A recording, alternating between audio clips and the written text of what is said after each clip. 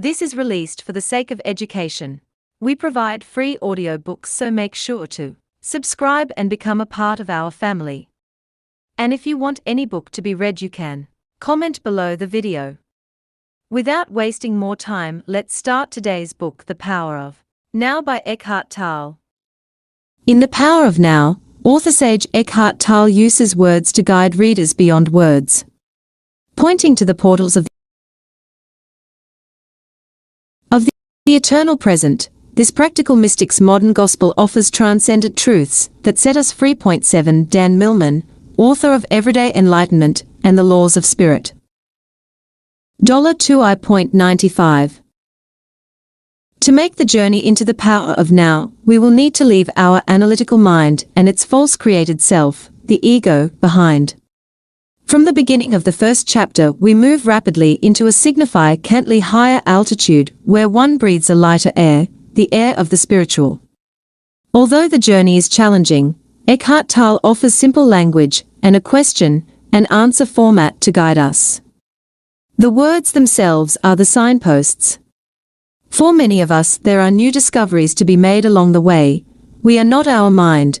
We can find our way out of psychological pain. Authentic human power is found by surrendering to the now.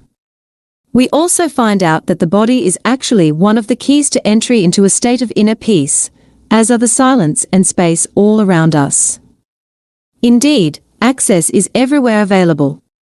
These access points, or portals, can all be used to bring us into the now, the present moment, where problems do not exist.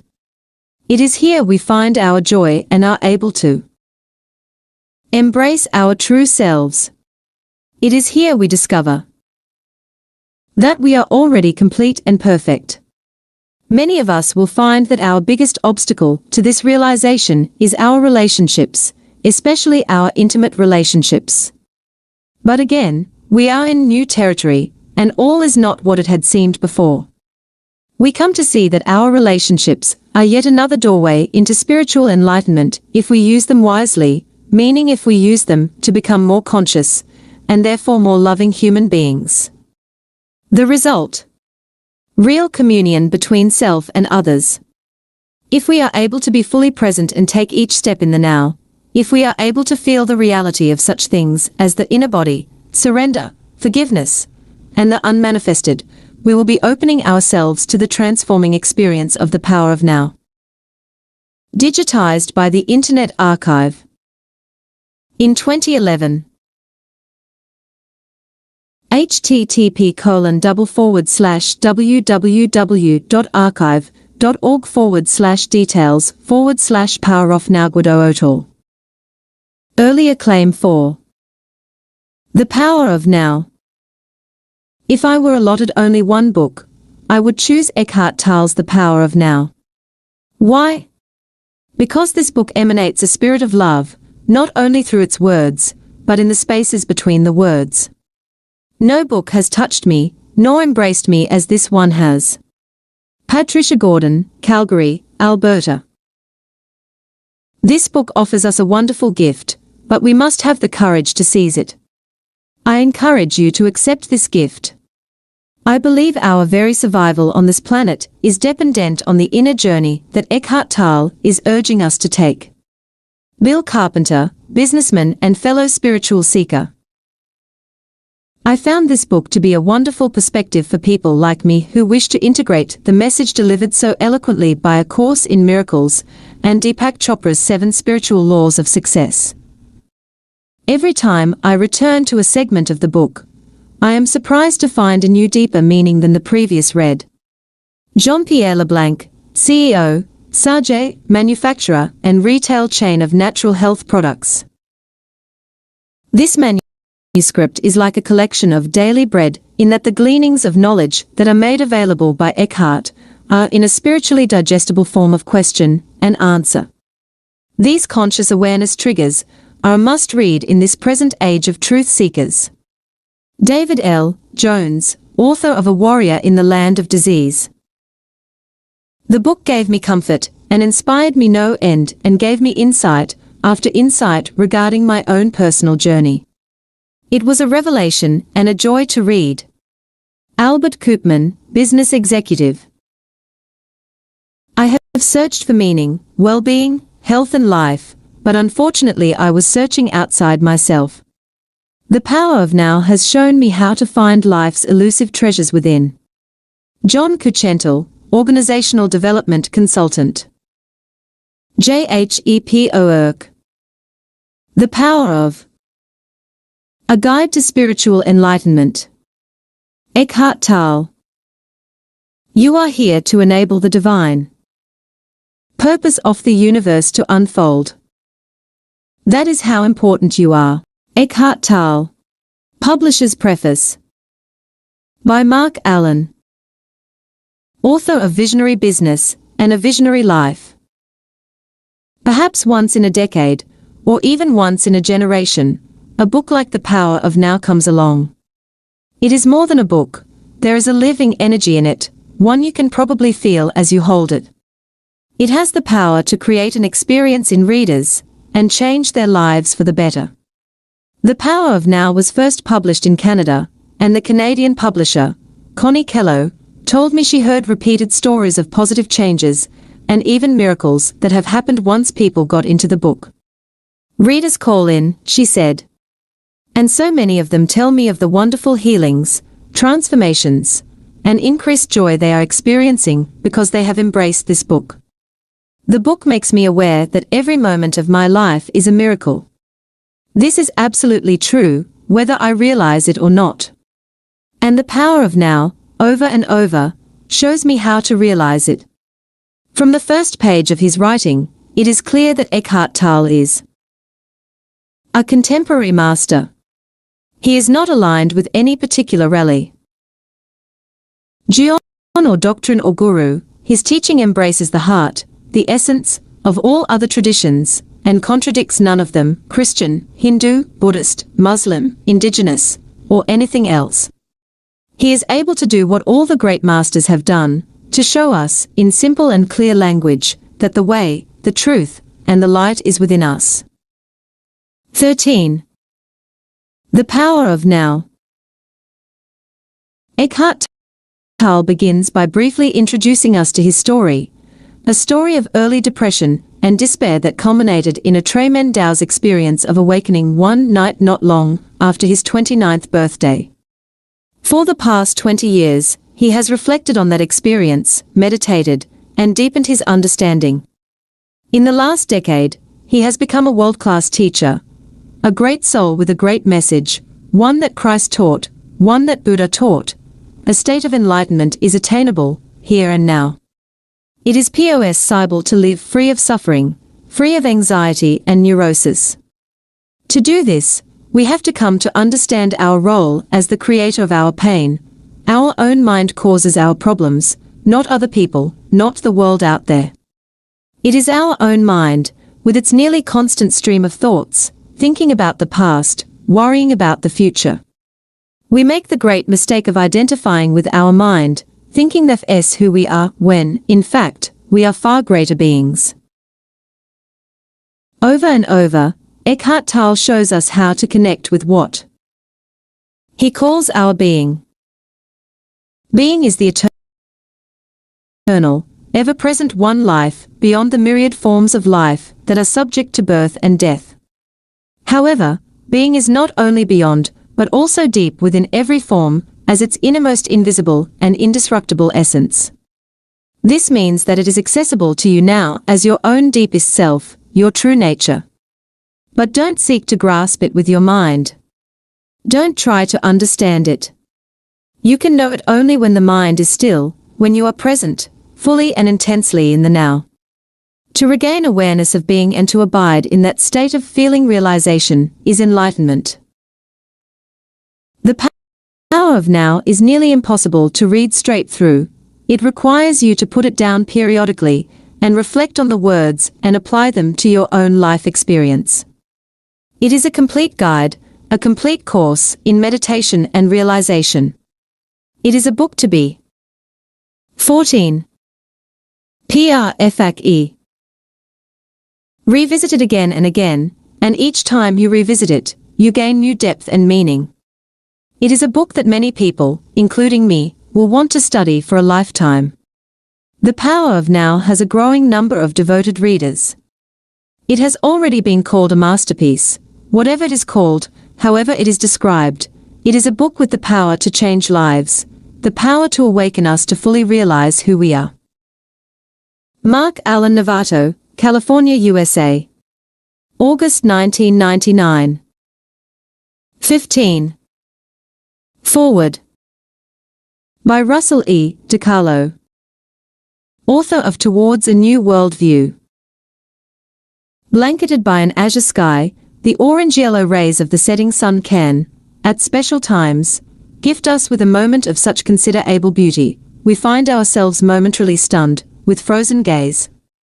The splendor of the moment so dazzles us, our compulsively chattering minds give pause, so as not to mentally whisk us away to a place other than the here and now. Bathed in luminous sense, a door seems to open to another reality, always present, yet rarely witnessed. Abraham Maslow called these peak experiences, since they represent the high moments of life where we joyfully find ourselves catapulted beyond the confines of the mundane and ordinary. He might just as well have called them peak experiences. During these expansive occasions, we sneak a glimpse of the eternal realm of being itself. If only for a brief moment in time, we come home to our true self. Ah, one might sigh, so grand, if only I could stay here. But how do I take up permanent residence? During the past 10 years, I have committed myself to finding out. During my search, I have been honored to engage in dialogue with some of the most daring, inspiring and insightful paradigm pioneers of our time, in medicine, science, psychology, business, religion and spirituality, and human potential.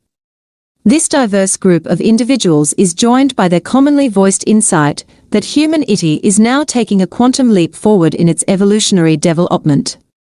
This change is accompanied by a shift in worldview, the 17. The Power of Now. Basic picture we carry with us of the way things are. A worldview seeks to answer two fundamental questions: who are we, and what is the nature of the universe in which we live? Our answers to these questions dictate the quality and characteristics of our personal relationships with family, friends and employees. When considered on a larger scale, they define societies. It should be of little surprise that the worldview, which is emerging, calls into question many of the things Western society holds to be true. MYTH number 1. Humanity has reached the pinnacle of its development. SRLN co-founder Michael Murphy, drawing upon comparative religious studies, medical science, anthropology, and sports, has made a provocative case that there are more advanced stages of human development. As a person reaches these advanced levels of spiritual maturity, extraordinary capacities begin to blossom, of love, vitality, personhood, bodily awareness, intuition, perception, communication, and volition. First step, to recognize they exist. Most people do not. Then, methods can be employed with conscious intention. MYTH number 2. We are completely separate from each other, nature, and the cosmos. This myth of other than me has been responsible for wars, the rape of the planet, and all forms and expressions of human injustice. After all, who in their right mind would harm another if they experienced that person as part of themselves? Stan Grof, in his research of non-ordinary states of consciousness, summarizes by saying the psyche and consciousness of each office is, in the last analysis, commensurate with all that is, because there are no absolute boundaries between the body, ego, and the totality of existence. Dr. Larry Doss, S. Era 3 Medicine, where the thoughts, attitudes. 18. Forward. And healing intentions of one individual can influence the physiology of another person, in contrast to Era 2, prevailing mind-body medicine, is very well supported by scientific studies into the healing power of prayer. Now this can't happen according to the known principles of physics and worldview of traditional science. Yet the preponderance of evidence suggests that indeed it does. MYTH number 3. The physical world is all there is. Materialistically bound, traditional science assumes that anything that cannot be measured, tested in a laboratory, or probed by the five senses, or their technological extensions simply doesn't exist. If S not real, the consequence, all of reality has been collapsed into physical reality. Spiritual, or what I would call non-physical, dimensions of reality have been run out of town. This clashes with the perennial philosophy, that philosophical consensus spanning ages, religions, traditions, and cultures, which describes different but continuous dimensions of reality. These run from the most dense and least conscious, what would call matter, to the least dense and most conscious, which would call spiritual.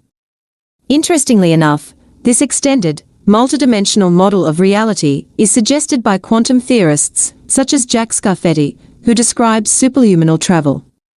Other dimensions of reality are used to explain travel that occurs faster than the speed of light. The ultimate of speed limits. Or consider the work of the legendary physicist, David Bohm, with his explicate, physical, and implicate, non-physical, multidimensional model of reality. This is no mere theory. The 1982 aspect experiment in France demonstrated that two once connected quantum particles separated by vast distances remain somehow connected. If one particle was changed, the other changed instantly. Scientists don't know the mechanics of how this faster than the speed of light travel can happen, though some theorists suggest that this connection takes place via doorways into higher dimensions. 19. The power of now. So, contrary to what those who pledge their allegiance to the traditional paradigm might think, the influential, pioneering individuals I spoke with felt that we have not reached the pinnacle of human development, we are connected, rather than separate, from all of life, and that the full spectrum of consciousness encompasses both physical and a multitude of non-physical dimensions of reality.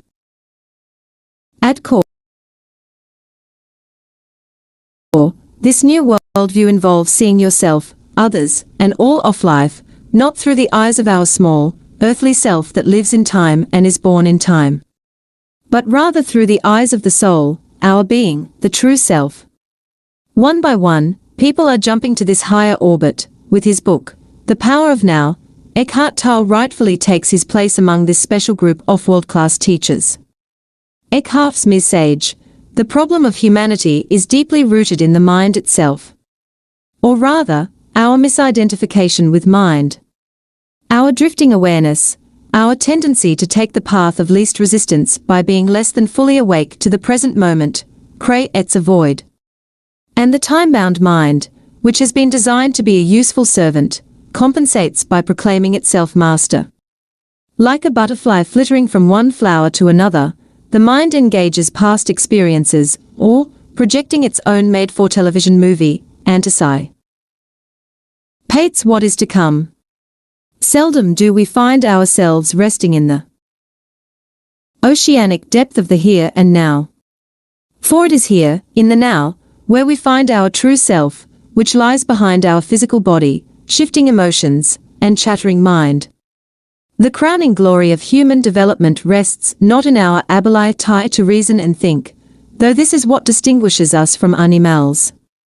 Intellect, like instinct, is merely a point along the way. Our ultimate destiny is to reconnect with our essential being and express from our extraordinary, divine reality in the ordinary physical world, moment by moment. Easy to say, yet rare are those who have attained the further reaches of human development.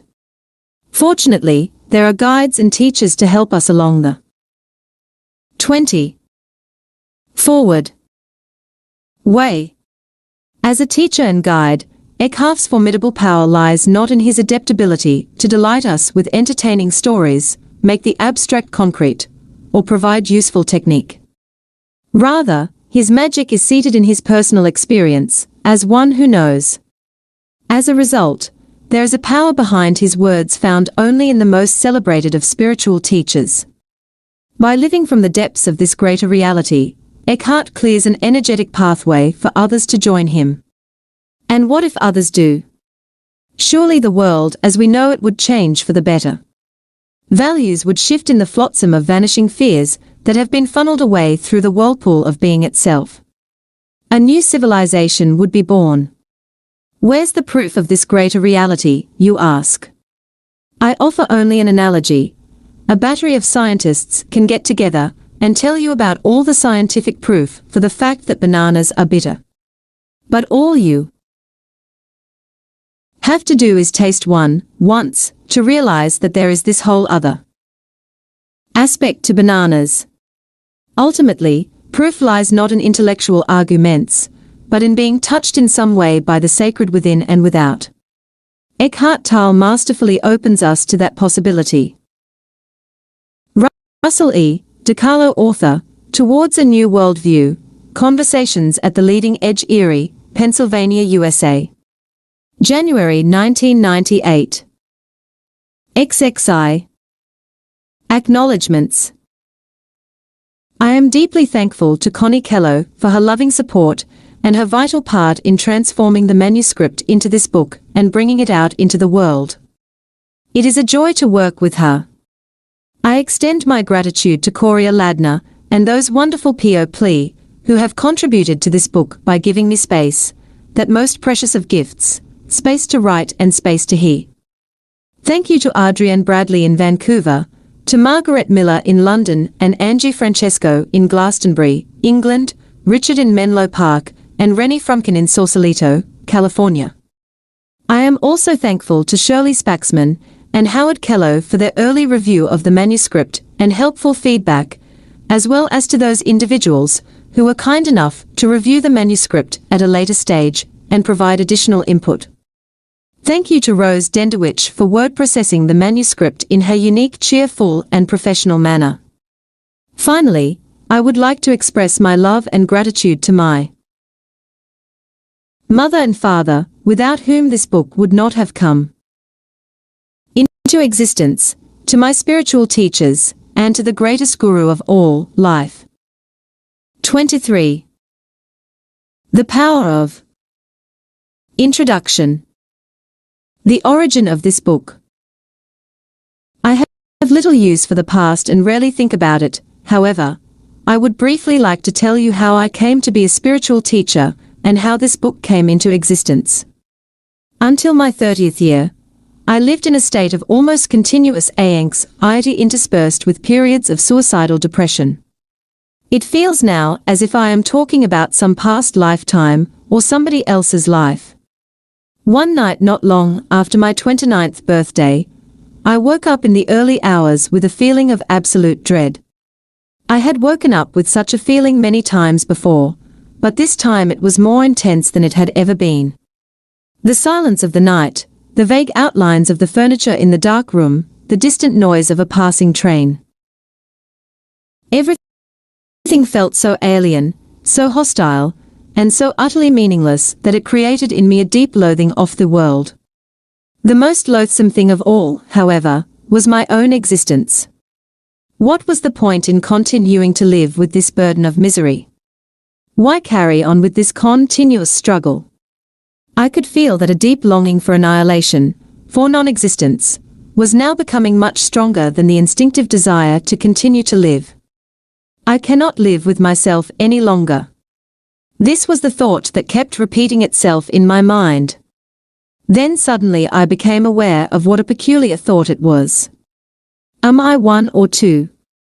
If I cannot live with myself, there must be two of me, the T and the self that T cannot live with. Maybe, I thought, only one of them is real. The power of now. I was so stunned by this strange realization that my mind stopped. I was fully conscious, but there were no more thoughts. Then I felt drawn into what seemed like a vortex of energy. It was a slow movement at first and then accelerated. I was gripped by an intense fear, and my body started to shake. I heard the words, "resist nothing," as if spoken inside my chest. I could feel myself being sucked into a void. It felt as if the void was inside myself rather than outside. Suddenly, there was no more fear, and I let myself fall into that void. I have no recollection of what happened after that. I was awakened by the chirping of a bird outside the window. I had never heard such a sound before. My eyes were still closed, and I saw the image of a precious diamond. Yes, if a diamond could make a sound, this is what it would be like. I opened my eyes. The first light of dawn was filtering through the curtains. Without any thought, I knew, that there is infinitely more to light than we realize. That soft luminosity filtering through the curtains was love itself. Tears came into my eyes. I got up and walked around the room. I recognized the room, and yet I knew that I had never truly seen it before. Everything was fresh and pristine, as if it had just come into existence. I picked up things, a pencil, an empty bottle, marveling at the beauty and aliveness of it all. That day I walked around the city in utter amazement at the mere acre of life on earth, as if I had just been born into this world. For the next 5 months, I lived in a state of uninterrupted deep peace and bliss. After that, it diminished somewhat in intensity, or perhaps it just seemed to because it became my natural state. I could still function in the world, although I realized that nothing I ever did could possibly add anything to what I already had. I knew, of course, that something profoundly significant had happened to me, but I didn't understand it at all. It wasn't until several years later, after I had read spiritual texts and spent time with spiritual teachers, that I realized that what everybody was looking for had already happened to me. I understood that the intense pressure of suffering that night must have forced my consciousness to with. Introduction. Draw from its identification with the unhappy and deeply fearful self, which is ultimately a fiction of the mind. This withdrawal must have been so complete that this false, suffering self immediately collapsed, just as if a plug had been pulled out of an inflatable toy. What was left then was my true nature, as the ever-present I am, consciousness in its pure state prior to identification with form. Later I also learned to go into that inner timeless and deathless realm that I had originally perceived as a void and remained fully conscious. I dwelt in states of such indescribable bliss and sacredness that even the original experience I just described pales in comparison. A time came when, for a while, I was left with nothing on the physical plane. I had no relationships, no job, no home, no socially defined identity.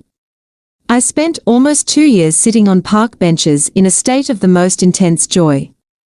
But even the most beautiful experiences come and go.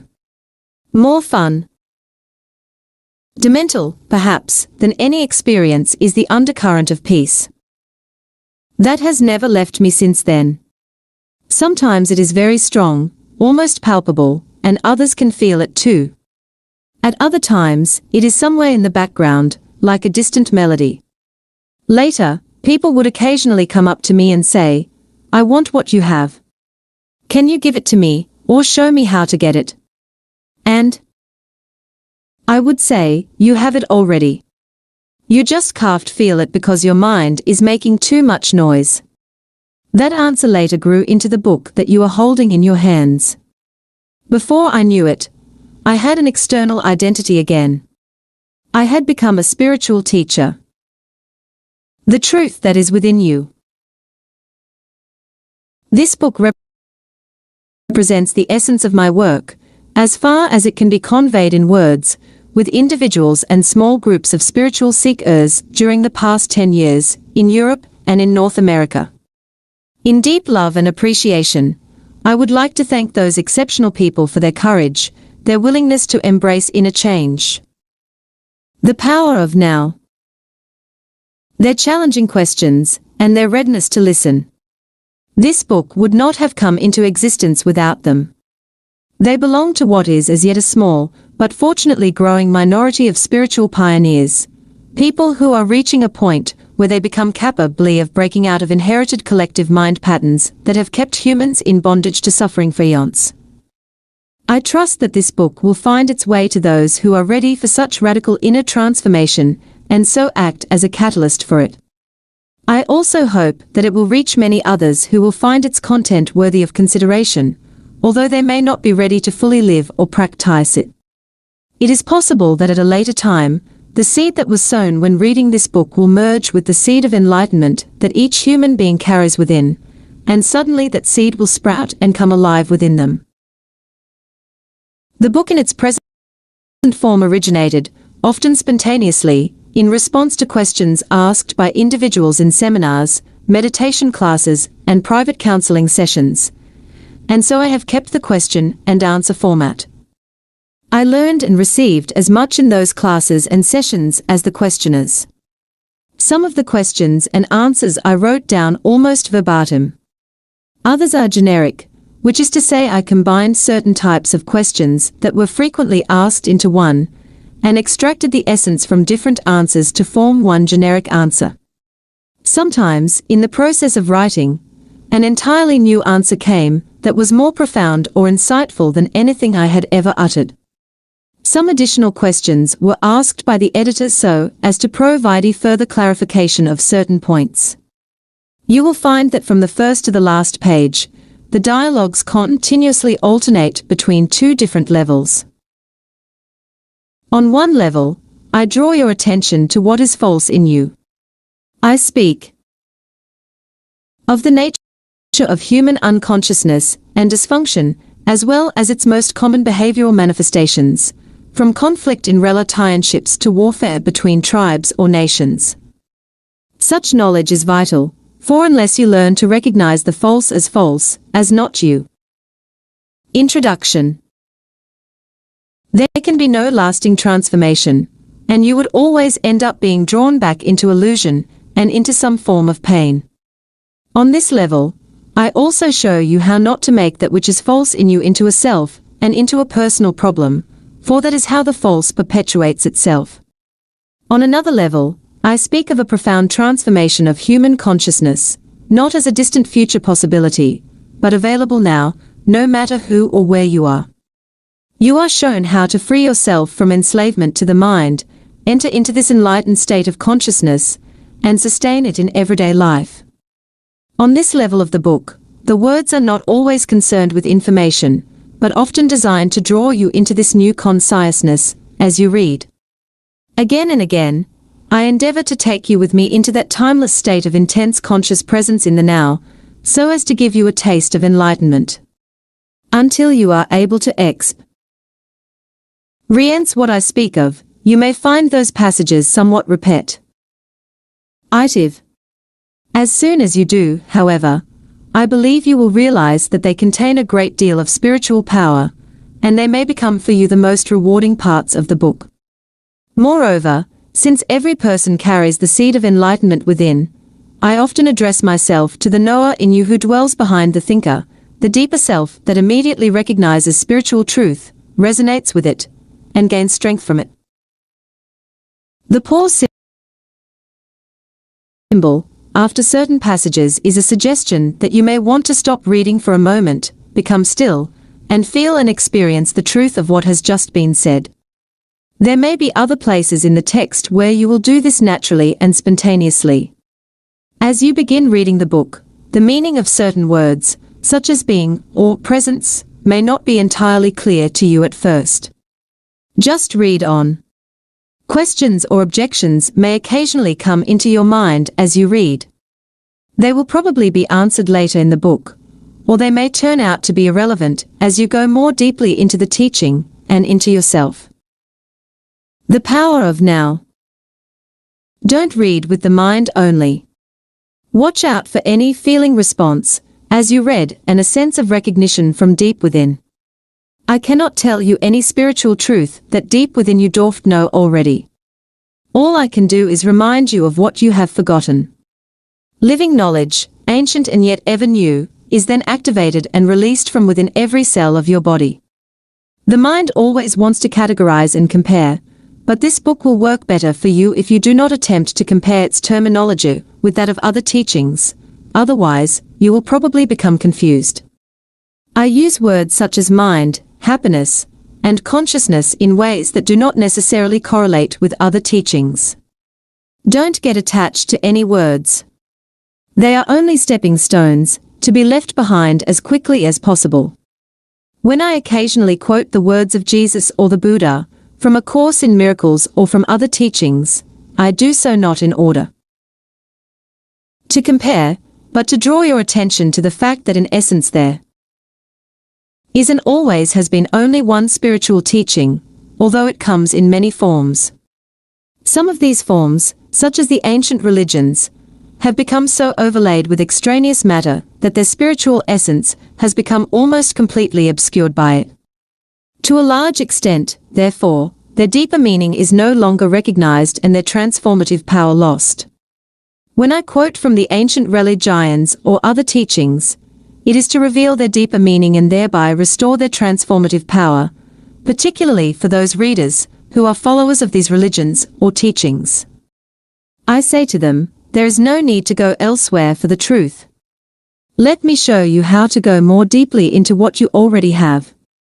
Mostly, however, I have endeavored to use terminology that is as neutral as possible in order to reach a wide range of people. This book can be seen as a restatement for our time of that one timeless spirit. Dual teaching, the essence of all religions. It is not derived from external sources, but from the one true source within, so it contains no theory or speculation. I speak from inner experience, and if at times I speak forcefully, it is to cut through heavy layers of mental recess. Introduction. And to reach that place within you where you already know, just as I know, and where the truth is recognized when it is heard. There is then a feeling of exaltation and heightened aliveness, as something within you says, yes, I know this is true. Chapter 1. You are not your mind. The greatest obstacle to enlightenment. Enlightenment, what is that? A beggar had been sitting by the side of a road for over 30 years. One day a stranger walked by. Spare some change, mumbled the beggar, mechanically holding out his old baseball cap. I have nothing to give you, said the stranger. Then he asked, what is that you are sitting on? Nothing, replied the beggar. Just an old box. I have been sitting on it for as long as I can remember. Ever looked inside? Asked the stranger. No, said the beggar. What's the point? There's nothing in there. Have a look inside, insisted the stranger. The beggar managed to pry open the lid. With astonishment, disbelief, and elation, he saw that the box was filled with gold. I am that stranger, who has nothing to give you, and who is telling you to look inside. Not inside any box, as in the parable, but somewhere even closer, inside yourself. But I am not a beggar, I can hear you say. Those who have not found their true wealth, which is the radiant joy of being and the deep, unshakable peace that comes with it, are beggars, even if they have great material wealth. They are looking outside for scraps of pleasure or fulfillment, for validation, security, or love, while they have a treasure within that not only includes all those things, but is infinitely greater than anything the world can offer. The power of now. The word enlightenment conjures up the idea of some superhuman accomplishment, and the ego likes to keep it that way, but it is simply your natural state or felt oneness with being. It is a state of connectedness with something immeasurable and indestructible, something that, almost paradoxically, is essentially you and yet is much greater than you. It is finding your true nature beyond name and form. The inability to feel this connectedness gives rise to the illusion of separation from yourself and from the world around you. You then perceive yourself, consciously or unconsciously, as an isolated fragment. Fear arises, and conflict within and without becomes the norm. I love the Buddha's simple definition of enlightenment as the end of suffering. There is nothing superhuman in that, is there? Of course, as a definition, it is incomplete. It only tells you what enlightenment is not, no suffering. But what's left when there is no more suffering? The Buddha is silent on that, and his silence implies that you'll have to find out for yourself. He uses a negative definition, so that the mind cannot make it into something to believe in or into a superhuman accomplishment, a goal that is impossible for you to attain. Despite this precaution, the majority of Buddhists still believe that enlightenment is for the Buddha, not for them, at least not in this lifetime. You used the word being. Can you explain what you mean by that? Being is the eternal, ever-present one life, beyond the myriad forms of life that are subject to birth and death. However, being is not only beyond, but also deep within every form, as its innermost invisible and indestructible essence. This means that it is accessible to you now as your own deepest self, your true nature. But don't seek to grasp it with your mind. Don't try to understand it. You can know it only when the mind is still. When you are present, when your attention is fully and intensely in the now, being can be felt, but it can never be understood mentally. To regain awareness of being and to abide in that state of feeling realization is enlightenment. 10. You are not your mind. When you say being, are you talking about God? If you are, then why don't you say it? The word God has become empty of meaning through thousands of years of misuse. I use it sometimes, but I do so sparingly. By misuse, I mean that people who have never even glimpsed the realm of the sacred, the infinite vastness behind that word, use it with great conviction, as if they knew what they are talking about.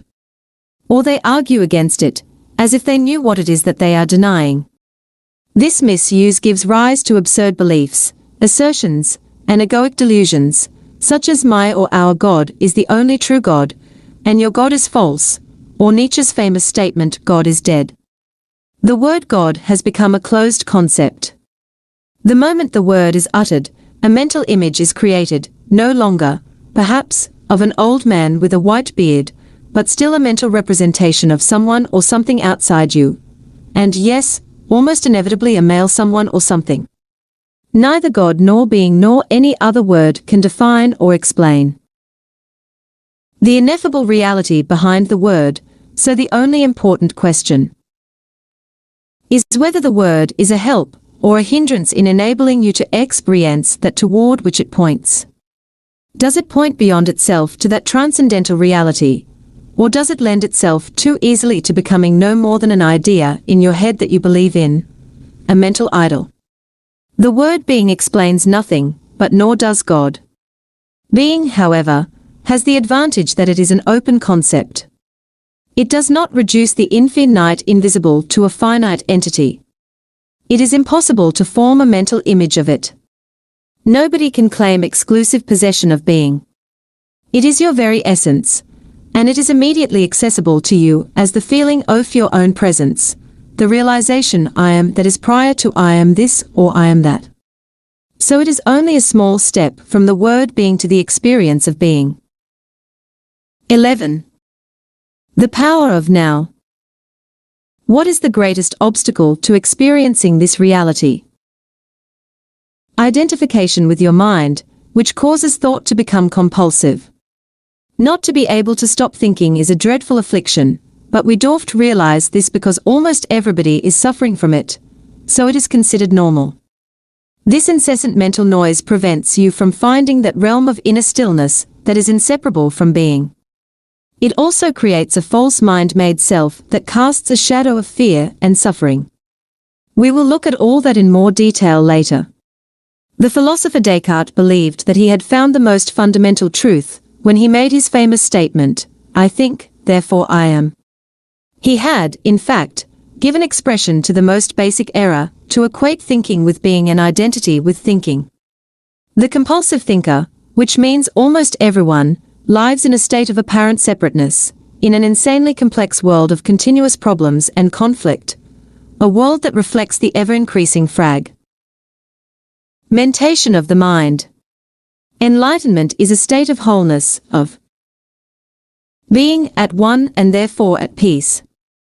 At one with life in its manifest aspect, the world, as well as with your deepest self and life unmanifested, at one with being. Enlightenment is not only the end of suffering and of continuous conflict within and without, but also the end of the dreadful enslavement to incessant thinking. What an incredible liberation this is! Identification with your mind creates an opaque screen of concepts, labels, images, words, judgments, and definitions that blocks all true relationship. It comes between you and yourself, between you and your fellow man and woman, between you and nature, between you and God. It is this screen of thought that creates the illusion of separateness, the illusion that there is you and a totally separate other. You then forget. 12. You are not your mind. The essential fact that, underneath the level of physical appearances and separate forms, you are one with all that is. By forget, I mean that you can no longer feel this oneness as self-evident reality. You may believe it to be true, but you no longer know it to be true. A belief may be comforting. Only through your own experience, however, does it become liberating. Thinking has become a disease. Disease happens when things get out of balance. For example, there's nothing wrong with cells dividing and multiplying in the body, but when this process continues in disregard of the total organism, cells proliferate, and we have disease. Note, the mind is a superb instrument if used rightly. Used wrongly, however, it becomes very destructive. To put it more accurately, it is not so much that you use your mind wrongly, you don't use it at all. It uses you. This is the disease. You believe that you are your mind. This is the delusion. The instrument has taken you over. I don't quite agree. It is true that I do a lot of aimless thinking, like most people, but I can still choose to use my mind to get and accomplish things, and I do that all the time. Just because you can solve a crossword puzzle, or build an atom bomb, doesn't mean that you use your mind. Just as dogs love to chew bones, the mind loves to get its teeth into problems. That's why it does crossword puzzles and builds atom bombs. You have no interest in either. Let me ask you this, can you be free of your mind whenever you want to? Have you found the off button? You mean stop thinking altogether? No, I can't, except maybe for a moment or two. Then the mind is using you. You are unconsciously identified with it, so you don't even know that you are its slave. IFS almost as if you were. 13. The power of now. Possessed without knowing it, and so you take the possessing entity to be yourself. The beginning or freedom is the realization that you are not the possessing entity, the thinker. Knowing this enables you to observe the entity. The moment you start watching the thinker, a higher level of consciousness becomes activated. You then begin to realize that there is a vast realm of intelligence beyond thought, that thought is only a tiny aspect of that intelligence. You also realize that all the things that truly matter, beauty, love, creativity, joy, inner peace, arise from beyond the mind. You begin to awaken, freeing yourself from your mind. What exactly do you mean by watching the thinker? When someone goes to the doctor and says, "I hear a voice in my head," he or she will most likely be sent to a psychiatrist. The fact is that, in a very similar way, virtually everyone hears a voice, or several voices, in their head all the time, the involuntary thought processes that you don't realize you have the power to stop. Continuous monologues or dialogues. You have probably come across mad people in the street incessantly talking or muttering to themselves. Well, that's not much different from what you and all other normal people do, except that you don't do it out loud. The voice comments, speculates, judges, compares, complains, likes, dislikes, and so on. The voice isn't necessarily relevant to the situation you find yourself in at the time. It may be reviving the recent or distant past, or rehearsing or imagining possible future situations. Here it often imagines things going wrong and negative outcomes. This is called worry. Sometimes this soundtrack is accompanied by visual images or mental movies. 14. You are not your mind. Even if the voice is relevant to the situation at hand, it will interpret it in terms of the past. This is because the voice belongs to your conditioned mind, which is the result of all your past history, as well as of the collective cultural mindset you inherited. So you see and judge the present through the eyes of the past, and get a totally distorted view of it. It is not uncommon for the voice to be a person's own worst enemy. Many people live with a tormentor in their head that continuously attacks and punishes them and drains them of vital energy. It is the cause of untold misery and unhappiness, as well as of disease. The good news is that you can free yourself from your mind. This is the only true liberation. You can take the first step right now. Start listening to the voice in your head as often as you can. Pay particular attention to any repetitive thought patterns, those old gramophone records that have been playing in your head perhaps for many years. This is what I mean by watching the thinker, which is another way of saying, listen to the voice in your head, be there as the witnessing presence. When you listen to that voice, listen to it impartially. That is to say, do not judge. Do not judge or condemn what you hear, for doing so would mean that the same voice has come in again through the back door. You'll soon realize, there is the voice, and here I am listening to it, watching it. This I am realization, this sense of your own presence, is not a thought. It arises from beyond the mind. So when you listen to a thought, you are aware not only of the thought, but also of yourself as the witness of the thought. A new dimension of consciousness has come in. As you listen to the thought, you feel a conscious presence, your deeper self, behind or underneath the thought, as it were. The thought then loses its 15. The power of now. Power over you and quickly subsides, because you are no longer energizing the mind through identification with it. This is the beginning of the end of involuntary and compulsive thinking.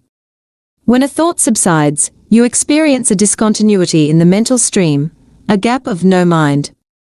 At first, the gaps will be short, a few seconds perhaps, but gradually they will become longer. When these gaps occur, you feel a certain stillness and peace inside you. This is the beginning of your natural state of felt oneness with being, which is usually obscured by the mind. With practice, the sense of stillness and peace will deepen. In fact, there is no end to its depth. You will also feel a subtle emanation of joy arising from deep within, the joy of being. It is not a trance-like state. Not at all. There is no loss of consciousness here. The opposite is the case. If the price of peace were a lowering of your consciousness, and the price of stillness a lack of vitality and alertness, then they would not be worth having. In this state of inner connectedness, you are much more alert, more awake than in the mind-identified state. You are fully present. It also raises the vibrational frequency of the energy field that gives life to the physical body. As you go more deeply into this realm of no mind, as it is sometimes called in the East, you realize the state of pure consciousness. In that state, you feel your own presence with such intensity and such joy that all thinking, all emotions, your physical body, as well as the whole external world become relatively insignificant in comparison to it. And yet this is not a selfish, but a selfless state. It takes you beyond what you previously thought of as yourself. That presence is essentially you, and at the same time inconceivably greater than you. What I am trying to convey here may sound paradoxical, or even contradictory, but there is no other way that I can express it. 16. You are not your mind. Instead of watching the thinker, you can also create a gap in the mind stream simply by directing the focus of your attention into the now. Just become intensely conscious of the present moment. This is a deeply satisfying thing to do. In this way, you draw consciousness away from mind activity and create a gap of no mind in which you are highly alert and aware, but not thinking. This is the essence of meditation. In your everyday life, you can practice this by taking any routine activity that normally is only a means to an end and giving it your fullest attention, so that it becomes an end in itself. For example, every time you walk up and down the stairs in your house or place of work, pay close attention to every step, every movement, even your breathing. Be totally present. Or when you wash your hands, pay attention to all the sense perceptions associated with the activity, the sound and feel of the water, the movement of your hands, the scent of the soap, and so on. Or when you get into your car, after you close the door, pause for a few seconds and observe the flow of your breath. Become aware of a silent, but powerful sense of presence. There is one certain criterion by which you can measure your success in this practice: the degree of peace that you feel within. So, the single most vital step on your journey toward enlightenment is this: learn to disidentify from your mind. Every time you create a gap in the stream of mind, the light of your consciousness grows stronger.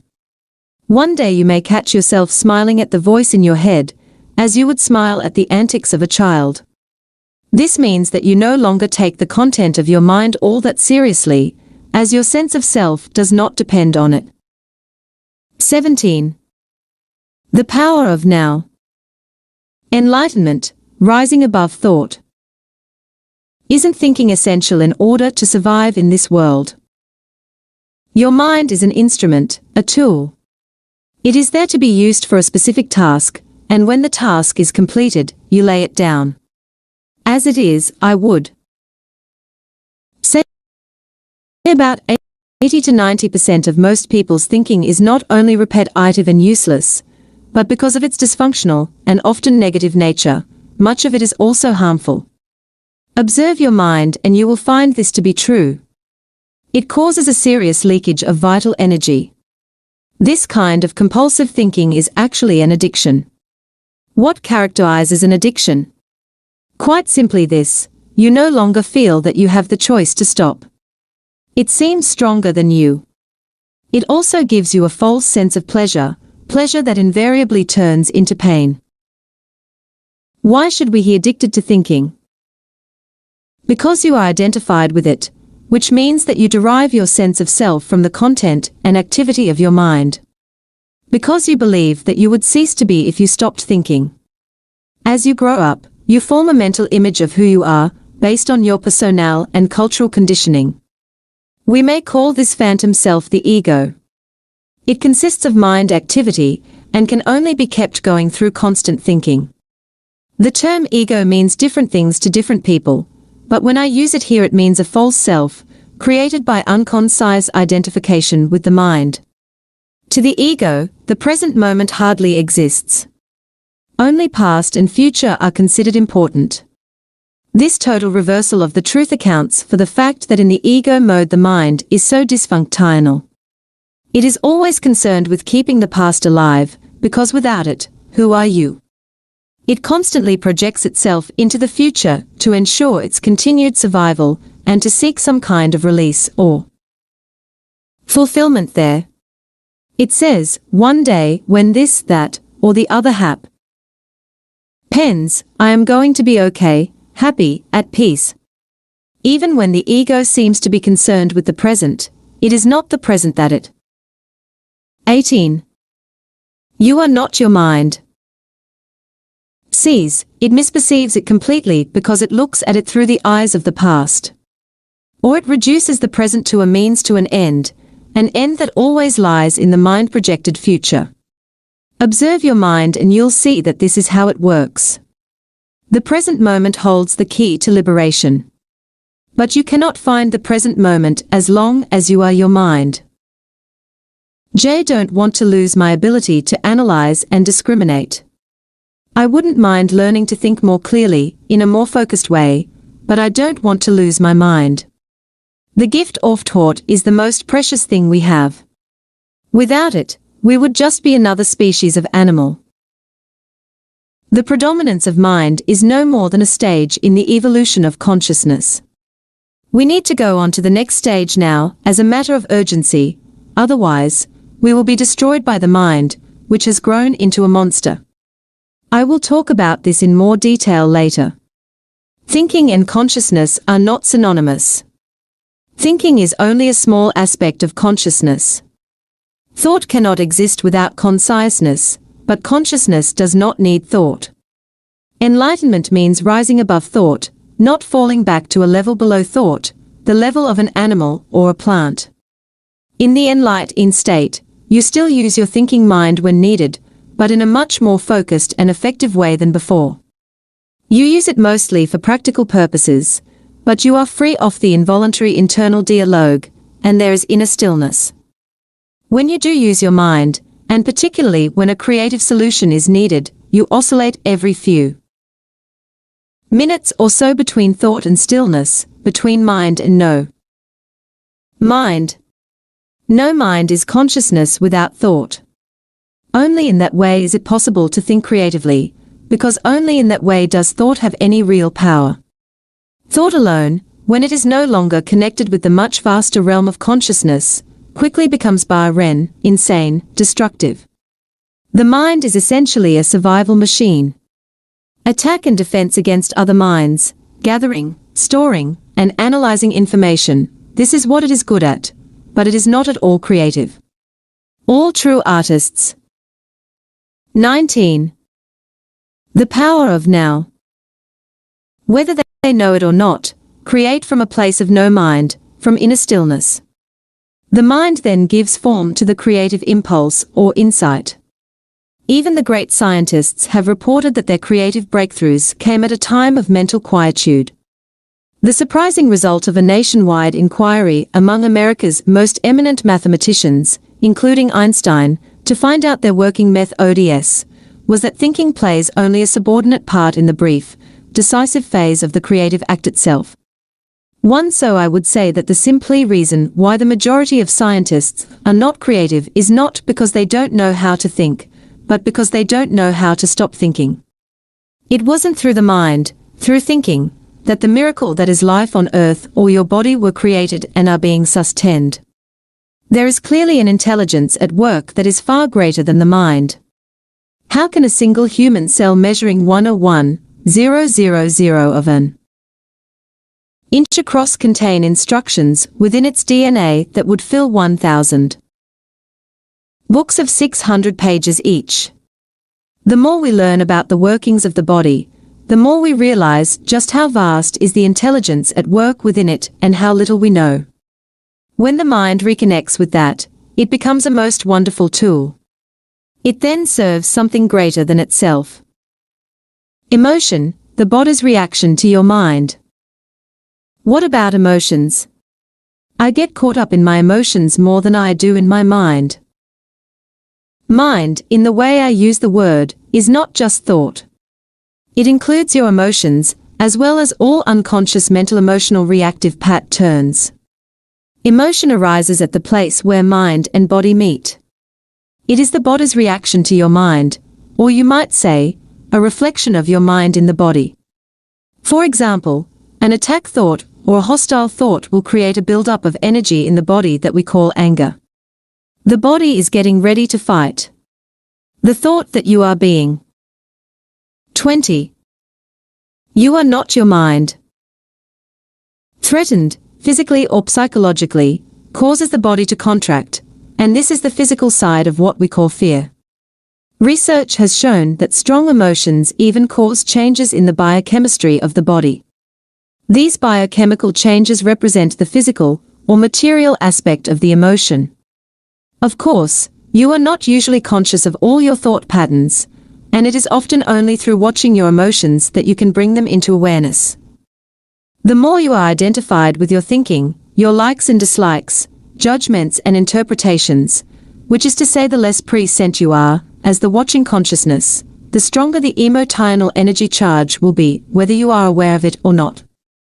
If you cannot feel your emotions, if you are cut off from them, you will eventually experience them on a purely physical level, as a physical problem or symptom. A great deal has been written about this in recent years, so we don't need to go into it here. A strong unconscious emotional pattern may even manifest as an external event that appears to just happen to you. For example, I have observed that people who carry a lot of anger inside without being aware of it, and without expressing it, are more likely to be attacked, verbally or even physically, by other angry people, and often for no apparent reason. They have a strong emanation of anger that certain people pick up subliminally, and that triggers their own latent anger. If you have difficulty feeling your emotions, start by focusing attention on the inner energy field of your body. Feel the body from within. This will also put you in touch with your emotions. We will explore this in more detail later. You say that an emotion is the mind's reflection in the body. But sometimes there is a conflict between the two. The mind says no while the emotion says yes, or the other way around. 21. The power of now. If you really want to know your mind, the body will always give you a truthful reflection, so look at the emotion, or rather feel it in your body. If there is an apparent conflict between them, the thought will be the lie, the emotion will be the truth. Not the ultimate truth of who you are, but the relative truth of your state of mind at that time. Conflict between surface thoughts and unconscious mental processes is certainly common. You may not yet be able to bring your unconscious mind activity into awareness as thoughts, but it will always be reflected in the body as an emotion, and of this you can become aware. To watch an emotion in this way is basically the same as listening to or watching a thought, which I described earlier. The only difference is that, while a thought is in your head, an emotion has a strong physical component and so is primarily felt in the body. You can then allow the emotion to be there without being controlled by it. You no longer are the emotion, you are the watcher, the observing presence. If you practice this, all that is unconscious in you will be brought into the light of consciousness. So observing our emotions is as important as observing our thoughts. Yes. Make it a habit to ask yourself, what's going on inside me at this moment? That question will point you in the right direction. But don't analyze, just watch. Focus your attention within. Feel the energy of the emotion. If there is no emotion present, take your attention more deeply into the inner energy field of your body. It is the doorway into being. An emotion usually represents an amplified and energized thought pattern, and because of its often overpowering energetic charge, it is not easy initially to stay present enough to be able to watch it. It wants to take you over, and it usually succeeds, unless there is enough presence in you. If you are pulled into unconscious identification. 22. You are not your mind. With the emotion through lack of presence, which is normal, the emotion temporarily becomes you. Often a vicious circle builds up between your thinking and the emotion, they feed each other. The thought pattern creates a magnified reflection of itself in the form of an emotion, and the vibrational frequency of the emotion keeps feeding the original thought pattern. By dwelling mentally on the situation, event, or person that is the perceived cause of the emotion, the thought feeds energy to the emotion, which in turn energizes the thought pattern, and so on. Basically, all emotions are modifications of one primordial, undifferentiated emotion that has its origin in the loss of awareness of who you are beyond name and form. Because of its undifferentiated nature, it is hard to find a name that precisely describes this emotion. Fear comes close, but apart from a continuous sense of threat, it also includes a deep sense of abandonment and *GT. May be best to use a term that is as undifferentiated as that basic emotion and simply call it pain. One of the main tasks of the mind is to fight or remove that emotional pain, which is one of the reasons for its incessant activity, but all it can ever achieve is to cover it up temporarily. In fact, the harder the mind struggles to get rid of the pain, the greater the pain. The mind can never find the solution, nor can it afford to allow you to find the solution, because it is itself an intrinsic part of the problem. Imagine a chief of police trying to find an arsonist when the arsonist is the chief of police. You will not be free of that pain until you cease to derive your sense of self from identification with the mind, which is to say from ego. The mind is then toppled from its place of power, and being reveals itself as your true nature. Yes, I know what you are going to ask. I was going to ask, what about positive emotions such as love and joy? They are inseparable from your natural state of inner connectedness with being. Glimpses of love and joy or brief moments of deep peace are possible whenever a gap occurs in the stream of thought. Foremost. 23. The power of now. People. Such gaps happen rarely and only accidentally, in moments when the mind is rendered speechless, sometimes triggered by great beauty, extreme physical exertion, or even great danger. Suddenly, there is inner stillness. And within that stillness there is a subtle but intense joy, there is love, there is peace. Usually, such moments are short-lived, as the mind quickly resumes its noise-making activity that we call thinking. Love, joy, and peace cannot flourish until you have freed yourself from mind dominance. But they are not what I would call emotions. They lie beyond the emotions, on a much deeper level. So you need to become fully concise of your emotions, and be able to feel them, before you can feel that which lies beyond them. Emotion literally means disturbance. The word comes from the Latin emovere, meaning to disturb. Love, joy, and peace are deep states of being, or rather three aspects of the state of inner connectedness with being. As such, they have no opposite.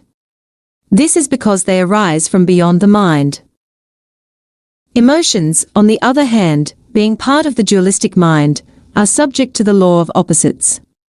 This simply means that you cannot have good without bad.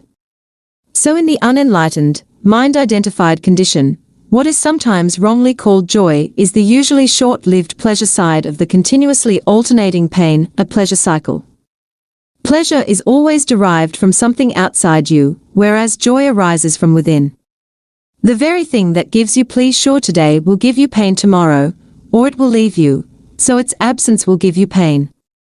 And what is often referred to as love may be pleasurable and exciting for a while, but it is an addictive clinging, an extremely needy condition that can turn into its opposite at the flick of a switch. Many love relationships, after the initial euphoria has passed, actually oscillate between love and hate, attraction and attack. Real love doesn't make you suffer. How could it? It doesn't suddenly turn into hate, nor does real joy turn into pain. As I said, even before you are enlightened, before you have freed yourself from your mind, you may get glimpses of true joy, true love, or of a deep. 24. You are not your mind. Inner peace, still but vibrantly alive. These are aspects of your true nature, which is usually obscured by the mind. Even within a normal, addictive relationship, there can be moments when the presence of something more genuine, something incorruptible, can be felt. But they will only be glimpses, soon to be covered up again through mind interference. It may then seem that you had something very precious and lost it, or your mind may convince you that it was all an illusion anyway. The truth is that it wasn't an illusion, and you cannot lose it. It is part of your natural state, which can be obscured, but can never be destroyed by the mind. Even when the sky is heavily overcast, the sun has oft disappeared. if there's still there on the other side of the clouds. The Buddha says that pain or suffering arises through desire or craving, and that to be free of pain, we need to cut the bonds of desire. All cravings are the mind seeking salvation or fulfillment in external things, and in the future, as a substitute for the joy of being. As long as I am my mind, I am those cravings, those needs, wants, attachments, and aversions, and apart from them there is no I except as a mere possibility, an unfulfilled potential, a seed that has not yet sprouted. In that state, even my desire to become free or enlightened is just another craving for fulfillment or completion in the future.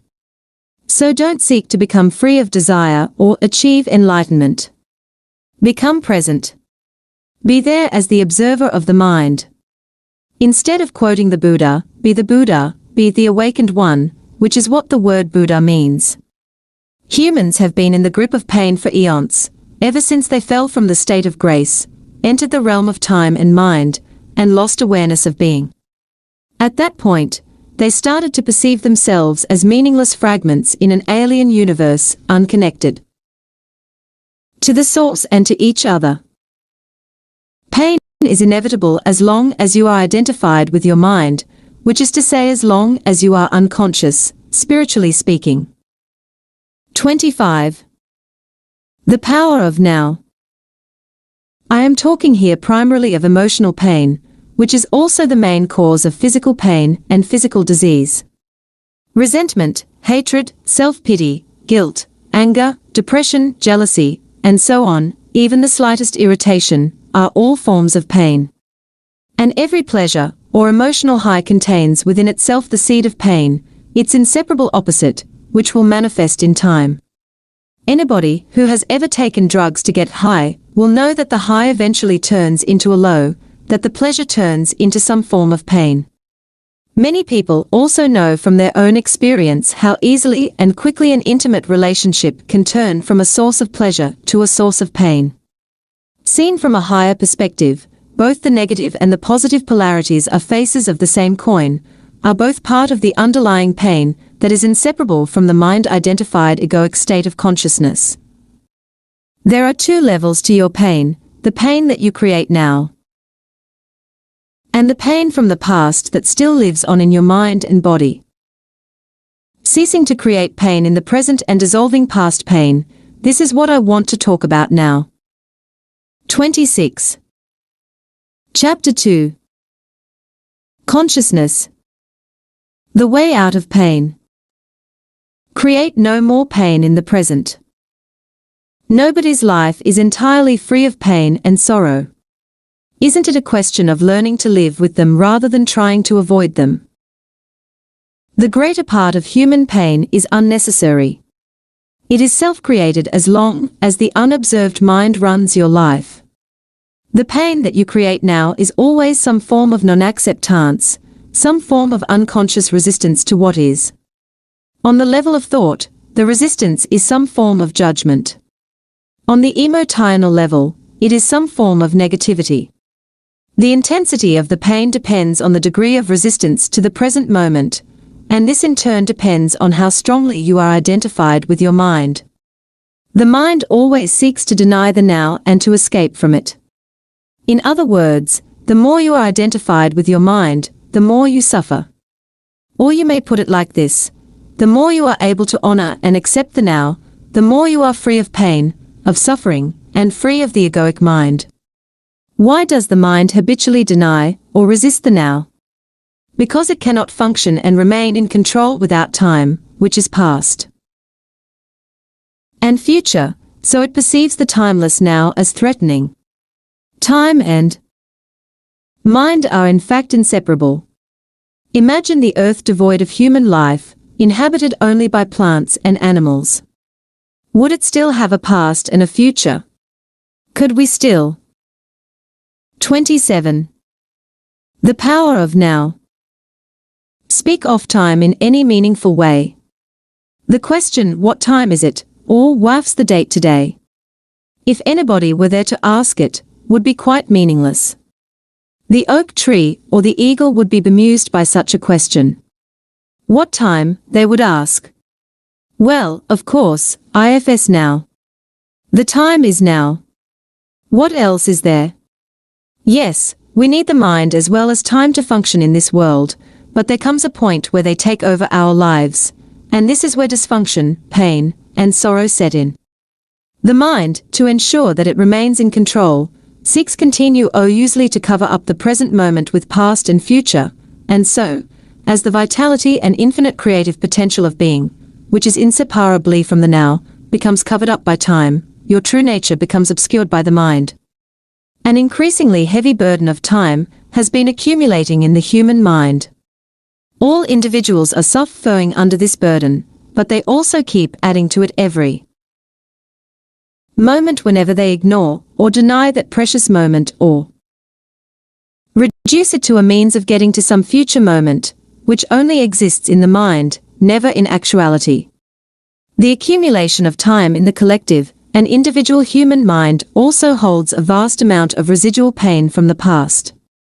If you no longer want to create pain for yourself and others, if you no longer want to add to the residue of past pain that still lives on in you, then don't create any more time, or at least no more than is necessary to deal with the practical aspects of your life. How to stop creating time? Realize deeply that the present moment is all you ever have. Make the now the primary focus of your life. Whereas before you dwelt in time and paid brief visits to the now, have your dwelling place in the now and pay brief visits to past and future when required to deal with the practical aspects of your life situation. Always say yes to the present moment. What could be more futile, more insane, than to create inner resistance to something that already is? What could be more insane than to oppose life itself, which is now and always now? Surrender to what is. Say yes to life, and see how life suddenly starts working for you rather than against you. 28. Consciousness, the way out of pain. The present moment is sometimes unacceptable, unpleasant, or awful. It is as it is. Observe how the mind labels it and how this labeling process, this continuous sitting in judgment, creates pain and unhappiness. By watching the mechanics of the mind, you step out of its resistance patterns, and you can then allow the present moment to be. This will give you a taste of the state of inner freedom from external conditions, the state of true inner peace. Then see what happens, and take action if necessary or possible. Accept, then act. Whatever the present moment contains, accept it as if you had chosen it. Always work with it, not against it. Make it your friend and ally, not your enemy. This will miraculously transform your whole life. Past pain, dissolving the pain body. As long as you are unable to access the power of the now, every emotional pain that you experience leaves behind a residue of pain that lives on in you. It merges with the pain from the past, which was already there, and becomes lodged in your mind and body. This, of course, includes the pain you suffered as a child, caused by the unconsciousness of the world into which you were born. This accumulated pain is a negative energy field that occupies your body and mind. If you look on it as an invisible entity in its own right, you are getting quite close to the truth. The emotional pain. 29. The power of now. Body. It has two modes of being, dormant and active. A pain body may be dormant 90% of the time. In a deeply unhappy person, though, it may be active up to 100% of the time.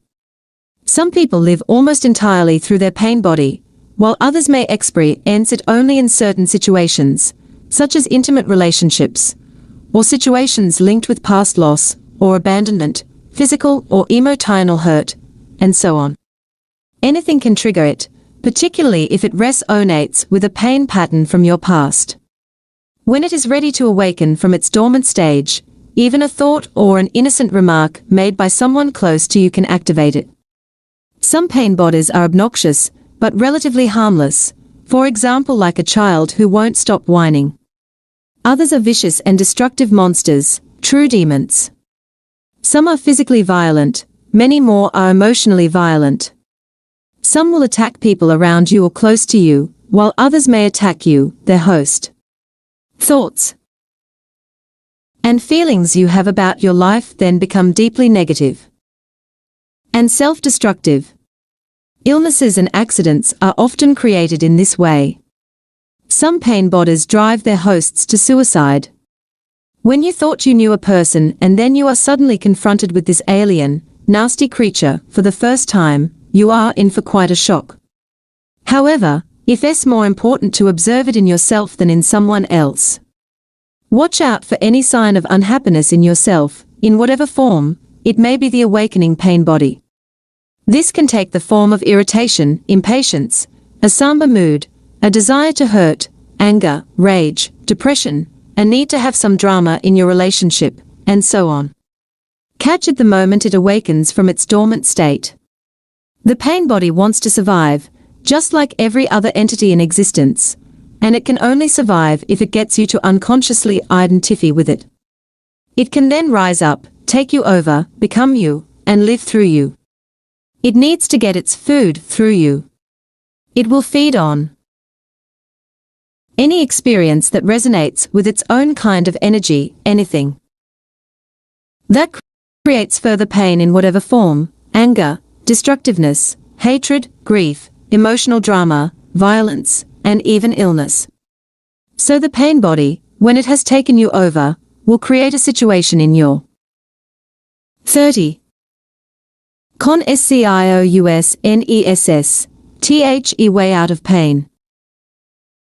Life that reflects back its own energy frequency for it to feed on. Pain can only feed on pain. Pain cannot feed on joy. It finds it quite indigestible. Once the pain body has taken you over, you want more pain. You become a victim or a perpetrator. You want to inflict pain, or you want to suffer pain, or both. There isn't really much difference between the two. You are not conscious of this, of course, and will vehemently claim that you do not want pain. But look closely and you will find that your thinking and behavior are designed to keep the pain going, for yourself and others. If you were truly conscious of it, the pattern would dissolve, for to want more pain is insanity, and nobody is consciously insane. The pain body, which is the dark shadow cast by the ego, is actor ally afraid of the light of your consciousness. It is afraid of being found out. Its survival depends on your unconscious identification with it, as well as on your unconscious fear of facing the pain that lives in you. But if you don't face it, if you don't bring the light of your consciousness into the pain, you will be forced to relive it again and again. The pain body may seem to you like a dangerous monster that you cannot bear to look at, but I assure you that it is an insubstantial phantom that cannot prevail against the power of your presence. Some spiritual teachings state that all pain is ultimately an illusion, and this is true. The question is it true for you? A mere belief doesn't make it true. Do you want to experience pain for the rest of your life and keep saying that it is an illusion? Does that free you from the pain? What we are concerned with here is how you can realize this truth, that is, make it real in your own experience. So the pain body doesn't want you to observe it directly and see it for what it is.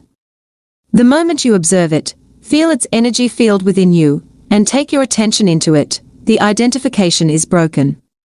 A higher dimension of consciousness has come in. I call it presence. You are now the witness, or the watcher of the pain body. This means that it cannot use you anymore by pretending to be you, and it can no longer replenish itself through you. You have found your own innermost strength. You have accessed the power of now. 31. The power of now. What happens to the pain body when we become conscious enough to break our identification with it?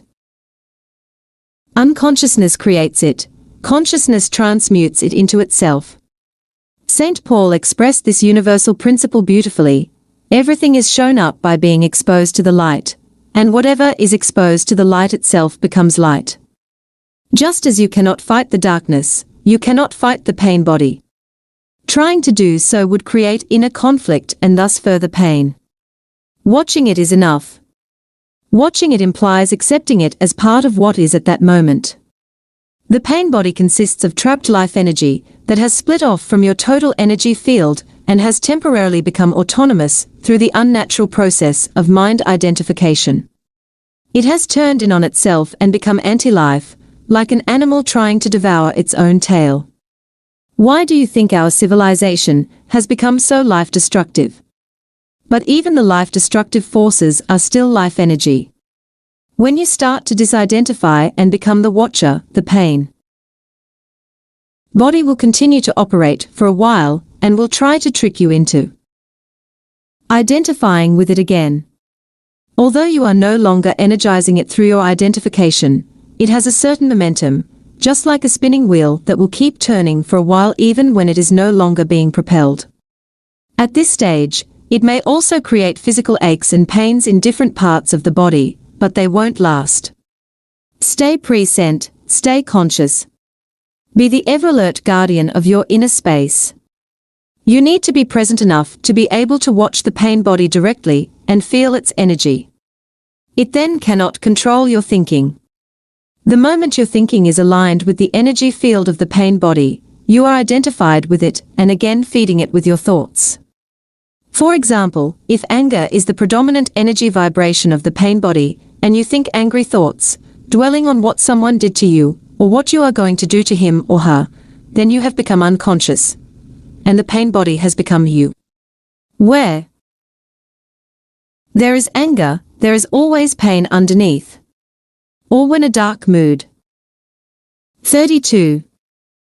Consciousness, the way out of pain, comes upon you and you start getting into a negative mind pattern and thinking how dreadful your life is. Your thinking has become aligned with the pain body, and you have become unconscious and vulnerable to the pain body's attack. Unconscious is 7. The way that I use the word here means to be identified with some mental or emotional pattern. It implies a complete absence of the watcher. Sustained conscious attention severs the link between the pain body and your thought processes and brings about the process of transmutation. It is as if the pain becomes fuel for the flame of your consciousness, which then burns more brightly as a result. This is the esoteric meaning of the ancient art of alchemy, the transmutation of base metal into gold, of suffering into consciousness. The split within is healed, and you become whole again. Your responsibility, then, is not to create further pain. Let me summarize the process. Focus attention on the feeling inside you. Know that it is the pain body. Accept that it is there. Don't think about it. Don't let the feeling turn into thinking. Don't judge or analyze. Don't make an identity for yourself out of it. Stay present and continue to be the observer of what is happening inside you. Become aware not only of the emotional pain, but also of the one who observes, the silent watcher. This is the power of the now, the power of your own conscious presence. Then see what happens. For many women, the pain body awakens particularly at the time preceding the menstrual flow. I will talk about this and the reason for it in more detail later. Right now, let me just say this. If you are able to stay alert and present at that time and watch whatever you feel within, rather than be taken over by it, it affords an opportunity for the most powerful spiritual practice, and a rapid transmutation of all past pain becomes possible. 33. The power of now. Ego identification with the pain body. The process that I have just described is profoundly powerful yet simply. It could be taught to a child, and hopefully one day it will be one of the first things children learn in school. Once you have understood the basic principle of being present as the watcher of what happens inside you, and you understand it by experiencing it, you have at your disposal the most potent transformational tool. This is not to deny that you may encounter intense inner resistance to disidentifying from your pain. This will be the case particularly if you have lived closely identified with your emotional pain body for most of your life, and the whole, or a large part of your sense of self is invested in it. What this means is that you have made an unhappy self out of your pain body, and believe that this mind-made fiction is who you are.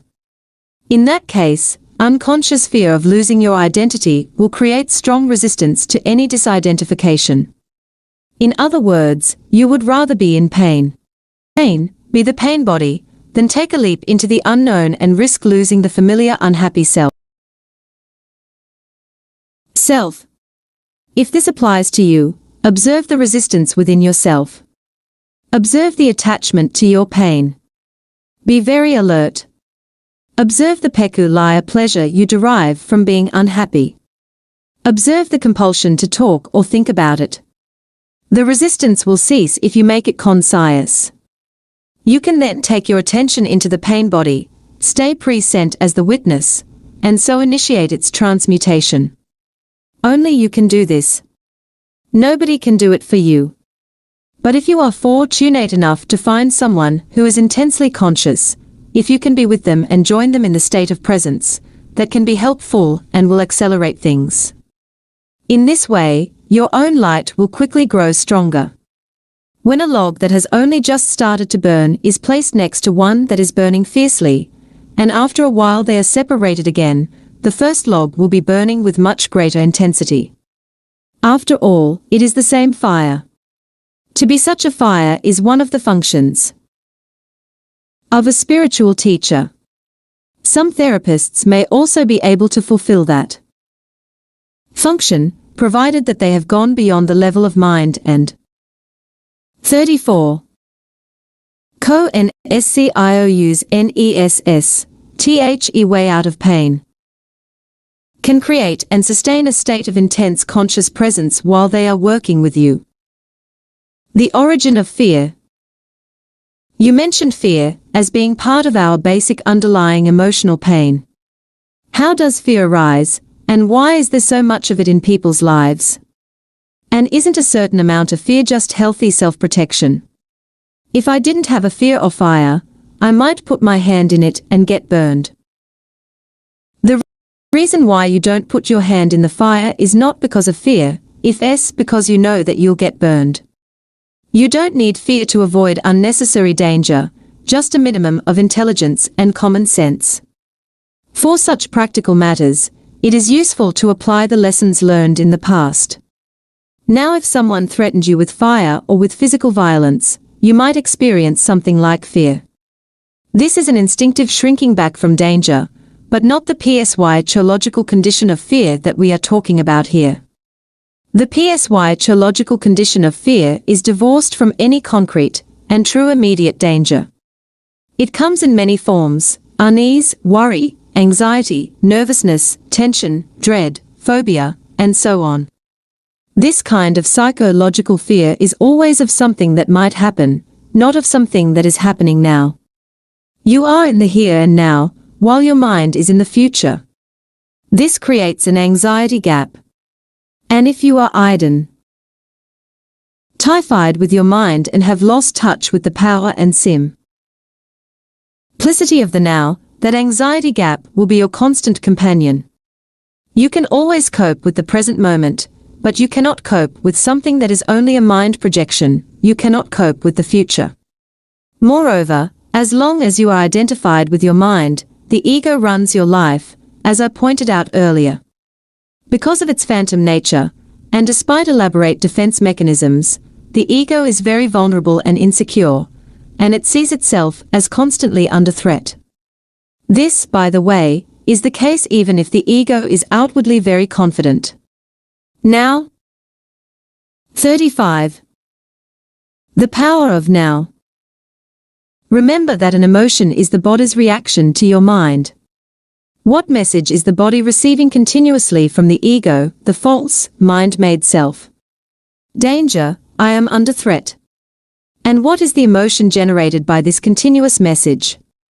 Fear, of course. Fear seems to have many causes. Fear of loss, fear of failure, fear of being hurt, and so on, but ultimately all fear is the ego's fear of death, of annihilation. To the ego, death is always just around the corner. In this mind-identified state, fear of death affects every aspect of your life. For example, even such a seemingly trivial and normal thing as the compulsive need to be right in an argument and make the other person wrong, defending the mental position with which you have identified, is due to the fear of death. If you identify with a mental position, then if you are wrong, your mind-based sense of self is seriously threatened with annihilation. So you as the ego can not afford to be wrong. To be wrong is to die. Wars have been fought over this, and countless relationships have broken down. Once you have disidentified from your mind, whether you are right or wrong makes no difference to your sense of self at all, so the forcefully compulsive and deeply unconscious need to be right, which is a form of violence, will no longer be there. You can state clearly and firmly how you feel or what you think, but there will be no aggressiveness or defensiveness about it. Your sense of self is then derived from a deeper and truer place within yourself, not from the mind. Watch out for any kind of defensiveness within yourself. What are you defending? An illusory identity, an image in your mind, a fictitious entity. By making this pattern conscious, by witnessing it, you disidentify from it. In the light of your consciousness, the unconscious pattern will then quickly dissolve. This is the end of all arguments and power games, which are so corrosive to relationships. Power over others is weakness disguised as strength. True power is within, and it is available to you now. So anyone who is identified with their mind and, therefore, disconnected from their true power, their deeper self rooted in being, will have fear as their constant companion. The number of people. 36. Con sc 10 us ness, the way out of pain. Who have gone beyond mind is as yet extremely small, so you can assume that virtually everyone you meet or know lives in a state of fear. Only the intensity of it varies. It fluctuates between anxiety and dread at one end of the scale, and a vague unease and distant sense of threat at the other. Most people become conscious of it only when it takes on one of its more acute forms. The ego's search for wholeness. Another aspect of the emotional pain, that is an intrinsic part of the egoic mind, is a deep-seated sense of lack or incompleteness, of not being whole. In some people, this is conscious, in others unconscious. If it is conscious, it manifests as the unsettling and constant feeling of not being worthy or good enough. If it is unconscious, it will only be felt indirectly, as an intense craving, wanting and needing. In either case, people will often enter into a compulsive pursuit of ego gratification, and things to identify with in order to fill this hole they feel within. So they strive after possessions, money, success, power, recognition, or a special relationship, basically so that they can feel better about themselves, feel more complete. But even when they attain all these things, they soon find that the hole is still there, that it is bottomless. Then they are really in trouble, because they cannot delude themselves anymore. Well, they can and do, but it gets more difficult. As long as the egoic mind is running your life, you cannot truly be at ease. You cannot be at peace or fulfilled except for brief intervals when you obtained what you wanted, when a craving has just been fulfilled. Since the ego is a derived sense of self, it needs to identify with external things. It needs to be both defended and fed constantly.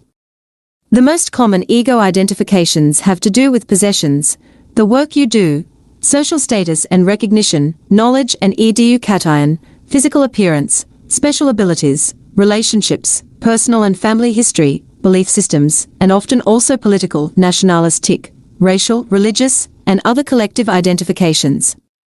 None of these is you. 37.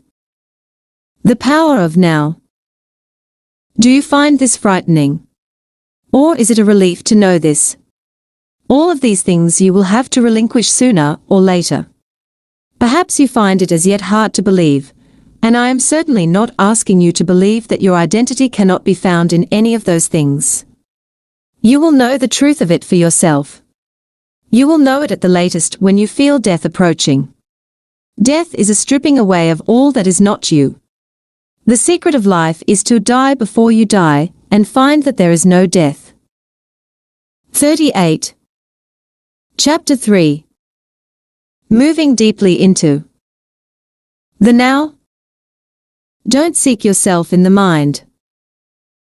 I feel that there is still a great deal I need to learn about the workings of my mind before I can get anywhere near full consciousness, or spiritual enlightenment.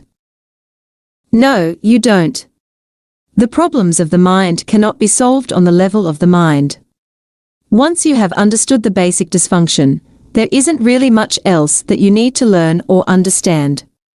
Studying the complexities of the mind may make you a good psychologist, but doing so won't take you beyond the mind, just as the study of madness isn't enough to create sanity.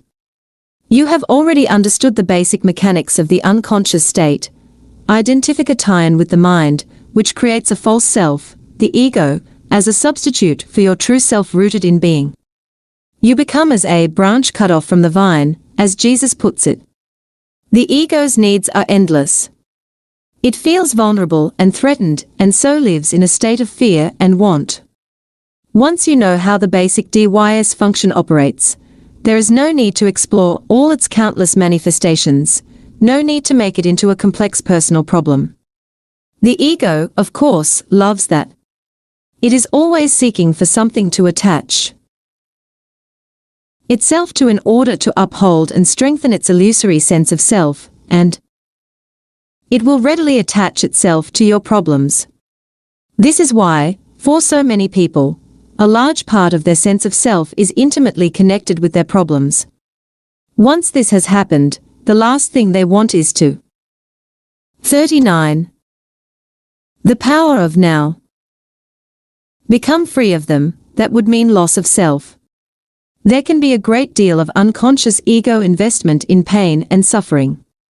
So once you recognize the root of unconsciousness, as identification with the mind, which of course includes the emotions, you step out of it. You become present.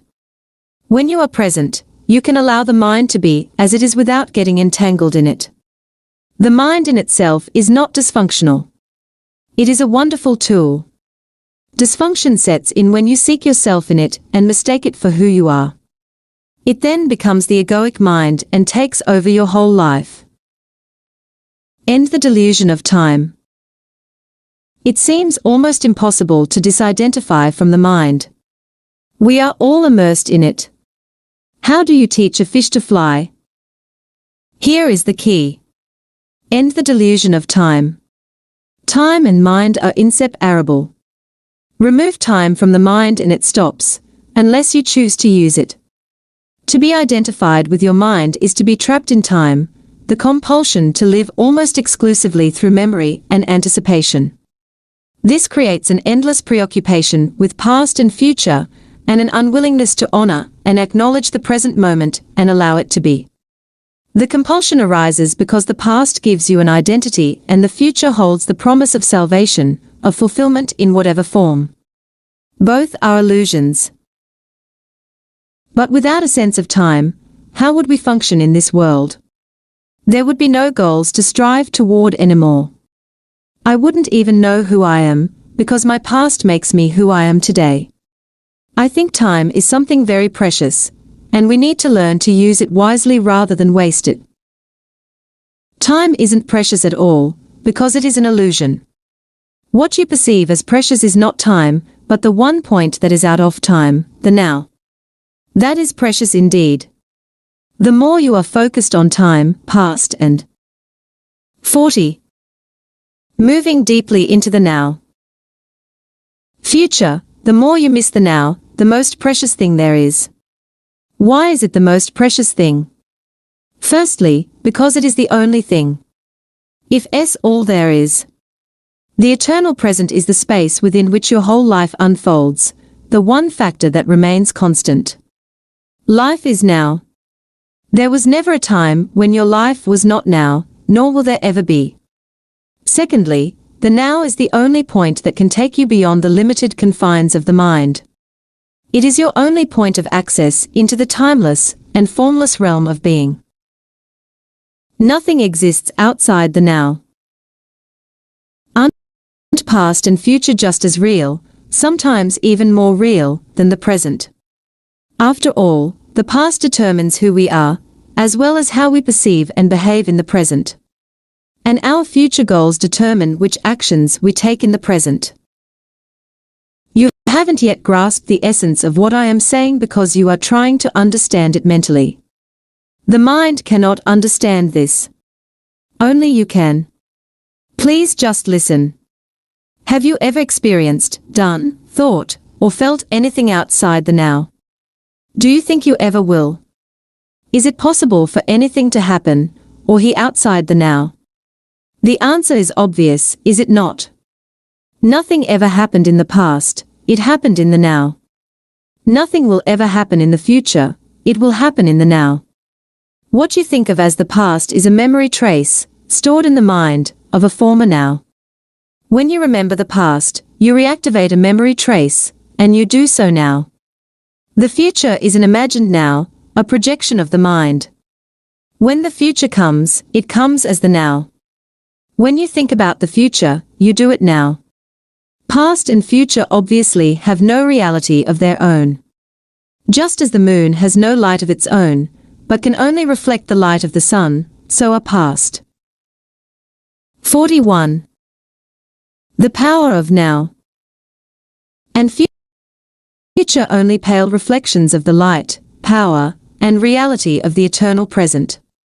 Their reality is borrowed from the now. The essence of what I am saying here cannot be understood by the mind. The moment you grasp it, there is a shift in consciousness from mind to being, from time to presence. Suddenly, everything feels alive, radiates energy, emanates being. The key to the spiritual dimension. In life-threatening emergency situations, the shift in consciousness from time to presence sometimes happens naturally. The personality that has a past and a future momentarily recedes, and is replaced by an intense conscious presence, very still, but very alert at the same time. Whatever response is needed then arises out of that state of consciousness. The reason why some people love to engage in dangerous activities, such as mountain climbing, car racing, and so on, although they may not be aware of it, is that it forces them into the now, that intensely alive state that is free of time, free of problems, free of thinking, free of the burden of the personality. Slipping away from the present moment even for a second may mean death. Unfortunately, they come to depend on a particular activity to be in that state. But you don't need to climb the north face of the Eiger. You can enter that state now. 42. Moving deeply into the now. Since ancient times, spiritual masters of all traditions have pointed to the now as the key to the spiritual dimension. Despite this, it seems to have remained a secret. It is certainly not taught in churches and temples. If you go to a church, you may hear readings from the Gospels such as "Take no thought for the morrow, for the morrow shall take thought for the things of itself," or "Nobody who puts his hands to the plow and looks back is fit for the kingdom of God." Or you might hear the passage about the beautiful flowers that are not anxious about tomorrow, but live with ease in the timeless now, and are provided for abundantly by God. The depth and radical nature of these teachings are not recognized. No one seems to realize that they are meant to be lived and so bring about a profound inner transformation. The whole essence of Zen consists in walking along the razor's edge of now, to be so utterly, so completely present that no problem, no suffering, nothing that is not who you are in your essence, can survive in you. In the now, in the absence of time, all your problems dissolve. Suffering needs time, it cannot survive in the now. The great Zen master Rinzai, in order to take his students at and time away from time, would often raise his finger and slowly ask, "What, at this moment, is lacking?" A powerful question that does not require an answer on the level of the mind. It is designed to take your attention deeply into the now. A similar question in the Zen tradition is this: if not now, when? 43. The power of now. The now is also central to the teaching of Sufism, the mystical branch of Islam. Sufis have a saying, the Sufi is the son of time present. And Rumi, the great poet and teacher of Sufism, declares, past and future veil God from our sight, burn up both of them with fire. Meister Eckhart, the 13th century spiritual teacher, summed it all up beautifully: time is what keeps the light from reaching us. There is no greater obstacle to God than time. Accessing the power of the now. A moment ago, when you talked about the eternal present and the unreality of past and future, I found myself looking at that tree outside the window. I had looked at it a few times before, but this time it was different. The external perception had not changed much, except that the colors seemed brighter and more vibrant. But there was now an added dimension to it. This is hard to explain. I don't know how, but I was aware of something invisible that I felt was the essence of that tree, its inner spirit, if you like. And somehow I was part of that. I realize now that I hadn't truly seen the tree before, just a flat and dead image of it. When I look at the tree now, some of that awareness is still present, but I can feel it slipping away. You see, the experience is already receding into the past. Can something like this ever be more than a fleeting glimpse? You were free of time for a moment. You moved into the now and therefore perceived the tree without the screen of mind. The awareness of being became part of your perception. With the timeless dimension comes a different kind of knowing, one that does not kill, the spirit that lives within every creature and everything. A knowing that does not destroy the sacredness and mystery of life but contains. 44. Moving deeply into the now. A deep love and reverence for all that is. A knowing of which the mind knows nothing. The mind cannot know the tree. It can only know facts or information about the tree. My mind cannot know you, only labels, judgments, facts, and opinions about you. Being alone knows directly. There is a place for mind and mind knowledge. It is in the practical realm of day-to-day living. However, when it takes over all aspects of your life, including your relationships with other human beings and with nature, it becomes a monstrous parasite that, you unchecked, may well end up killing all life on the planet and finally itself by killing its host. You have had a glimpse of how the timeless can transform your perceptions. But an experience is not enough, no matter how beautiful or profound. What is needed and what we are concerned with is a permanent shift in consciousness. So break the old pattern of present moment denial and present moment resistance. Make it your practice to withdraw attention from past and future whenever they are not needed. Step out of the time dimension as much as possible in everyday life. If you find it hard to enter the now directly, start by observing the habitual tendency of your mind to want to escape from the now. You will observe that the future is usually imagined as either better or worse than the present. If the imagined future is better, it gives you hope or pleasurable anticipation. If it is worse, it creates anxiety. Both are illusory. Through self-observation, more presence comes into your life automatically. The moment you realize you are not present, you are present. Whenever you are able to observe your mind, you are no longer trapped in it. Another factor has come in, something that is not of the mind, the witnessing presence. Be present as the watcher of your mind, of your thoughts and emotions, as well as your reactions in various situations. Be at least as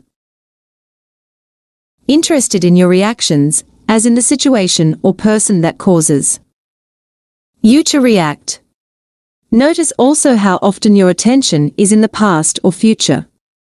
Don't judge or analyze what you observe. Watch the thought. 45. The power of now. Feel the emotion, observe the reaction. Don't make a personal problem out of them. You will then feel something more powerful than any of those things that you observe, the still, observing presence itself behind the content of your mind, the silent watcher. Intense presence is needed when certain situations trigger a reaction with a strong emotional charge, such as when your self-image is threatened, a challenge comes into your life that triggers fear, things go wrong, or an emotional complex from the past is brought up. In those instances, the tendency is for you to become unconscious. The reaction or emotion takes you over, you become it. You act it out. You justify, make wrong, attack, defend, except that it isn't you, if it's the reactive pattern, the mind in its habitual survival mode. Identification with the mind gives it more energy, observation of the mind withdraws energy from it. Identification with the mind creates more time, observation of the mind opens up the dimension of the timeless. The energy that is withdrawn from the mind turns into presence. Once you can feel what it means to be present, it becomes much easier to simply choose to step out of the time dimension. Whenever time is not needed for practical purposes and move more deeply into the now. This does not impair your ability to use time, past or future, when you need to refer to it for practical matters. Nor does it impair your ability to use your mind. In fact, it enhances it. When you do use your mind, it will be sharper, more focused. Letting go of psychological time. Learn to use time in the practical aspects of your life. We may call this clock time, but immediately return to present moment awareness when those practical matters have been dealt with. In this 46. Moving deeply into the now way, there will be no build-up of psychological time, which is identification with the past and continuous compulsive projection into the future. Clock time is not just making an appointment or planning a trip. It includes learning from the past so that we don't repeat the same mistakes over and over. Setting goals and working toward them. Predicting the future by means of patterns and laws, physical, mathematical and so on, learned from the past and taking appropriate action on the basis of our predictions. But even here, within the sphere of practical living, where we can not do without reference to past and future, the present moment remains the essential factor. Any lesson from the past becomes relevant and is applied now. Any planning as well as working toward achieving a particular goal is done now. The enlightened person's main focus of attention is always the now, but they are still peripherally aware of time. In other words, they continue to use clock time, but are free of psychological time. Be alert as you practice this so that you do not unwittingly transform clock time into psychological time.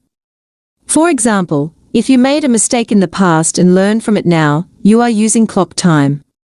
On the other hand, if you dwell on it mentally, and self-criticism, remorse, or guilt come up, then you are making the mistake into me and mine. You make it part of your sense of self, and it has become psychological time, which is always linked to a false sense of identity. Non-forgiveness necessarily implies a heavy burden of psychological time. If you set yourself a goal and work toward it, you are using clock time. You are aware of where you want to go, but you honor and give your fullest attention to the step that you are taking at this moment. If you then become excessively focused on the goal, perhaps because you are seeking happiness, fulfillment, or a more complete sense of self in it, the now is no longer honored.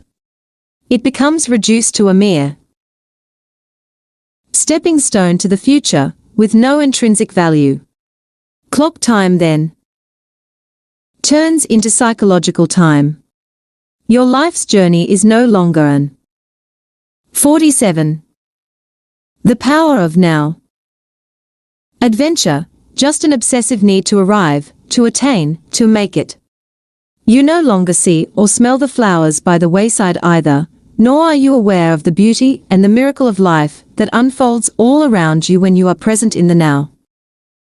J can see the supreme importance of the now, but I cannot quite go along with you when you say that time is a complete illusion. When I say time is an illusion, my intention is not to make a philosophical statement. I am just reminding you of a simple fact, a fact so obvious that you may find it hard to grasp and may even find it meaningless. But once fully realized, it can cut like a sword through all the mind-created layers of complexity and problems. Let me say it again, the present moment is all you ever have. There is never a time when your life is not this moment. Is this not a fact? The insanity of psychological time. You will not have any doubt that psychological time is a mental dis-ease if you look at its collective manifestations. They occur, for example, in the form of ideologies such as communism, National Socialism, or any nationalism, or rigid religious belief systems, which operate under the implicit assumption that the highest good lies in the future, and that therefore the end justifies the means. The end is an idea, a point in the mind-projected future, when salvation in whatever form, happiness, fulfillment, equality, liberation, and so on will be attained. Not infrequently, the means of getting there are the enslavement, torture, and murder of people in the present. For example, it is estimated that as many as 50 million people were murdered to further the cause of communism, to bring about a 48. Moving deeply into the now. Better world in Russia, China, and other countries. 2. This is a chilling example of how belief in a future heaven creates a present hell. Can there be any doubt that psychological time is a serious and dangerous mental illness? How does this mind pattern operate in your life? Are you always trying to get somewhere other than where you are? Is most of your doing just a means to an end? Is fulfillment always just around the corner, or confined to short-lived pleasures, such as sex, food, drink, drugs, or thrills and excitement? Are you always focused on becoming, achieving, and attaining, or alternatively chasing some new thrill or pleasure? Do you believe that if you acquire more things you will become more fulfilled, good enough, or psychologically complete? Are you waiting for a man or woman to give meaning to your life? In the normal, mind-identified or unenlightened state of consciousness, the power and infinite creative potential that lie led in the now are completely obscured by psychological time. Your life then loses its vibrancy, its freshness, its sense of wonder. The old patterns of thought, emotion, behavior, reaction, and desire are acted out in endless repeat performances, a script in your mind that gives you an identity of sorts, but distorts or covers up the reality of the now. The mind then creates an obsession with the future as an escape from the unsatisfactory present. Negativity and suffering have their roots in time. But the belief that the future will be better than the present is not always an illusion. The present can be dreadful, and things can get better in the future, and often they do. Usually, the future is a replica of the past. Superficial changes are possible, but real transformation is rare and depends upon whether you can become present enough to dissolve the past by accessing the power of the now. What you perceive as future is an intrinsic part of your state of consciousness now. If your mind carries a heavy burden. 49. The power of now. Of past, you will experience more of the same. The past perpetuates itself through lack of presence. The quality of your consciousness at this moment is what shapes the future, which, of course, can only be experienced as the now. You may win $10 million, but that kind of change is no more than skin deep. You would simply continue to act out the same conditioned patterns in more luxurious surroundings. Humans have learned to split the atom. Instead of killing 10 or 20 people with a wooden club, one person can now kill 1 million just by pushing a button. Is that real change?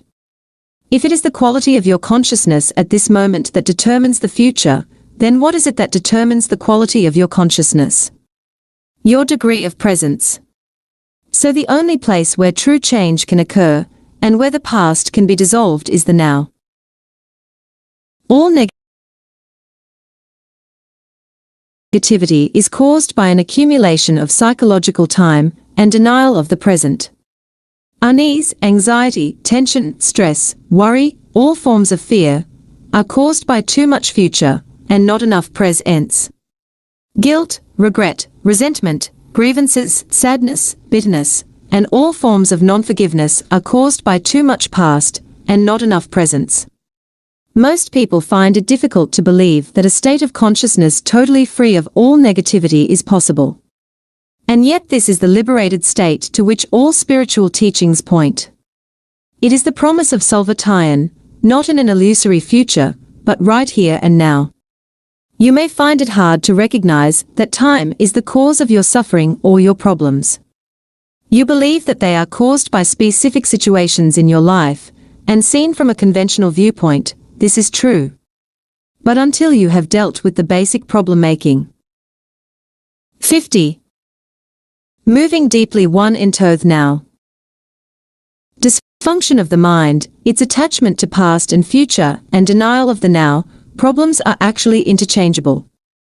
If all your problems or perceived causes of suffering or unhappiness were miraculously removed for you today, but you had not become more present, more conscious, you would soon find yourself with a similar set of problems or causes of suffering, like a shadow that follows you wherever you go. Ultimately, there is only one problem, the time-bound mind itself. I cannot believe that I could ever reach a point where I am completely free of my problems. You are right.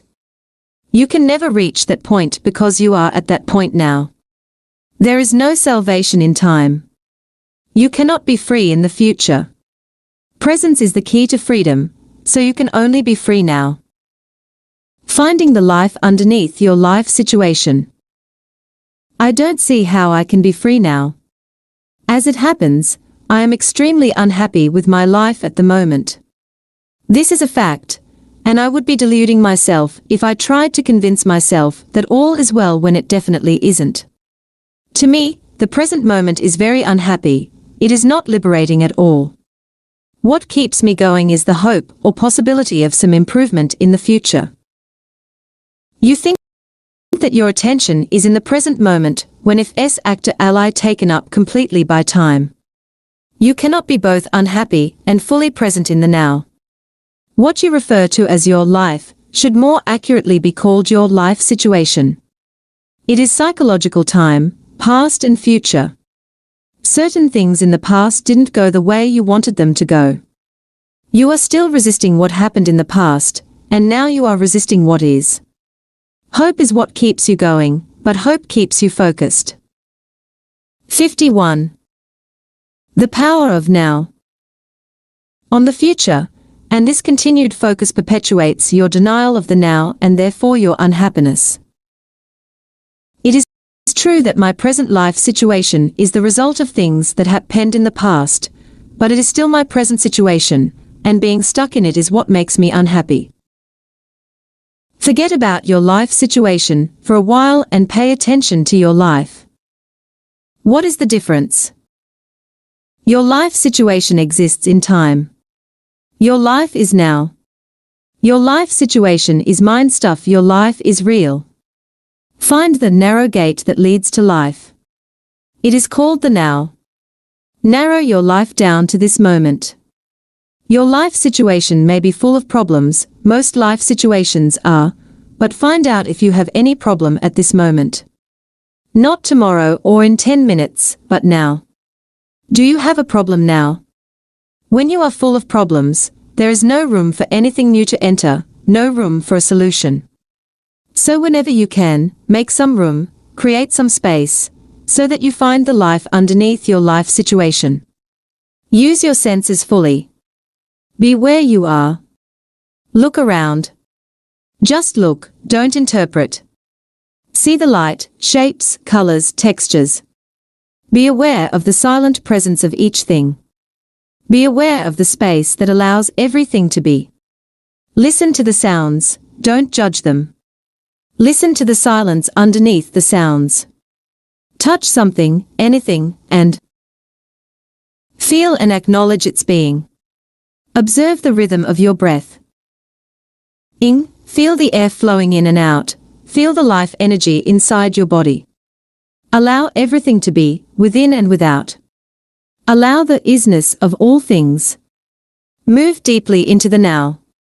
You are leaving behind the deadening world of mental abstraction. 52. Moving deeply into the now. Of time. You are getting out of the insane mind that is draining you of life energy, just as it is slowly poisoning and destroying the earth. You are awakening out of the dream of time into the present. All problems are illusions of the mind. It feels as if a heavy burden has been lifted. A sense of lightness. I feel clear, but my problems are still there waiting for me, aren't they? They haven't been solved. Am I not just temporarily evading them? If you found yourself in paradise, it wouldn't be long before your mind would say yes, but. Ultimately, this is not about solving your problems. It's about realizing that there are no problems. Only situations, to be dealt with now, or to be left alone and accepted as part of the isness of the present moment until they change, or can be dealt with. Problems are mind-made and need time to survive. They cannot survive in the actuality of the now. Focus your attention on the now and tell me what problem you have at this moment. I am not getting any answer because it is impossible to have a problem when your attention is fully in the now. A situation that needs to be either dealt with or accepted, yes. Why make it into a problem? Why make anything into a problem? Isn't life challenging enough as it is? What do you need problems for? The mind unconsciously loves problems because they give you an identity of sorts. This is normal. 53. The power of now. And it is insane. Problem means that you are dwelling on a situation mentally without there being a true intention or possibility of taking action now, and that you are unconsciously making it part of your sense of self. You become so overwhelmed by your life situation that you lose your sense of life, of being. Or you are carrying in your mind the insane burden of 100 things that you will or may have to do in the future, instead of focusing your attention on the one thing that you can do now. When you create a problem, you create pain. All it takes is a simple choice, a simple decision. No matter what happens, I will create no more pain for myself. I will create no more problems. Although it is a simple choice, it is also very radical. You won't make that choice unless you are truly fed up with suffering, unless you have truly had enough. And you won't be able to go through with it unless you access the power of the now. If you create no more pain for yourself, then you create no more pain for others. You also no longer contaminate the beautiful earth, your inner space, and the collective human psyche with the negativity of problem making. If you have ever been in a life or death emergency situation, you will know that it wasn't a problem. The mind didn't have time to fool around and make it into a problem. In a true emergency, the mind stops, you become totally present in the now, and something infinitely more powerful takes over. This is why there are many reports of ordinary people suddenly becoming capable of incredibly courageous deeds. In any emergency, either you survive or you don't. Either way, it is not a problem. Some people get angry when they hear me say that problems are illusions. I am threatening to take away their sense of who they are.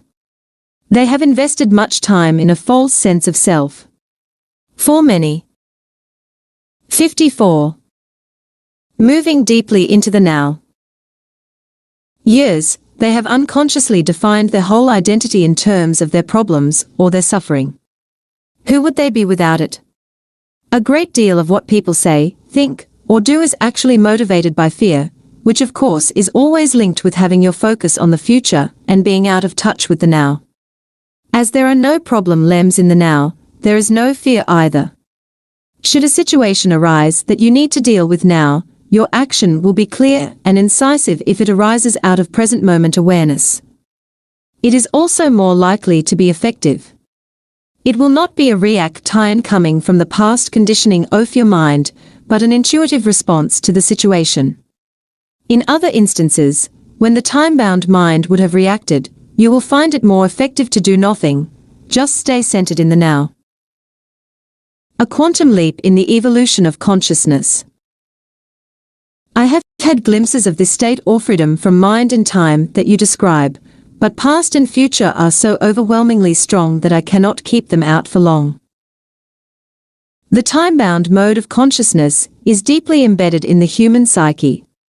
But what we are doing here is part of a profound transformation that is taking place in the collective consciousness of the planet and beyond, the awakening of consciousness from the dream of matter, form, and separation. The ending of time. We are breaking mind patterns that have dominated human life for eons. Mind patterns that have created unimaginable suffering on a vast scale. I am not using the word evil.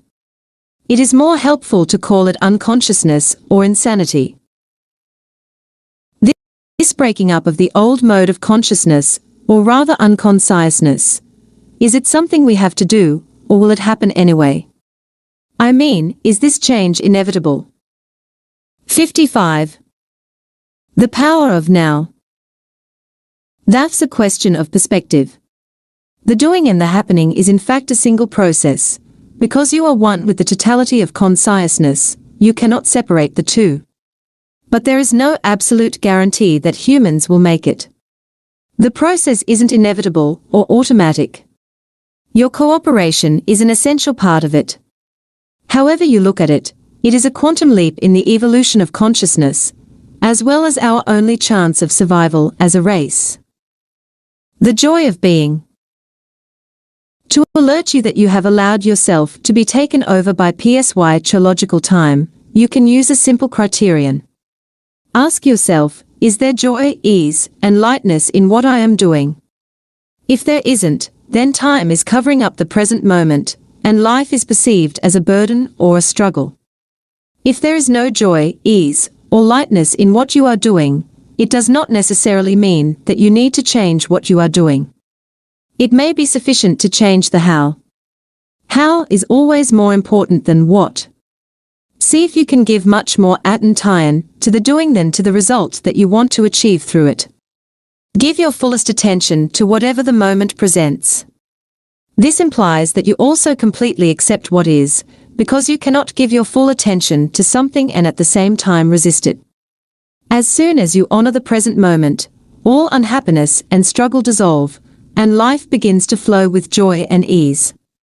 When you act out of present moment awareness, whatever you do becomes imbued with a sense of quality, care, and love, even the most simply action. 56. Moving deeply into the now. So do not be concerned with the fruit of your action, just give attention to the action itself. The fruit will come of its own accord. This is a powerful spiritual practice. In the Bhagavad Gita, one of the oldest and most beautiful spiritual teachings in existence, non-attachment to the fruit of your action is called karma yoga. It is described as the path of consecrated action. When the compulsive striving away from the now ceases, the joy of being flows into everything you do. The moment your attention turns to the now, you feel a presence, a stillness, a peace. You no longer depend on the future for fulfillment and satisfaction. You don't look to it for salvation. Therefore, you are not attached to the results. Neither failure nor success has the power to change your inner state of being. You have found the life underneath your life situation. In the absence of psychological time, your sense of self is derived from being, not from your personal past. Therefore, the psychological need to become anything other than who you are already is no longer there. In the world, on the level of your life situation, you may indeed become wealthy, knowledgeable, successful, free of this or that, but in the deeper dimension of being you are complete and whole now. In that state of wholeness, would we still be able or willing to pursue external goals? Of course, but you will not have illusory expectations that anything or anybody in the future will save you or make you happy. As far as your life situation is concerned, there may be things to be attained or acquired. That's the world of form, of gain and loss. Yet on a deeper level you are already complete, and when you realize that, there is a playful, joyous energy behind what you do. Being free of psychological time, you no longer pursue your goals with grim determination, driven by fear, anger, discontent, or the need to become someone. Nor will you remain inactive through fear of failure, which to the ego. 57. The power of now is loss of self. When your deeper sense of self is derived from being, when you are free of becoming, as a psychological need, neither your happiness nor your sense of self depends on the outcome, and so there is freedom from fear. You don't seek permanency where it cannot be found, in the world of form, of gain and loss, birth and death. You don't demand that situations, conditions, places, or people should make you happy, and then suffer when they don't live up to your expectations. Everything is honored, but nothing matters. Forms are born and die, yet you are aware of the eternal underneath the forms. You know that nothing real can be threatened. 3. When this is your state of being, how can you not succeed? You have succeeded already. 58. Chapter 4. Mind Strategies 4. Avoiding the now. Loss of now, the core delusion. Even if I completely accept that ultimately time is an illusion, what difference is that going to make in my life? I still have to live in a world that is completely dominated by time. Intellectual agreement is just another belief, and won't make much difference to your life. To realize this truth, you need to live it. When every cell of your body is so present that it feels vibrant with life, and when you can feel that life every moment as the joy of being, then it can be said that you are free of time. But I still have to pay the bills tomorrow, and I am still going to grow old and die just like everybody else. So how can I ever say that I am free of time? Tomorrow's bills are not the problem. The dissolution of the physical body is not a problem. Loss of now is the problem, or rather the core delusion that turns a mere situation, event, or emotion into a personal problem, and into suffering. Loss of now is loss of being. To be free of time is to be free of the psychological need of past for your identity and future for your fulfillment. It represents the most profound transformation of consciousness that you can imagine. In some rare cases, this shift in consciousness happens dramatically and radically, once and for all. When it does, it usually comes. 59. The power of now. About through total surrender in the midst of intense suffering. Most people, however, have to work at it. When you have had your first few glimpses of the timeless state of consciousness, you begin to move back and forth between the diamond signs of time and presence. First you become aware of just how rarely your attention is truly in the now. But to know that you are not present is a great success. That knowing is presence, even if initially it only lasts for a couple of seconds of clock time before it is lost again. Then, with increasing frequency, you choose to have the focus of your consciousness in the present moment rather than in the past or future, and whenever you realize that you had lost the now, you are able to stay in it not just for a couple of seconds, but for longer periods as perceived from the external perspective of clock time. So before you are firmly established in the state of presence, which is to say before you are fully conscious, you shift back and forth for a while between consciousness and unconsciousness, between the state of presence and the state of mind identification.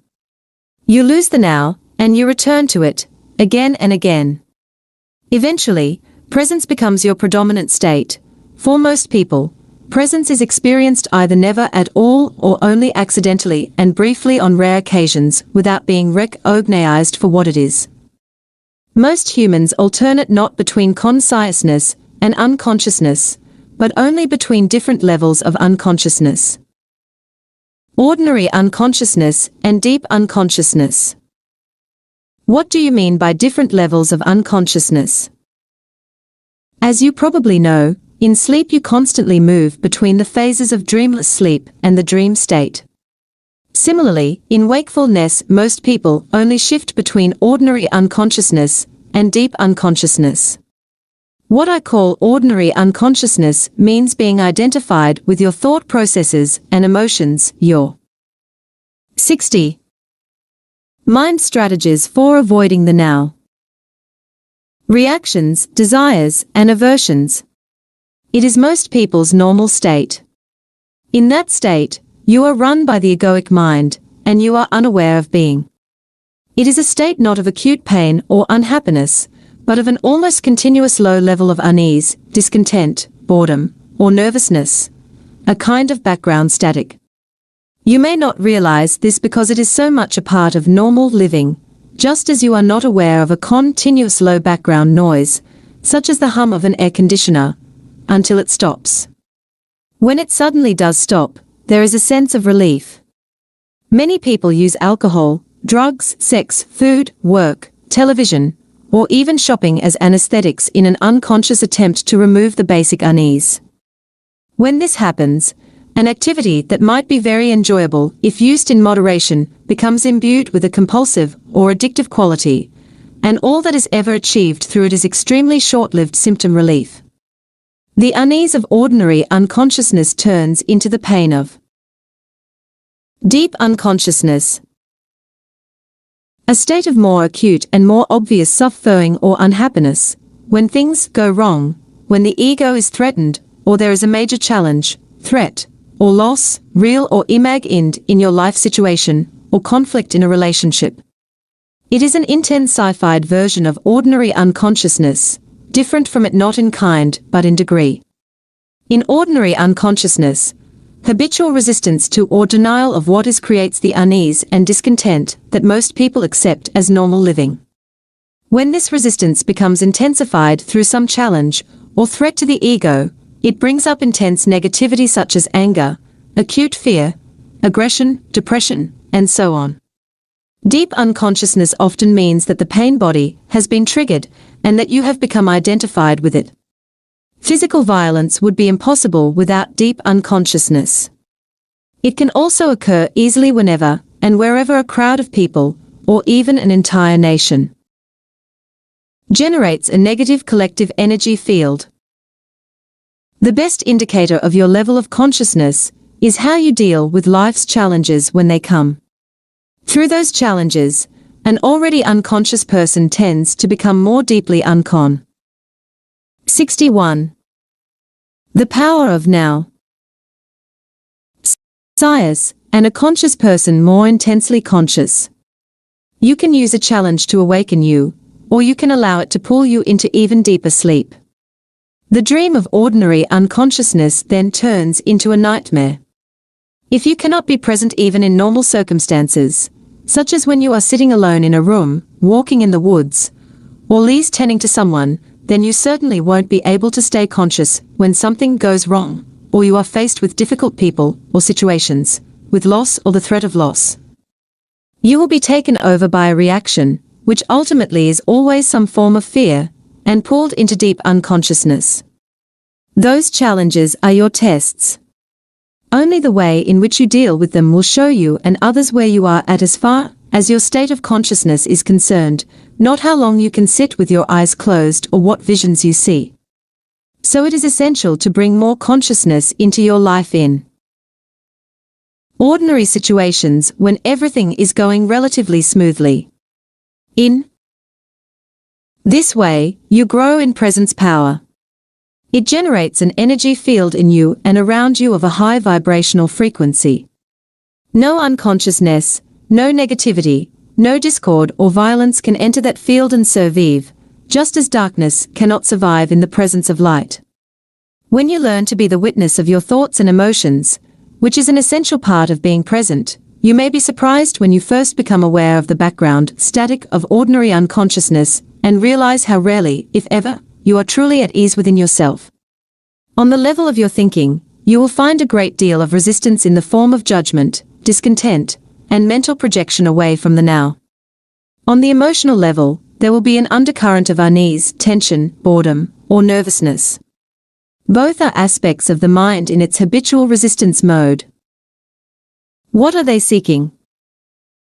Carl Jung tells in one office book's offer conversation he had with a Native American chief, who pointed out to him that in his perception most 62. Mind strategies for avoiding the now. White people have tense faces, staring eyes, and a cruel demeanor. He said, they are always seeking something. What are they seeking? The whites always want something. They are always uneasy and restless. We don't know what they want. We think they are mad. The undercurrent of constant unease started long before the rise of Western industrial civilization, of course, but in Western civilization, which now covers almost the entire globe, including most of the East, it manifests in an unprecedentedly acute form. It was already there at the time of Jesus, and it was there 600 years before that at the time of Buddha, and long before that. Why are you always anxious? Jesus asked his disciples. Can anxious thought add a single day to your life?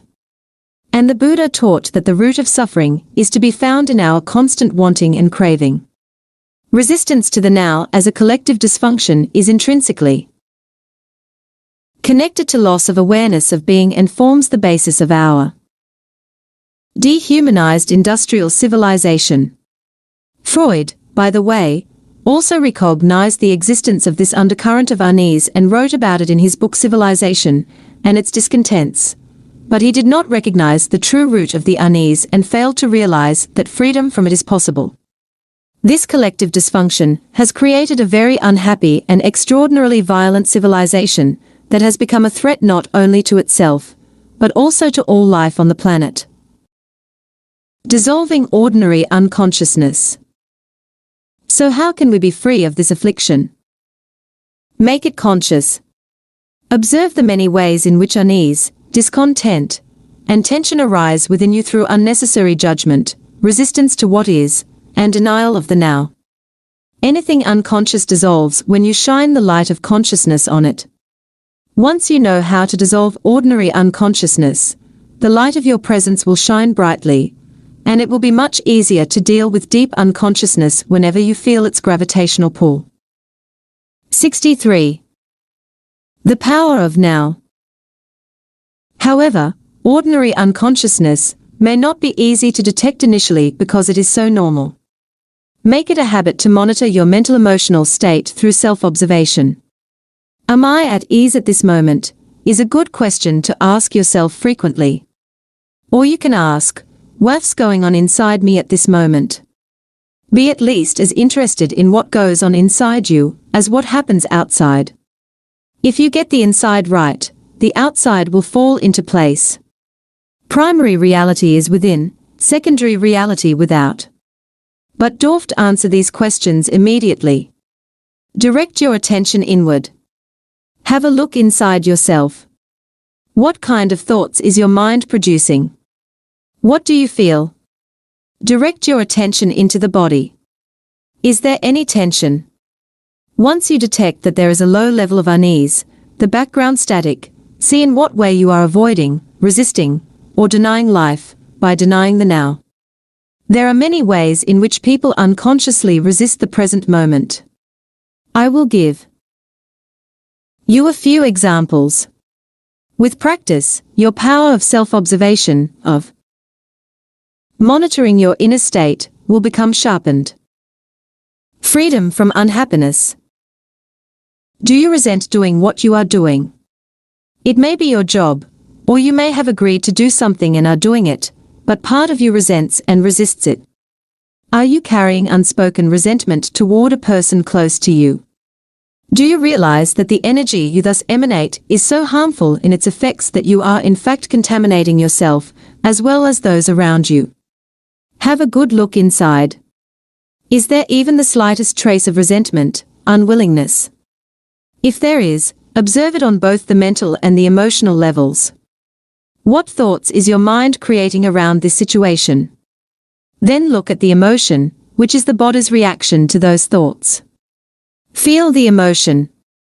Does it feel pleasant or unpleasant? Is it an energy that you would actually choose to have inside you? Do you have a choice? Maybe you are being taken advantage of, maybe the activity you are engaged in is tedious, maybe someone close to you is dishonest. 64. Mind strategies for avoiding the now. Irritating or unconscious, but all this is irrelevant. Whether your thoughts and emotions about this situation are justified or not makes no difference. The fact is that you are resisting what is. You are making the present moment into an enemy. You are creating unhappiness, conflict between the inner and the outer. Your unhappiness is polluting not only your own inner being and those around you, but also the collective human psyche of which you are an inseparable part. The pollution of the planet is only an outward reflection of an inner psychic pollution, millions of unconscious individuals not taking responsibility for their inner space. Either stop doing what you are doing, speak to the person concerned and express fully what you feel, or drop the negativity that your mind has created around the situation, and that serves no purpose whatsoever except to strengthen a false sense of self. Recognizing its futility is important. Negativity is never the optimum way of dealing with any situation. In fact, in most cases it keeps you stuck in it, blocking real change. Anything that is done with negative energy will become contaminated by it and in time give rise to more pain, more unhappiness. Furthermore, any negative inner state is contagious. Unhappiness spreads more easily than a physical disease. Through the law of resonance, it triggers and feeds latent negativity in others, unless they are immune, that is, highly conscious. Are you polluting the world or cleaning up the mess? You are responsible for your inner space, nobody else is, just as you are responsible for the planet. As within, so without, if humans clear inner pollution, then they will also cease to create outer pollution. How can we drop negativity, as you suggest? By dropping it. How do you drop a piece of hot coal that you are holding in your hand? How do you drop some heavy and useless baggage that you are carrying? By recognizing that you don't want to suffer the pain or carry the burden anymore, and then letting go of it. Deep unconsciousness, such as the pain body or other deep pain. 65. The power of now. Such as the loss of a loved one, usually needs to be transmuted through acceptance combined with the light of your presence, your sustained attention. Many patterns in ordinary unconsciousness, on the other hand, can simply be dropped once you know that you don't want them and don't need them anymore, once you realize that you have a choice, that you are not just a bundle of conditioned reflexes. All this implies that you are able to access the power of now. Without it, you have no choice. If you call some emotions negative, aren't you creating a mental polarity of good and bad, as you explained earlier? No. The polarity was created at an earlier stage, when your mind judged the present moment as bad. This judgment then created the negative emotion. But if you call some emotions negative, aren't you really saying that they shouldn't be there, that it's not okay to have those emotions? My understanding is that we should give ourselves permission to have whatever feelings come up, rather than judge them, as had or say that we shouldn't have them. It's okay to feel resentful, it's okay to be angry, irritated, moody, or whatever, otherwise, we get into repression, inner conflict, or denial. Everything is okay as it is. Of course. Once a mind pattern, an emotion or a reaction is there, accept it. You were not conscious enough to have a choice in the matter. That's not a judgment, just a fact. If you had a choice, or realized that you do have a choice, would you choose suffering or joy, ease or unease, peace or conflict? Would you choose a thought or feeling that cuts you off from your natural state of well-being, the joy of life within? Any such feeling I call negative, which simply means bad. Not in the sense that you shouldn't have done that, but just plain factual bad, like feeling sick in the stomach. How is it possible that humans killed in excess of 1 million? 66. Mind strategies for avoiding the now. Fellow humans in the 20th century alone, 4 humans inflicting pain of such magnitude on one another is beyond anything you can imagine. And that's not taking into account the mental, emotional and physical violence, the torture, pain, and cruelty they continue to inflict on each other, as well as on other sentient beings on a daily basis. Do they act in this way because they are in touch with their natural state, the joy of life within? Of course not. Only people who are in a deeply negative state, who feel very bad indeed, would create such a reality as a reflection of how they feel. Now they are engaged in destroying nature and the planet that sustains them. Unbelievable but true. Humans are a dangerously insane and very sick species. That's not a judgment. It's a fact. It is also a fact that the sanity is there underneath the madness. Healing and redemption are available right now. Coming back specifically to what you said, it is certainly true. That, when you accept your resentment, moodiness, anger, and so on, you are no longer forced to act them out blindly, and you are less likely to project them onto others. But I wonder if you are not deceiving yourself. When you have been practicing acceptance for a while, as you have, there comes a point when you need to go on to the next stage, where those negative emotions are not created anymore. If you don't, your acceptance just becomes a mental label that allows your ego to continue to indulge in unhappiness, and so strengthen its sense of separation from other people, your surroundings, your here and now. As you know, separation is the basis for the ego's sense of identity. True acceptance would transmute those feelings at once.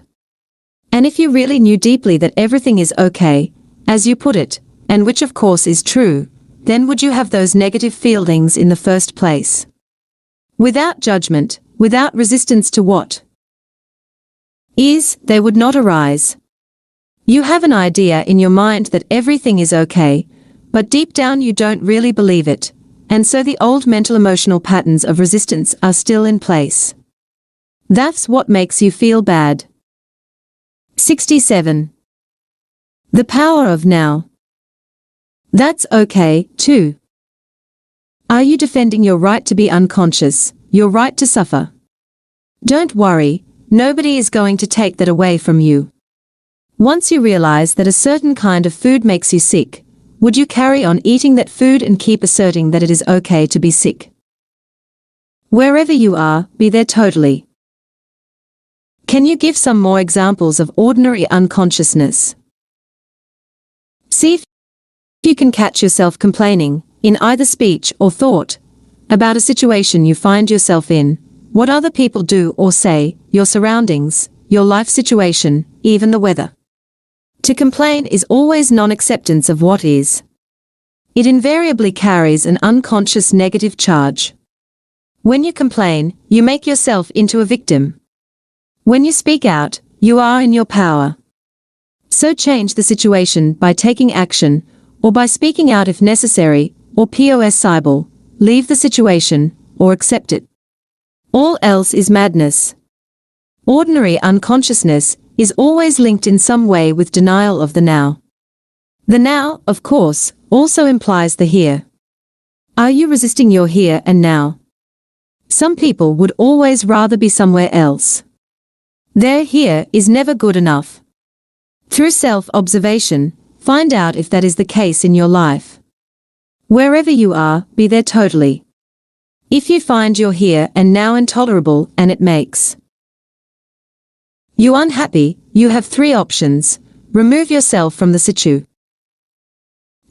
change it, or accept it totally. If you want to take responsibility for your life, you must choose one of those 3 options, and you must choose now. Then accept the consequences. No excuses. No negativity. No psychic pollution. Keep your inner space clear. If you take any action, leaving or changing your situation, drop the negativity first, if at all possible. Action arising out of insight into what is required is more effective than action arising out of negativity. 68. Mind strategies for avoiding the now.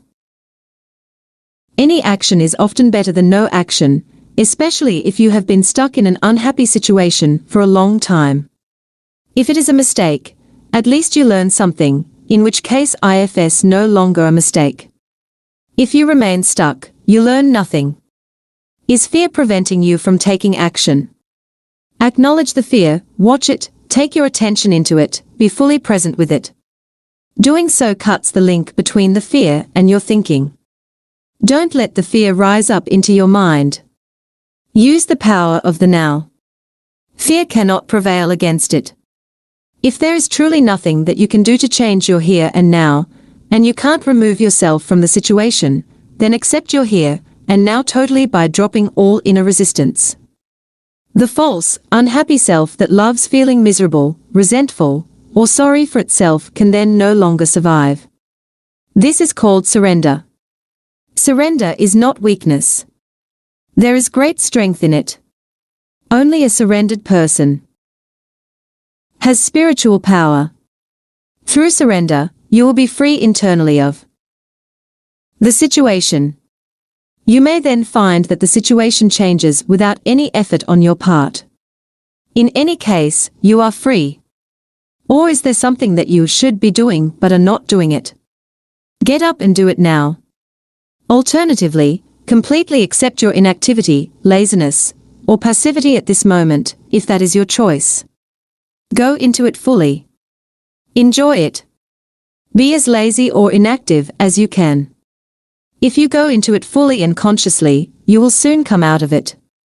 Or maybe you won't. Either way, there is no inner conflict, no resistance, no negativity. Are you stressed? Are you so busy getting to the future that the present is reduced to a means of getting there? Stress is caused by being here, but wanting to be there, or being in the present, but wanting to be in the future. It's a split that tears you apart inside. To create and live with such an inner split is insane. The fact that everyone else is doing it doesn't make it any less insane. If you have to, you can move fast, work fast, or even run, without projecting yourself into the future and without resisting the present. As you move, work, run, do it totally. Enjoy the flow of energy, the high energy of that moment. Now you are no longer stressed, no longer splitting yourself. 69. The power of now. In 2. Just moving, running, working, and enjoying it. Or you can drop the whole thing and sit on a park bench. But when you do, watch your mind. It may say, you should be working. You are wasting time. Observe the mind. Smile at it. Does the past take up a great deal of your attention? Do you frequently talk and think about it, either positively or negatively?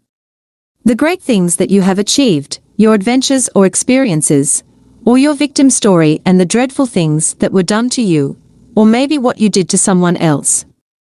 Are your thought processes creating guilt, pride, resentment, anger, regret, or self-pity? Then you are not only reinforcing a false sense of self, but also helping to accelerate your body's aging process by creating an accumulation of past in your psyche. Verify this for yourself by observing those around you who have a strong tendency to hold on to the past.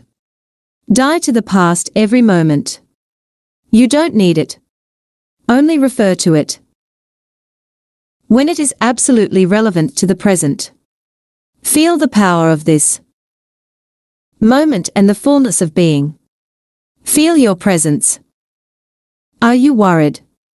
Do you have many what-if thoughts? You are identified with your mind, which is projecting itself into an imaginary future situation and creating fear. There is no way that you can cope with such a situation, because it doesn't exist.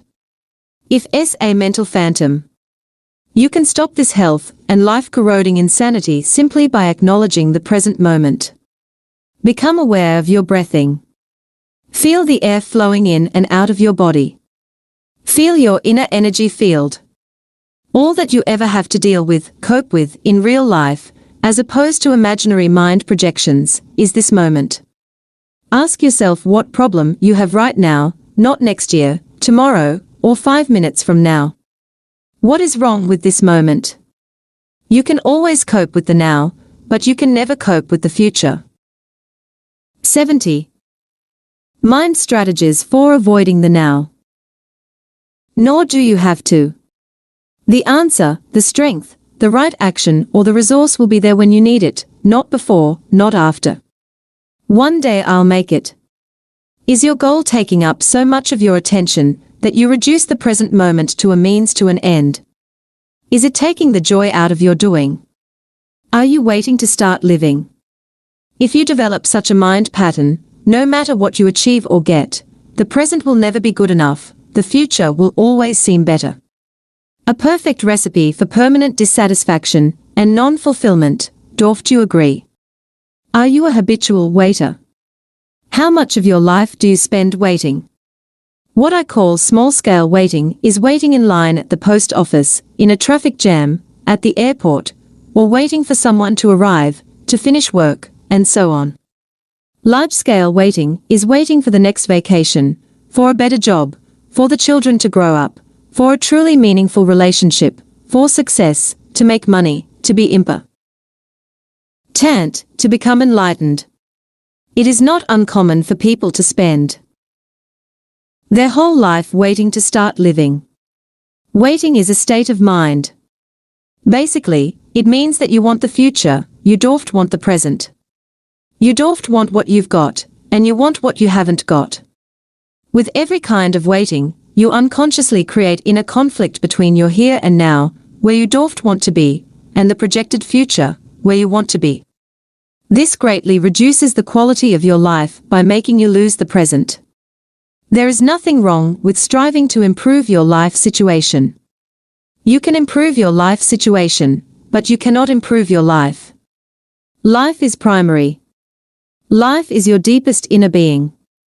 It is already whole, complete, perfect. Your life situation consists of your circumstances and your experiences. There is nothing wrong with setting goals and striving to achieve things. The mistake lies in using it as a substitute for the feeling of life, for being. The only point of access for that is the now. You are then like an architect who pays no attention to the foundation of a building, but spends a lot of time working on the superstructure. For example, many people are waiting for prosperity. It cannot. 71. The power of now. Come in the future. When you honor, acknowledge, and fully accept your present reality, where you are, who you are, what you are doing right now, when you fully accept what you have got, you are grateful for what you have got, grateful for what is, grateful for being. Gratitude for the present moment and the fullness of life now is true prosperity. It cannot come in the future. Then, in time, that prosperity manifests for you in various ways. If you are dissatisfied with what you have got, or even frustrated or angry about your present lack, that may motivate you to become rich. But even if you do make millions, you will continue to experience the inner condition of lack, and deep down you will continue to feel unfulfilled.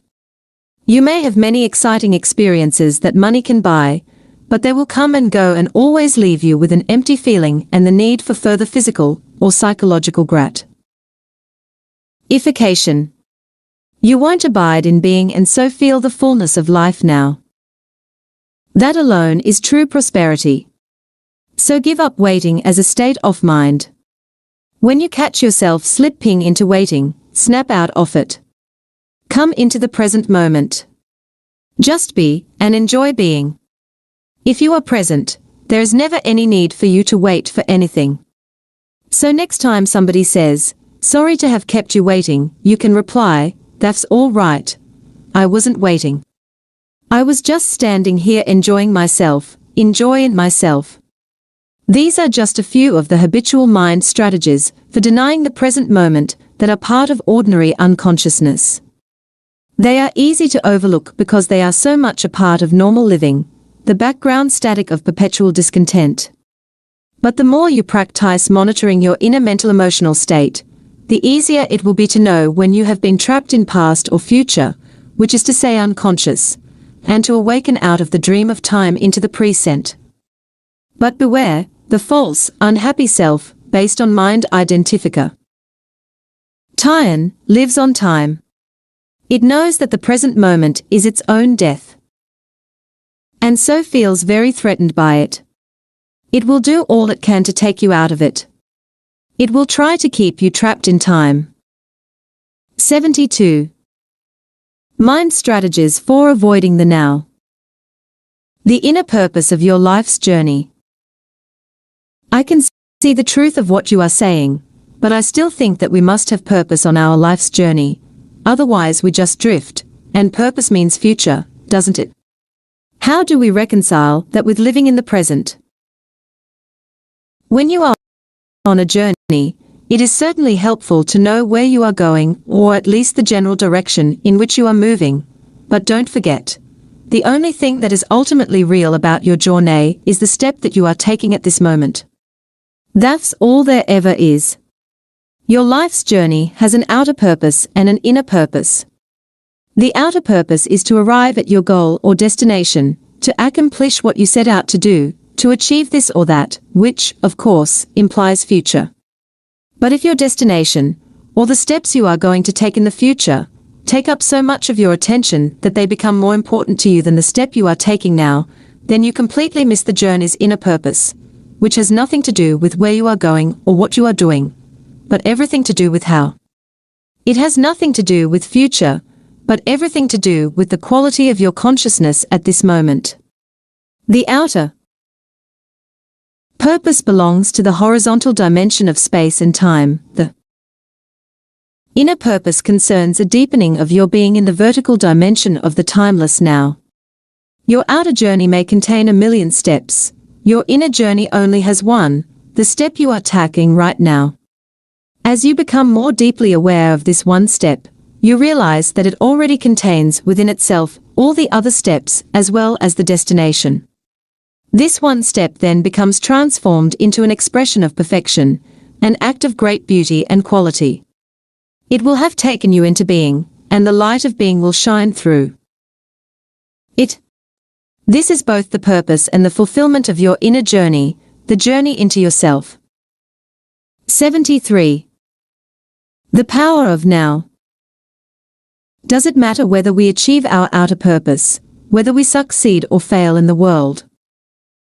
It will matter to you as long as you haven't realized your inner purpose. After that, the outer purpose is just a game that you may continue to play simply because you enjoy it. It is also possible to fail completely in your outer purpose, and at the same time totally succeed in your inner purpose. Or the other way around, which is actually more common, outer riches and inner poverty, or to gain the world and lose your soul, as Jesus puts it.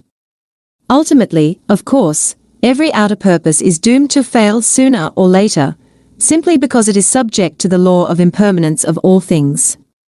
The sooner you realize that your outer purpose cannot give you lasting fulfillment, the better. When you have seen the limitations of your outer purpose, you give up your unrealistic expectation that it should make you happy, and you make it subservient to your inner purpose. The past cannot survive in your presence. You mentioned that thinking or talking about the past unnecessarily is one of the ways in which we avoid the present. But apart from the past that we remember and perhaps identify with, isn't there another level of past within us that is much more deep-seated? I am talking about the unconscious past that conditions our lives, especially through early childhood experiences, perhaps even past life experiences. And then there is our cultural conditioning, which has to do with where we live geographically and the historical time period in which we live. All these things determine how we see the world, how we react, what we think, what kind of relationships we have, how we live our lives. How could 74. Mind strategies for avoiding the now. We ever become conscious of all that or get rid of it? How long would that take? And even if we did, what would there be left? What is left when illusion ends? There is no need to investigate the unconscious past in you except as it manifests at this moment as a thought, an emotion, a desire, a reaction, or an external event that happens to you. Whatever you need to know about the unconscious past in you, the challenges of the present will bring it out. If you delve into the past, it will become a bottomless pit. There is always more. You may think that you need more time to understand the past or become free of it, in other words, that the future will eventually free you of the past. This is a delusion. Only the present can free you of the past. More time cannot free you of time. Access the power of now. That is the key. What is the power of now? None other than the power of your presence, your consciousness liberated from thought forms. So deal with the past on the level of the present. The more attention you give to the past, the more you energize it, and the more likely you are to make a self out of it. Don't misunderstand, attention is essential, but not to the past as past. Give attention to the present, give attention to your behavior, to your reactions, moods, thoughts, emotions, fears, and desires as they occur in the present. There's the past in you. If you can be present enough to watch all those things, not critically or analytically, but non-judgmentally, then you are dealing with the past and dissolving it through the power of your presence. You cannot find yourself by going into the past. You find yourself by coming into the present. Isn't it helpful to understand the past and so understand why we do certain things, react in certain ways, or why we unconsciously create our particular kind of drama, patterns in relationships, and so on? 75. The power of now. As you become more conscious of your present reality, you may suddenly get certain insights as to why your conditioning functions in those particular ways. For example, why your relationships follow certain patterns.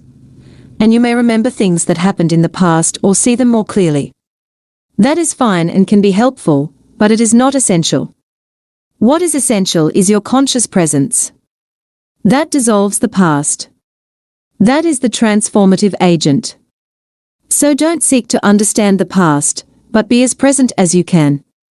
The past cannot survive in your presence. It can only survive in your absence. 76. Chapter 5. The state of presence. It's not what you think it is. You keep talking about the state of presence as the key. I think I understand it intellectually, but I don't know if I have ever truly experienced it. I wonder, is it what I think it is, or is it something entirely different? If it's not what you think it is, you can't think about presence, and the mind can't understand it. Understanding presence is being present. Try a little experiment. Close your eyes and say to yourself, I wonder what my next thought is going to be. Then become very alert and wait for the next thought.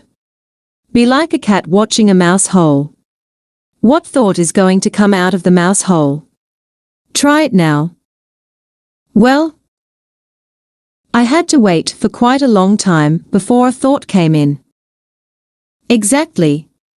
As long as you are in a state of intense presence, you are free of thought. You are still, yet highly alert.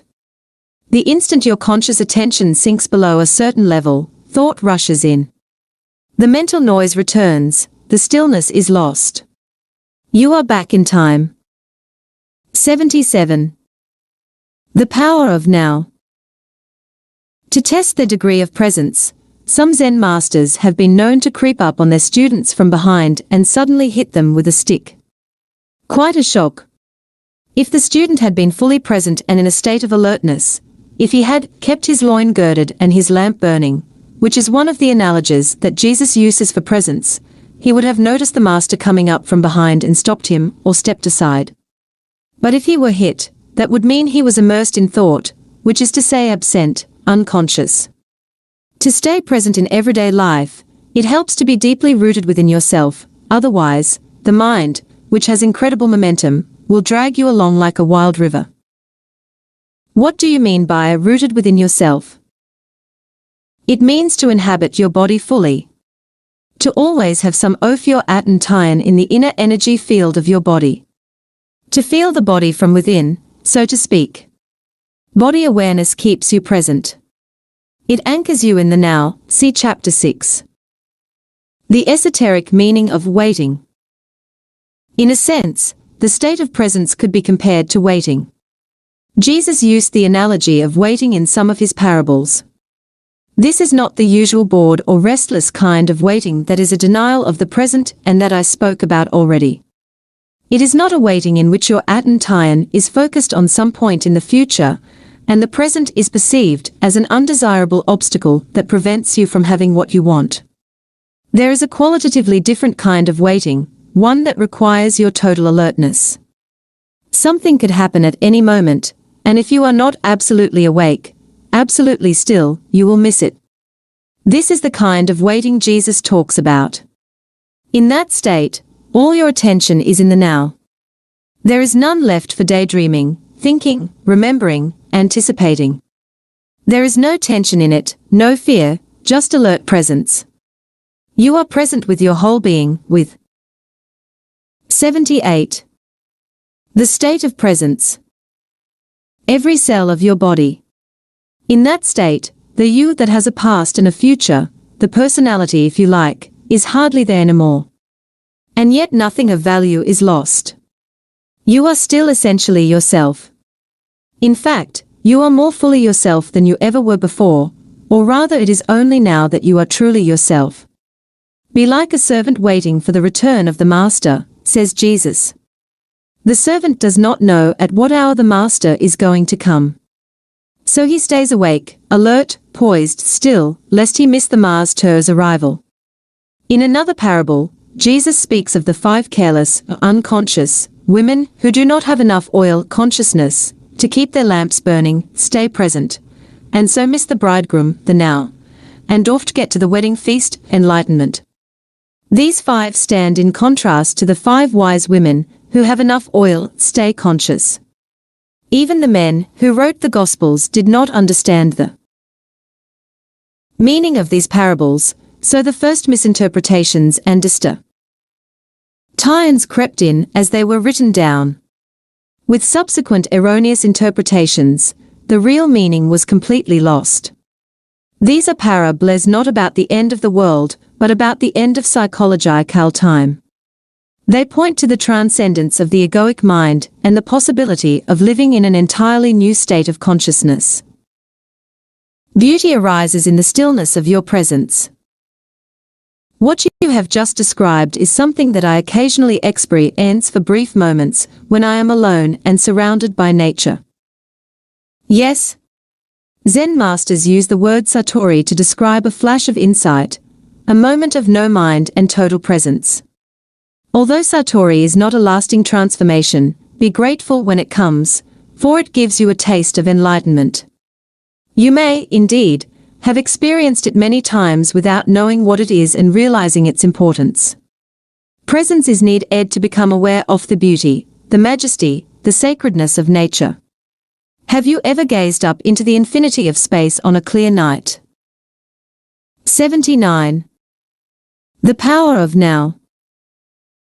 Awestruck by the absolute stillness and inconceivable vastness of it.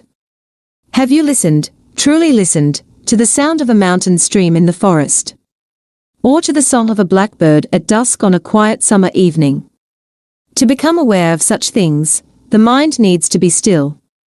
You have to put down for a moment your personal baggage of problems, of past and future, as well as all your knowledge, otherwise, you will see but not see, hear but not hear. Your total presence is required.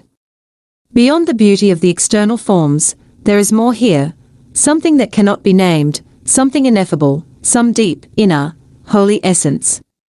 Whenever and wherever there is beauty, this inner essence shines through somehow. It only reveals itself to you when you are present. Could it be that this nameless essence and your presence are one and the same? Would it be there without your presence? Go deeply into it. Find out for yourself. When you experience those moments of presence, you likely didn't realize that you were briefly in a state of no mind. This is because the gap between that state and the influx of thought was too narrow. Your satori may only have lasted for a few seconds before the mind came in, but it was there, otherwise, you would not have experienced the beauty. Mind can neither recognize nor create beauty. Only for a few seconds, while you were completely present, was that beauty or that sacredness there. Because of the narrowness of that gap and a lack of vigilance and alertness on your part, you were probably unable to see the fundamental difference between the perception, the thoughtless awareness of beauty, and the naming and interpreting of it as thought. The time gap was so small that it seemed to be a single process. The truth is, however, that the moment thought came in, all you had was a memory of it. The wider the time gap between perception and thought, the 80. The state of presence. More depth there is to you as a human being, which is to say the more conscious you are. Many people are so imprisoned in their minds that the beauty of nature does not really exist for them. They might say, "What a pretty flower," but that's just a mechanical mental labeling. Because they are not still, not present, they don't truly see the flower, don't feel its essence, its holiness, just as they don't know themselves, don't feel their own essence, their own holiness. Because we live in such a mind-dominated culture, most modern art, architecture, music, and literature are devoid of beauty, of inner essence, with very few exceptions. The reason is that the people who create those things cannot, even for a moment, free themselves from their mind. So they are never in touch with that place within where true creativity and beauty arise. The mind left to itself creates monstrosities, and not only in art galleries. Look at our urban landscapes and industrial wastelands. No civilization has ever produced so much ugliness. Realizing pure consciousness. Is presence the same as being? When you become conscious of being, what is really happening is that being becomes conscious of itself. When being becomes conscious of itself, that's presence. Since being, consciousness, and life are synonymous, we could say that presence means consciousness becoming conscious of itself, or life attaining self-consciousness. But don't get attached to the words, and don't make an effort to understand this. There is nothing that you need to understand before you can become present. I do understand what you just said, but it seems to imply that being, the ultimate transcendental reality, is not yet complete, that it is undergoing a process of development. Does God need time for personal growth? 81.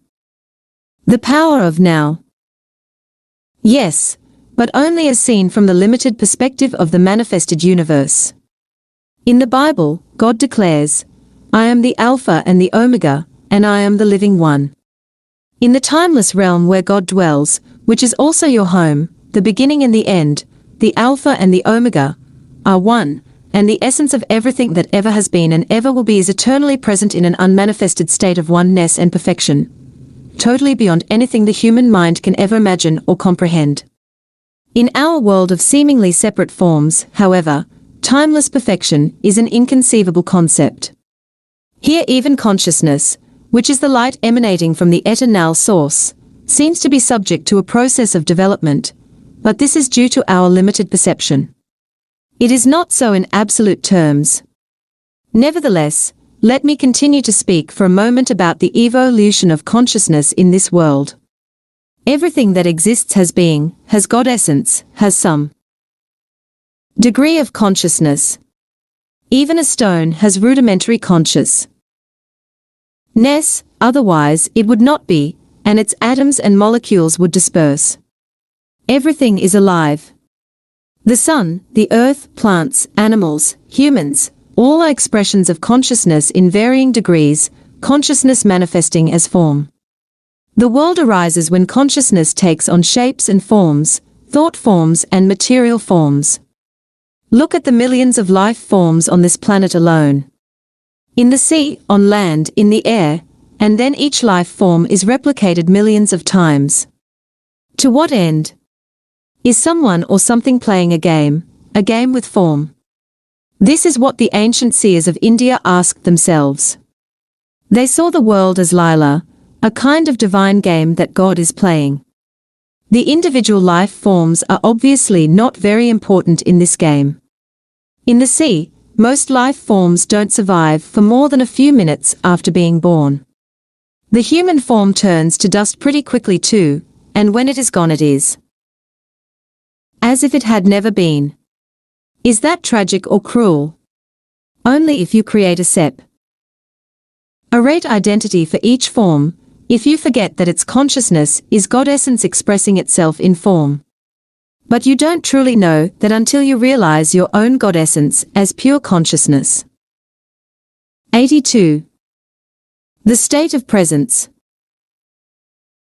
If a fish is born in your aquarium and you call it John, write out a birth certificate, tell him about his family history, and 2 minutes later he gets eaten by another fish, that's tragic. But ifs only tragic because you projected a separate self where there was none.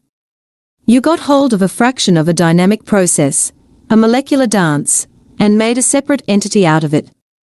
Consciousness takes on the disguise of forms until they reach such complexity that it completely loses itself in them. In present-day humans, consciousness is completely identified with its disguise. It only knows itself as form and therefore lives in fear of the annihilation of its physical or psychological form. This is the egoic mind, and this is where considerable dysfunction sets in. It now looks as if something had gone very wrong somewhere along the line of evolution. But even this is part of Lila, the divine game. Finally, the sure of suffering created by this apparent dysfunction forces consciousness to disidentify from form and awakens it from its dream of form. It regains self-consciousness, but it is at a far deeper level than when it lost it. This process is explained by Jesus in his parable of the lost son, who leaves his father's home, squanders his wealth, becomes destitute, and is then forced by his suffering to return home. When he does, his father loves him more than before. The son's state is the same as it was before, yet not the same. It has an added dimension of depth. The parable describes a journey from unconscious perfection, through apparent imperfection, and evil to conscious perfection. Can you now see the deeper and wider significance of becoming present as the watcher of your mind? Whenever you watch the mind, you withdraw consciousness from mind forms, which then becomes what we call the watcher or the witness. Consequently, the watcher, pure consciousness beyond form, becomes stronger, and the mental formations become weaker. When we talk about watching the mind, we are personalizing an event that is truly of cosmic significance. Through you, consciousness is awakening out of its dream of identification with form and withdrawing from form. This foreshadows, but 83. The power of now is already part of an event that is probably still in the distant future, as far as chronological time is concerned. The event is called the end of the world. When consciousness frees itself from its identification with physical and mental forms, it becomes what we may call pure or enlightened consciousness or presence. This has already happened in a few individuals, and it seems destined to happen soon on a much larger scale, although there is no absolute guarantee that it will happen. Most humans are still in the grip of the egoic mode of consciousness, identified with their mind and run by their mind. If they do not free themselves from their mind in time, they will be destroyed by it. They will experience increasing confusion, conflict, violence, illness, despair, madness. Egoic mind has become like a sinking ship. If you don't get off, you will go down with it. The collective egoic mind is the most dangerously insane and destructive entity ever to inhabit this planet. What do you think will happen on this planet if human consciousness remains unchanged? Already for most humans, the only respite they find from their own minds is to occasionally revert to a level of consciousness below thought. Everyone does that every night during sleep. But this also happens to some extent through sex, alcohol, and other drugs that suppress excessive mind activity. If it weren't for alcohol, tranquilizers, antidepressants, as well as the illegal drugs, which are all consumed in vast quantities, the insanity of the human mind would become even more glaringly obvious than it is already. I believe that, if deprived of their drugs, a large part of the population would become a danger to themselves and others. These drugs, of course, simply keep you stuck in dysfunction. Their widespread use only delays the breakdown of the old mind structures and the emergence. 84. The state of presence of higher consciousness. While individual users may get some relief from the daily torture inflicted on them by their minds, they are prevented from generating enough conscious presence to rise above thought and so find true liberation. Falling back to a level of consciousness below mind, which is the pre-thinking level of our distant ancestors, and of animals and plants, is not an option for us. There is no way back. If the human race is to survive, it will have to go on to the next stage. Consciousness is evolving throughout the universe in billions of forms. So even if we didn't make it, this wouldn't matter on a cosmic scale. No gain in consciousness is ever lost, so it would simply express itself through some other form.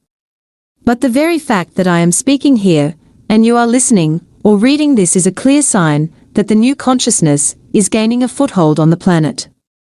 There is nothing personal in this. I am not teaching you. You are consciousness, and you are listening to yourself.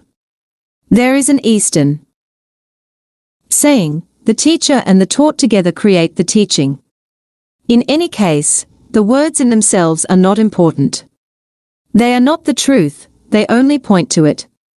I speak from presence, and as I speak, you may be able to join me in that state.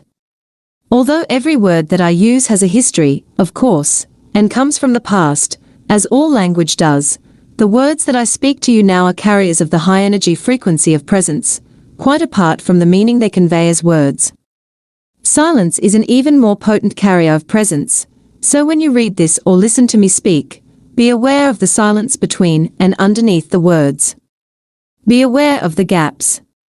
To listen to the silence, wherever you are, is an easy and direct way of becoming present. Even if there is noise, there is always some silence underneath and in between the sounds. Listening to the silence immediately creates stillness inside you. Only the stillness in you can perceive the silence outside. And what is stillness other than presence, consciousness? Freed from thought forms. Here is the living realization of what we have been talking about. 85. The power of now. Christ, the reality of your divine presence. Don't get attached to any one word. You can substitute Christ for presence, if that is more meaningful to you. Christ is your God essence or the self, as it is sometimes called in the East. The only difference between Christ and presence is that Christ refers to your indwelling divinity regardless of whether you are conscious of it or not, whereas presence means your awakened divinity or God essence. Many misunderstandings and false beliefs about Christ will clear if you realize that there is no past or future in Christ. To say that Christ was or will be is a contradiction in terms. Jesus was. He was a man who lived 2,000 years ago and realized divine presence, his true nature. And so he said, before Abraham was, I am. He did not say, I already existed before Abraham was born. That would have meant that he was still within the dimension of time and form identity. The words I am used in a sentence that starts in the past tense indicate a radical shift, a discontinuity in the temporal diamond. Scion. It is a Zen-like statement of great profundity. Jesus attempted to convey directly, not through discursive thought, the meaning of presence, of self-realization. He had gone beyond the consciousness dimension governed by time, into the realm of the timeless. The dimension of eternity had come into this world. Eternity, of course, does not mean endless time, but no time. Thus, the man Jesus became Christ, a vehicle for pure consciousness. And what is God's self-definition in the Bible? Did God say, "I have always been, and I always will be"? Of course not. That tolle have given reality to past and future. God said, "I am that I am." No time here, just presence. The second coming of Christ is a transformation of human consciousness, a shift from time to presence, from thinking to pure. 86. The state of presence. Consciousness, not the arrival of some man or woman. If Christ were to return tomorrow in some externalized form, what could he or she possibly say to you other than this? I am the truth. I am divine presence. I am eternal life. I am within you. I am here. I am now. Never personalize Christ. Don't make Christ into a form identity. Avatars, divine mothers, enlightened masters, the very few that are real, are not special as persons. Without a false self to uphold, defend, and feed, they are more simple, more ordinary than the ordinary man or woman.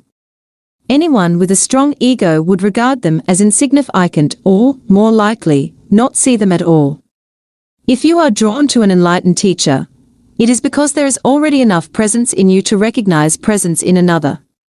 There were many people who did not recognize Jesus or the Buddha, as there are and always have been many people who are drawn to false teachers. Egos are drawn to bigger egos. Darkness cannot recognize light. Only light can recognize light. So don't believe that the light is outside you, or that it can only come through one particular form. If only your master is an incarnation of God, then who are you? Any kind of exclusivity is identification with form, and identification with form means ego, no matter how well disguised. Use the master's presence to reflect your own identity beyond name and form back to you, and to become more intensely present yourself. You will soon realize that there is no mine or yours in presence. Presence is one. Group work can also be helpful for intensifying the light of your presence. A group of people coming together in a state of presence generates a collective energy field of great intensity. It not only raises the degree of presence of each member of the group, but also helps to free the collective human consciousness from its current state of 87. The power of now. Mind dominance. This will make the state of presence increasingly more accessible to individuals. However, unless at least one member of the group is already firmly established in it and thus can hold the energy frequency of that state, the egoic mind can easily reassert itself and sabotage the group's endeavors. Although group work is invaluable, it is not enough, and you must not come to depend on it. Nor must you come to depend on a teacher or a master, except during the transitional period, when you are learning the meaning and practice of presence. 88. Chapter 6. The inner body. Being is your deepest self. You spoke earlier about the importance of having deep roots within or inhabiting the body. Can you explain what you meant by that? The body can become a point of access into the realm of being. Let's go into that more deeply now. I am still not quite sure if I fully understand what you mean by being. Water. What do you mean by that? I don't understand it. This is what a fish would say if it had a human mind. Please stop trying to understand being. You have already had significant glimpses of being, but the mind will always try to squeeze it into a little box and then put a label on it. It cannot be done. It cannot become an object of knowledge. In being, subject and object merge into one. Being can be felt as the ever-present I am that is beyond name and form. To feel and thus to know that you are and to abide in that deeply rooted state is enlightenment, is the truth that Jesus says will make you free. Free from what? 89. The power of now. Free from the illusion that you are nothing more than your physical body and your mind. This illusion of the self, as the Buddha calls it, is the core error. Free from fear in its countless disguises as the inevitable consequence of that illusion, the fear that is your constant tormentor, as long as you derive your sense of self only from this ephemeral and vulnerable form. And free from sin, which is the suffering you unconsciously inflict on yourself and others as long as this illusory sense of self governs what you think, say, and do. Look beyond the words. I don't like the word sin. It implies that I am being judged and found guilty. I can understand that. Over the centuries, many erroneous views and interpretations have accumulated around words such as sin, due to ignorance, misunderstanding, or a desire to control, but they contain an essential core of truth. If you are unable to look beyond such interpretations, and so cannot recognize the reality to which the word points, then don't use it. Don't get stuck on the level of words. A word is no more than a means to an end. If es an abstraction, not unlike a signpost, it points beyond itself. The word honey isn't honey. You can study and talk about honey for as long as you like, but you won't really know it until you taste it. After you have tasted it, the word becomes less important to you. You won't be attached to it anymore. Similarly, you can talk or think about God continuously for the rest of your life, but does that mean you know, or have even glimpsed the reality to which the word points? It really is no more than an obsessive attach. Meant to a signpost, a mental idol. The reverse also applies. If, for whatever reason, you dislike the word honey, that might prevent you from ever tasting it. If you had a strong aversion to the word God, which is a negative form of attachment, you may be denying not just the word, but also the real ity to which it points. You would be cutting yourself off from the possibility of experiencing that reality. All this is, of course, intrin. 90. The inner body. Sick ally connected with being identified with your mind. So, if a word doesn't work for you anymore, then drop it and replace it with one that does work. If you don't like the word sin, then call it unconsciousness or insanity. That may get you closer to the truth, the reality behind the word, than a long misused word like sin, and leaves little room for guilt. J don't like those words either. They imply that there is something wrong with me. I am being judged. Of course there is something wrong with you, and you are not being judged. I don't mean to offend you personally, but do you not belong to the human race that has killed over 1 million members of their own species in the 20th century alone? You mean guilt by association. It is not a question of guilt. But as long as you are run by the egoic mind, you are part of the collective insanity. Perhaps you haven't looked very deeply into the human condition in its state of dominance by the egoic mind. Open your eyes and see the fear, the despair, the greed, and the violence that are all pervasive. See the heinous cruelty and suffering on an unimaginable scale that humans have inflicted and continue to inflict on each other, as well as on other life forms on the planet. You don't need to condemn. Just observe. That is sin. That is insanity. That is unconsciousness. Above all, don't forget to observe your own mind. Seek out the root of the insanity there. Finding your invisible and indestructible reality. You said that identification with our physical form is part of tin illusion, so how can the body, the physical form, bring you to a realization of being? 91. The power of now. The body that you can see and touch cannot take you into being. But that visible and tangible body is only an outer shell, or rather a limited and distorted perception of a deeper reality.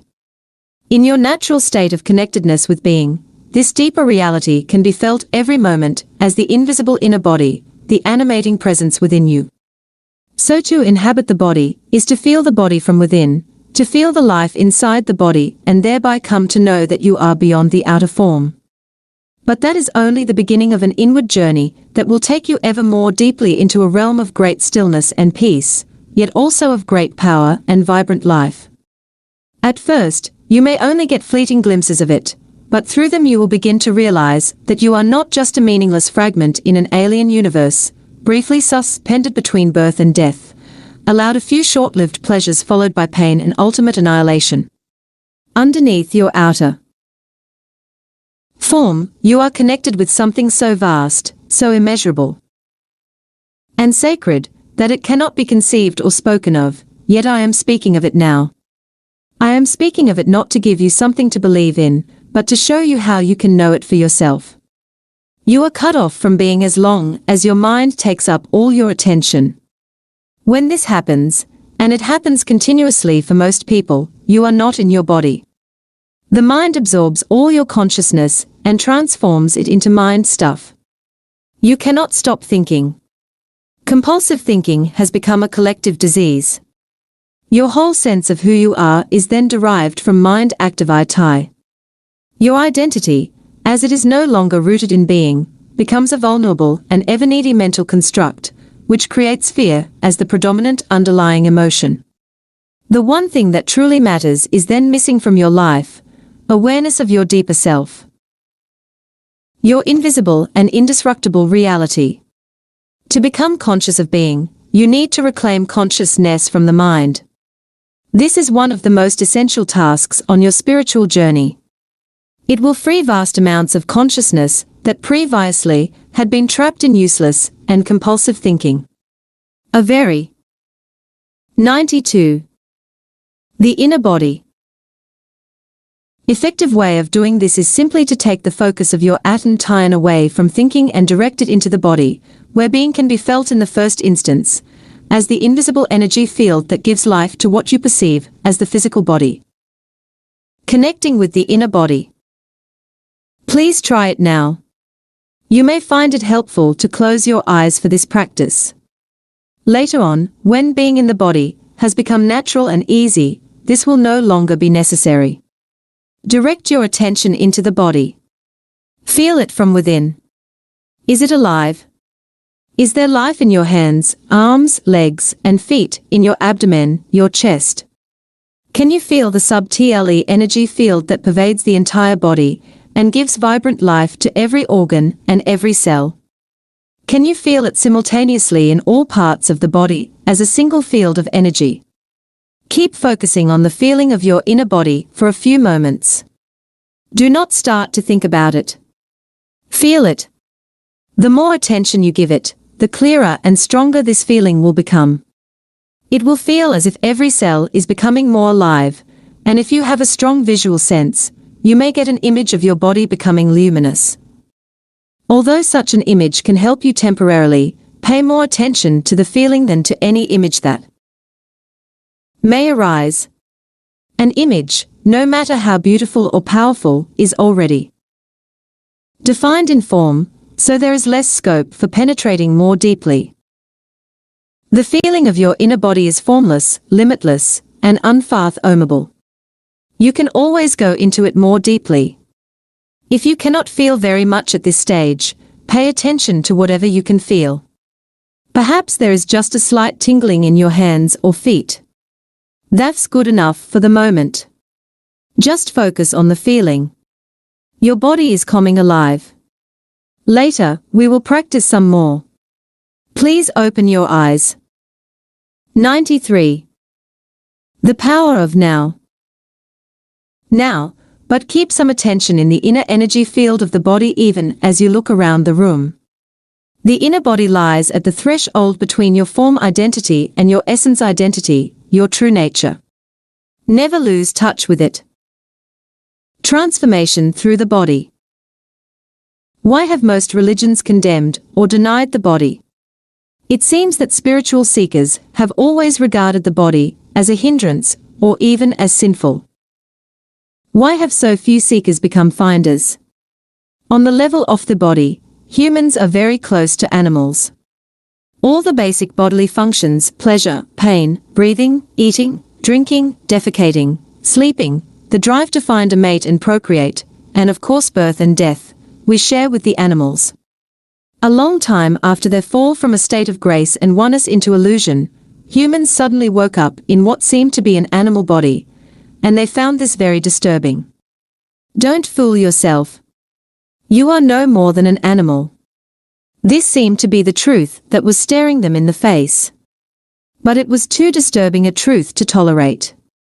Adam and Eve saw that they were naked, and they became afraid. Unconscious denial of their animal nature set in very quickly.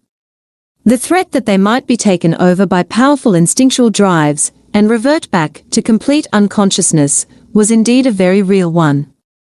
Shame and taboos appeared around certain parts of the body and bodily functions, especially sexuality. The light of their consciousness was not yet strong enough to make friends with their animal nature, to allow it to be and even enjoy that aspect of themselves, let alone to go deeply into it to find the divine hidden within it, the reality within the illusion. So, 94. The inner body. They did what they had to do. They began to disassociate from their body. They now saw themselves as having a body, rather than just being it. When religions arose, this disassociation became even more pronounced as the "you are not your body" belief. Countless people in East and West throughout the ages have tried to find God, salvation, or enlightenment through denial of the body. This took the form of denial of sense pleasures and of sexuality in particular, fasting, and other ascetic practices. They even inflicted pain on the body in an attempt to weaken or punish it because they regarded it as sinful. In Christianity, this used to be called mortification of the flesh. Others tried to escape from the body by entering trance states or seeking out of the body experiences. Many still do. Even the Buddha is said to have practiced body denial through fasting and extreme forms of asceticism for 6 years, but he did not attain enlightenment until after he had given up this practice. The fact is that no one has ever become enlightened through denying or fighting the body, or through an out-of-the-body experience. Although such an experience can be fascinating, and can give you a glimpse of the state of liberation from the material form, in the end you will always have to return to the body, where the essential work of transformation takes place. Transformation is through the body, not away from it. This is why no true master has ever advocated fighting or leaving the body, although their mind-based followers often have.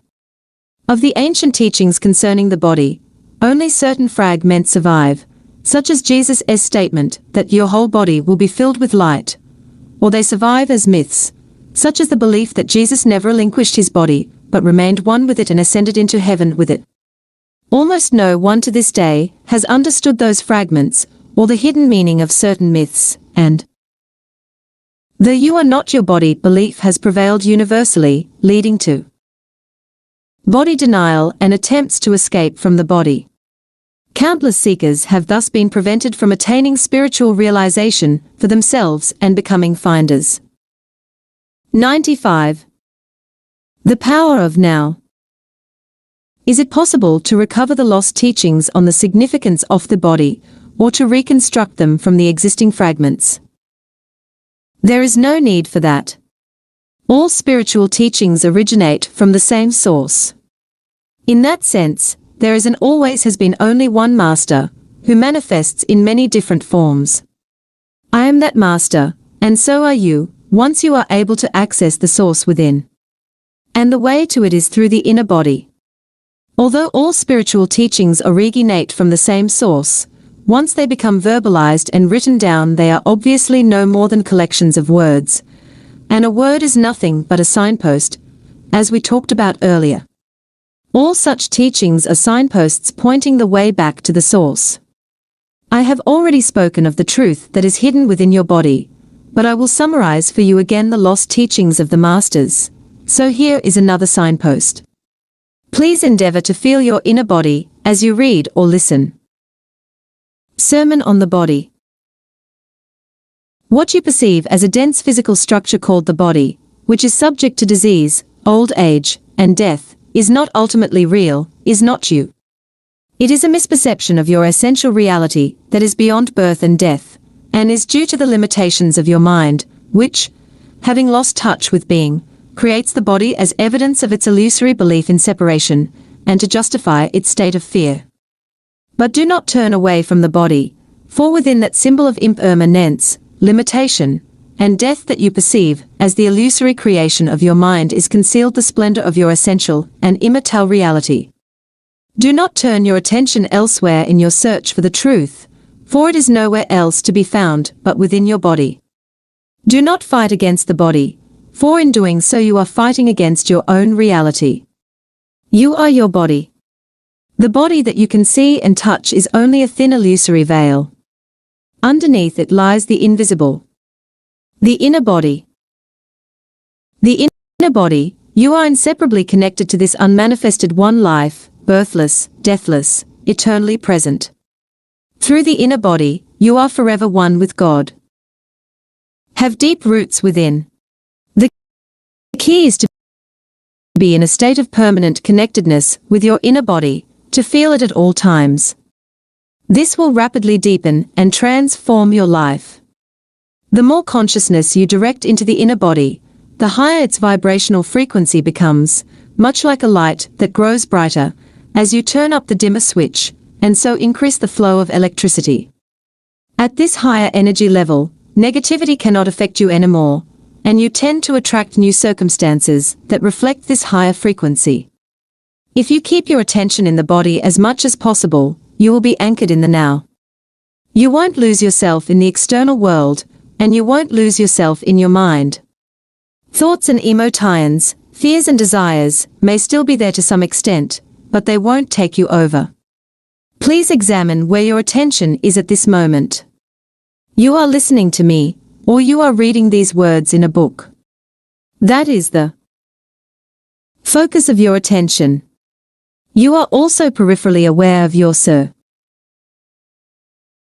surroundings, other people, and so on.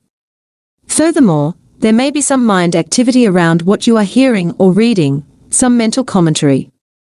Yet there is no need for any of this to absorb all your attention. See if you can be in touch with your inner body at the same time. Keep some of your attention within. Don't let it all flow out. Feel your whole body from within, as a single field of energy. It is almost as if you were listening or reading with your whole body. Let this be your practice in the days and weeks to come. 97. The power of now. Do not give all your attention away to the mind and the external world.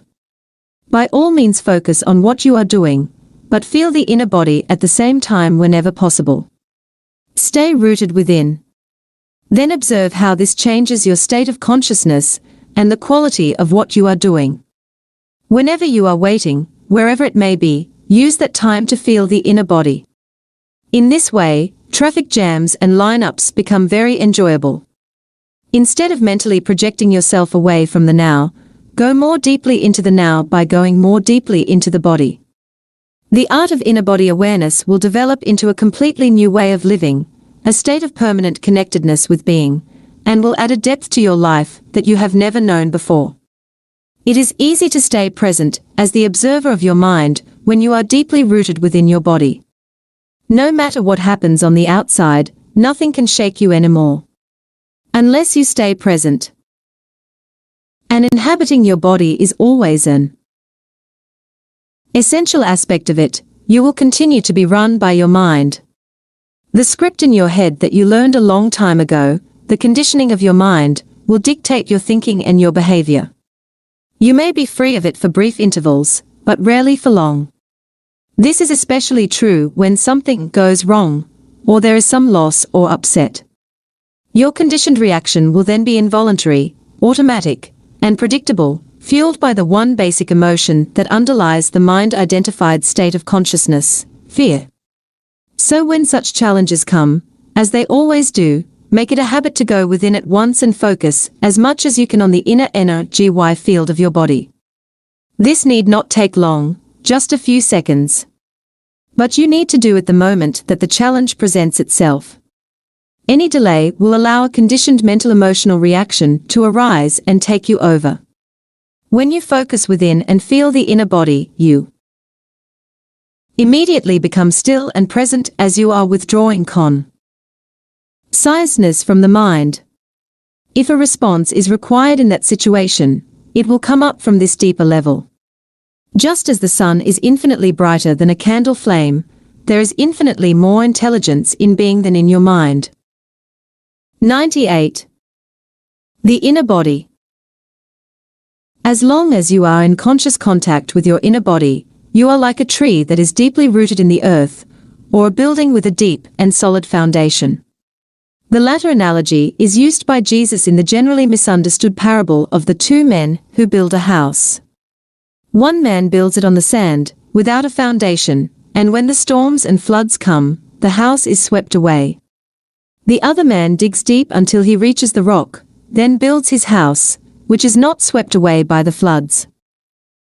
Before you enter the body, forgive. I felt very uncomfortable when I tried to put my attention on the inner body. There was a feeling of agitation and some nausea. So I haven't been able to experience what you are talking about. What you felt was a lingering emotion that you were probably unaware of, until you started putting some attention into the body. Unless you first give it some attention, the emotion will prevent you from gaining access to the inner body, which lies at a deeper level underneath it. Attention does not mean that you start thinking about it. It means to just observe the emotion, to feel it fully, and so to acknowledge and accept it as it is. Some emotions are easily identified: anger, fear, grief, and so on. Others may be much harder to label. They may just be vague feelings of unease, heaviness, or constriction, halfway between an emotion and a physical sensation. In any case, what matters is not whether you can attach a mental label to it, but whether you can bring the feeling of it into awareness, as much as possible. Attention is the key to transformation, and full attention also implies acceptance. Attention is like a beam of light, the focused power of your consciousness that transmutes everything into itself. In a fully functional organism, an emotion has a very short lifespan. It is like a momentary ripple, or wave on the surface of your being. When you are not in your body, however, an emotion can survive inside you for days or weeks, or join with other emotions of a similar frequency that have merged and become the pain. 99. Survive inside you for days or weeks, or join with other emotions of a similar frequency that have merged and become the pain. 99. The power of now. Body, a parasite that can live inside you for years, feed on your energy, lead to physical illness, and make your life miserable. See Chapter 2. So place your attention on feeling the emotion, and check whether your mind is holding on to a grievance pattern such as blame, self-pity, or resentment that is feeding the emotion. If that is the case, it means that you haven't forgiven. Non-forgiveness is often toward another person or yourself, but it may just as well be toward any situation or condition, past, present or future, that your mind refuses to accept.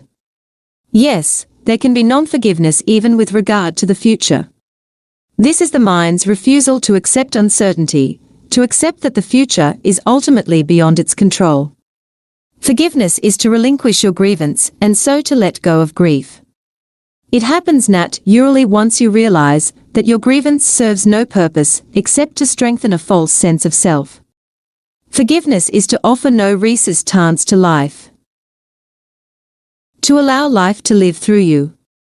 The alternatives are pain and suffering, a greatly restricted flow of life energy, and in many cases physical disease. The moment you truly forgive, you have reclaimed your power from the mind. Non-forgiveness is the very nature of the mind, just as the mind-made false self, the ego, cannot survive without strife and conflict. The mind cannot forgive. Only you can. You become present, you enter your body, you feel the vibrant peace and stillness that emanate from being. That is why Jesus said, before you enter the temple, forgive. Your link with the unmanifested. What is the relationship between presence and the inner body? 100. The inner body. Presence is pure consciousness, consciousness that has been reclaimed from the mind, from the world of form. The inner body is your link with the unmanifested, and in its deepest aspect is the unmanifested, the source from which consciousness emanates, as light emanates from the sun. Awareness of the inner body is consciousness remembering its origin and returning to the source. Is the unmanifested the same as being? Yes. The word unmanifested attempts, by way of negation, to express that which cannot be spoken, thought or imagined. It points to what it is by saying what it is not. Being, on the other hand, is a positive term. Please don't get attached to either of these words or start believing in them. They are no more than signposts. You said that presence is consciousness that has been reclaimed from the mind. Who does the reclaiming? You do. But since in your essence you are consciousness, we might as well say that it is an awakening of consciousness from the dream of form. This does not mean that your own form will instantly vanish in an explosion of light. You can continue in your present form yet be aware of the formless and deathless deep within you. I must admit that this is way beyond my comprehension, and yet on some deeper level I seem to know what you are talking about. It's more like a feeling than anything else. Am I deceiving myself? No, you are not. Feeling will get you closer to the truth of who you are than thinking. I cannot tell you anything that deep within you don't already know.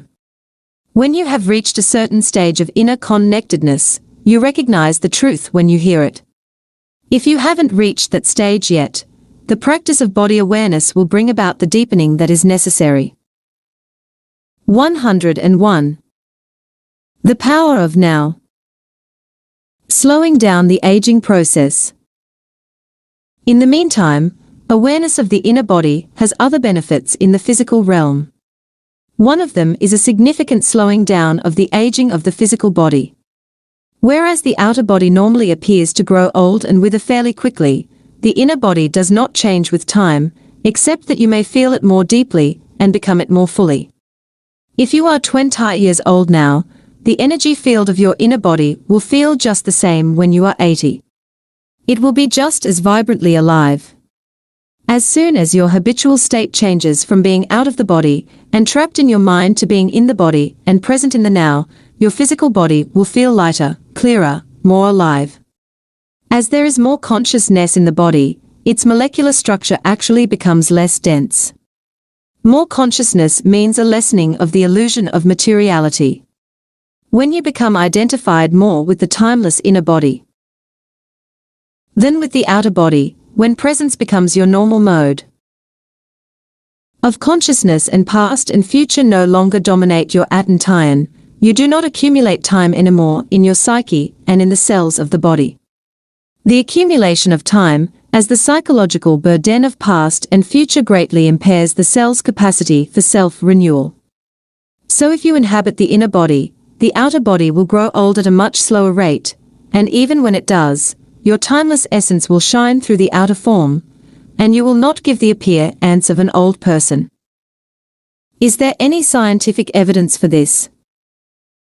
Try it out and you will hear the evidence. Strengthening the immune system. Another benefit of this practice in the physical realm is a great strengthening of the immune system, which occurs when you inhabit. 102. The inner body. The body. The more consciousness you bring into the body, the stronger the immune system becomes. It is as if every cell awakens and rejoices. The body loves your attention. It is also a potent form of self-healing.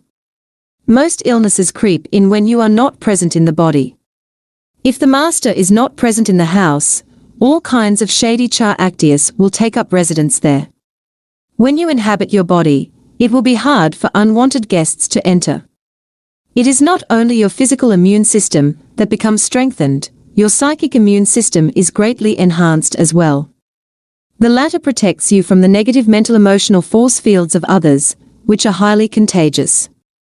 Inhabiting the body protects you not by putting up a shield, but by raising the frequency vibration of your total energy field, so that anything that vibrates at a lower frequency, such as fear, anger, depression, and so on, now exists in what is virtually a different order of reality. It doesn't enter your field of consciousness anymore, or if it does, you don't need to offer any resistance to it because it passes right through you. Please don't just accept or reject what I am saying. Put it to the test. There is a simple but powerful self-healing meditation that you can do whenever you feel the need to boost your immune system.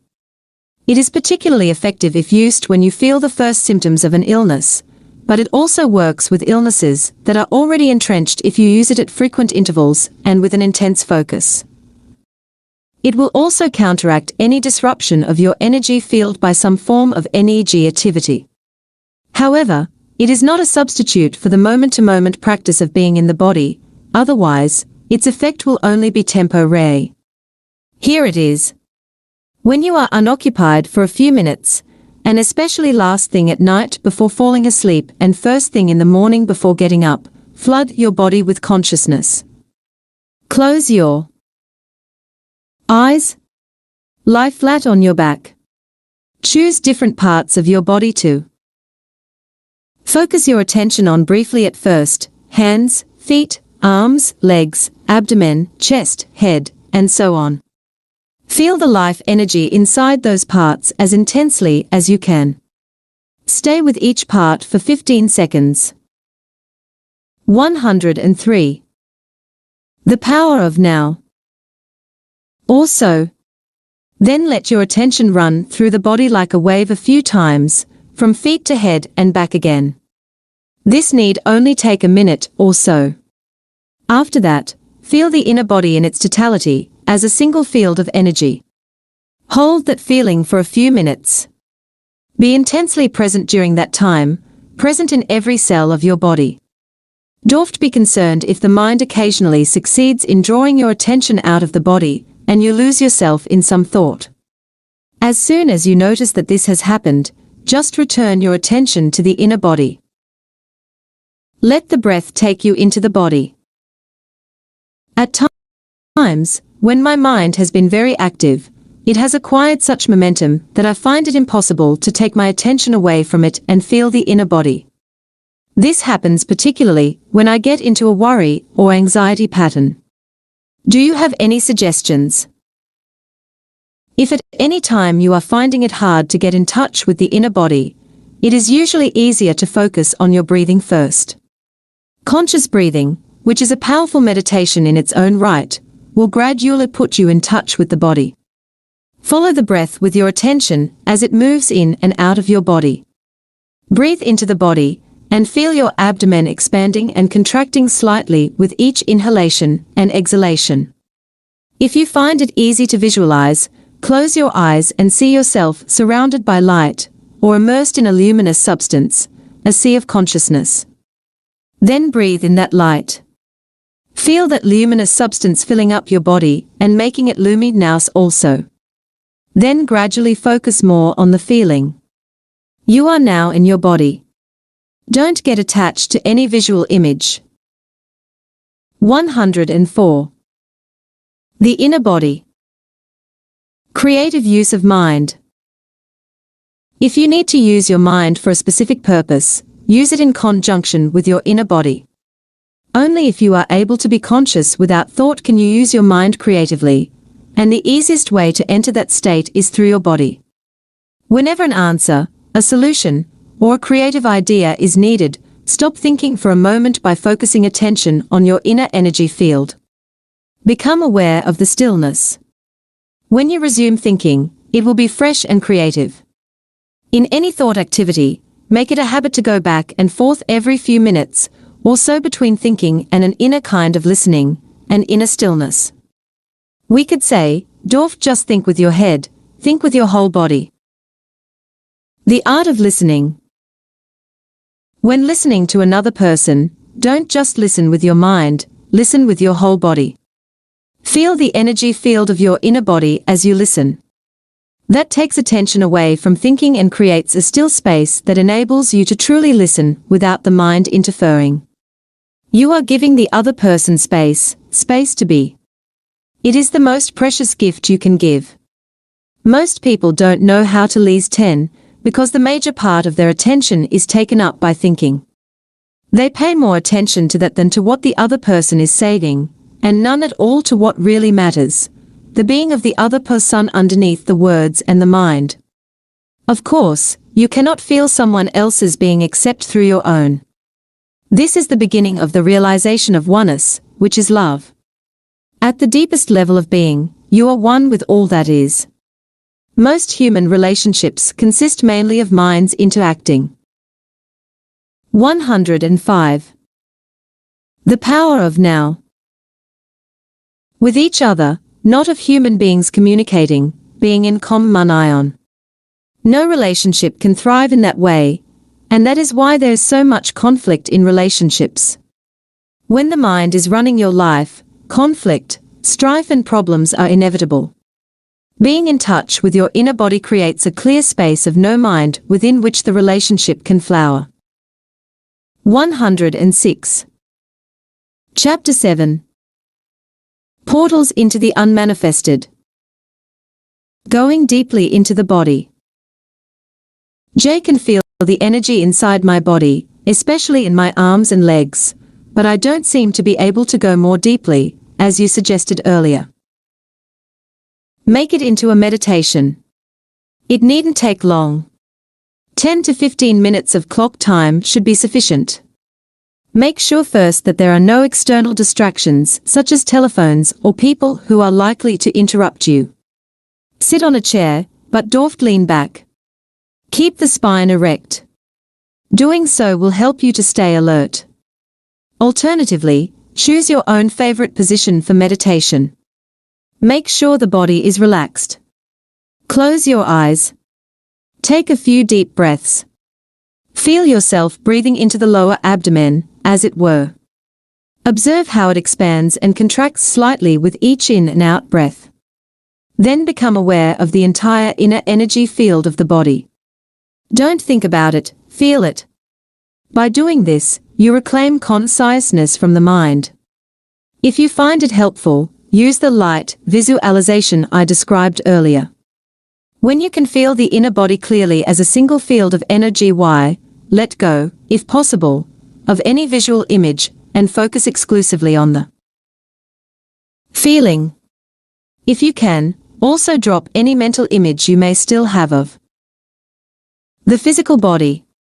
All that is left then is an all-encompassing sense of presence or beingness, and the inner body is felt to be without a boundary.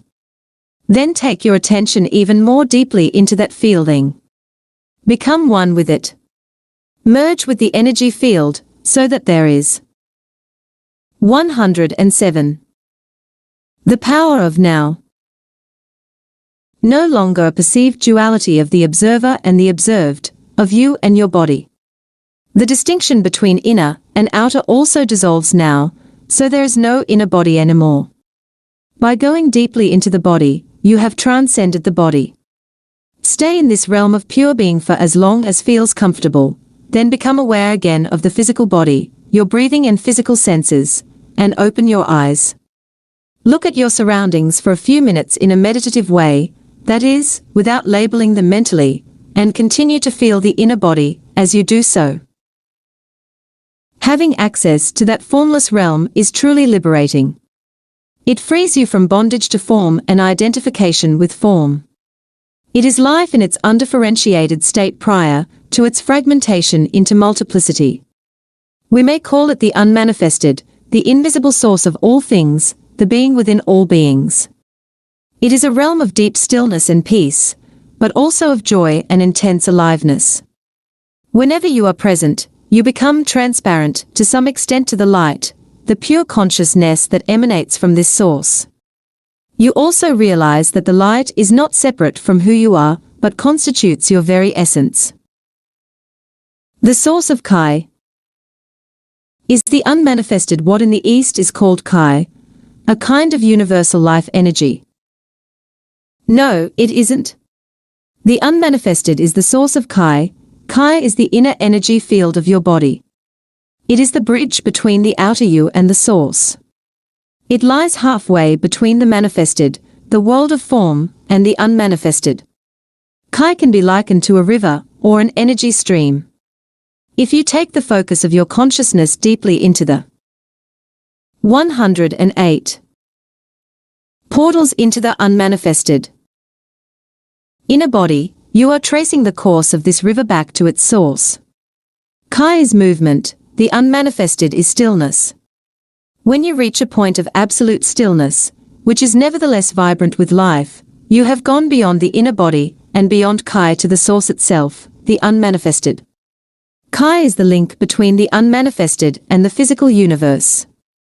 So if you take your attention deeply into the inner body, you may reach this point, this singularity, where the world dissolves into the unmanifested and the unmanifested takes on form as the energy stream of Kai, which then becomes the world.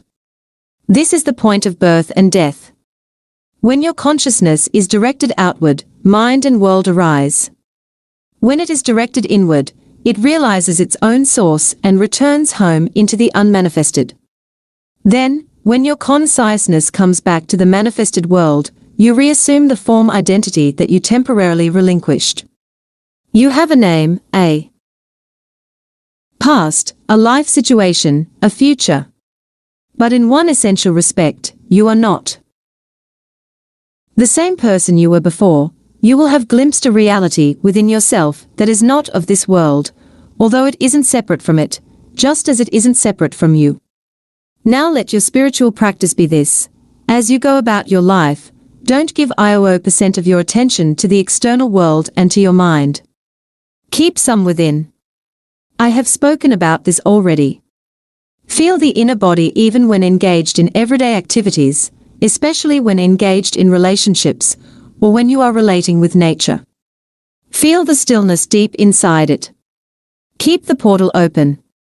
It is quite possible to be conscious of the unmanifested throughout your life. You feel it as a deep sense of peace somewhere in the background, a stillness that never leaves you, no matter what happens out here. You become a bridge between the unmanifested and the manifested, between God and the world. This is the state of connectedness with the source that we call enlightenment. Don't get the impression that the unmanifested is separate from the manifested. How could it be? It is the life within every form, the inner essence of all that exists. It pervades this world. Let me explain. 109. The power of now. Dreamless sleep. You take a journey into the unmanifested every night, when you enter the phase of deep dreamless sleep. You merge with the source.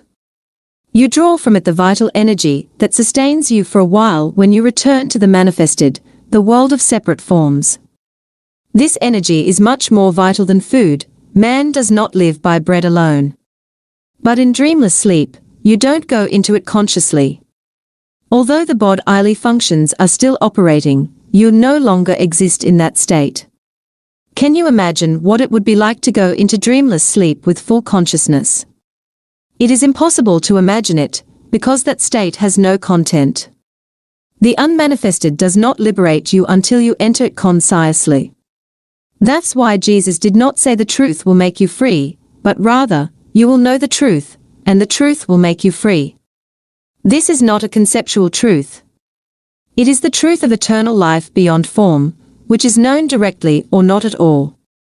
But don't attempt to stay conscious in dreamless sleep. It is highly unlikely that you will succeed. At most, you may remain conscious during the dream phase, but not beyond that.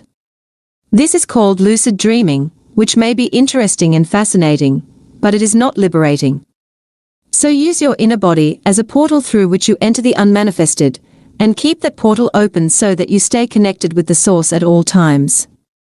It makes no difference, as far as the inner body is concerned, whether your outer physical body is old or young, frail or strong. The inner body is timeless.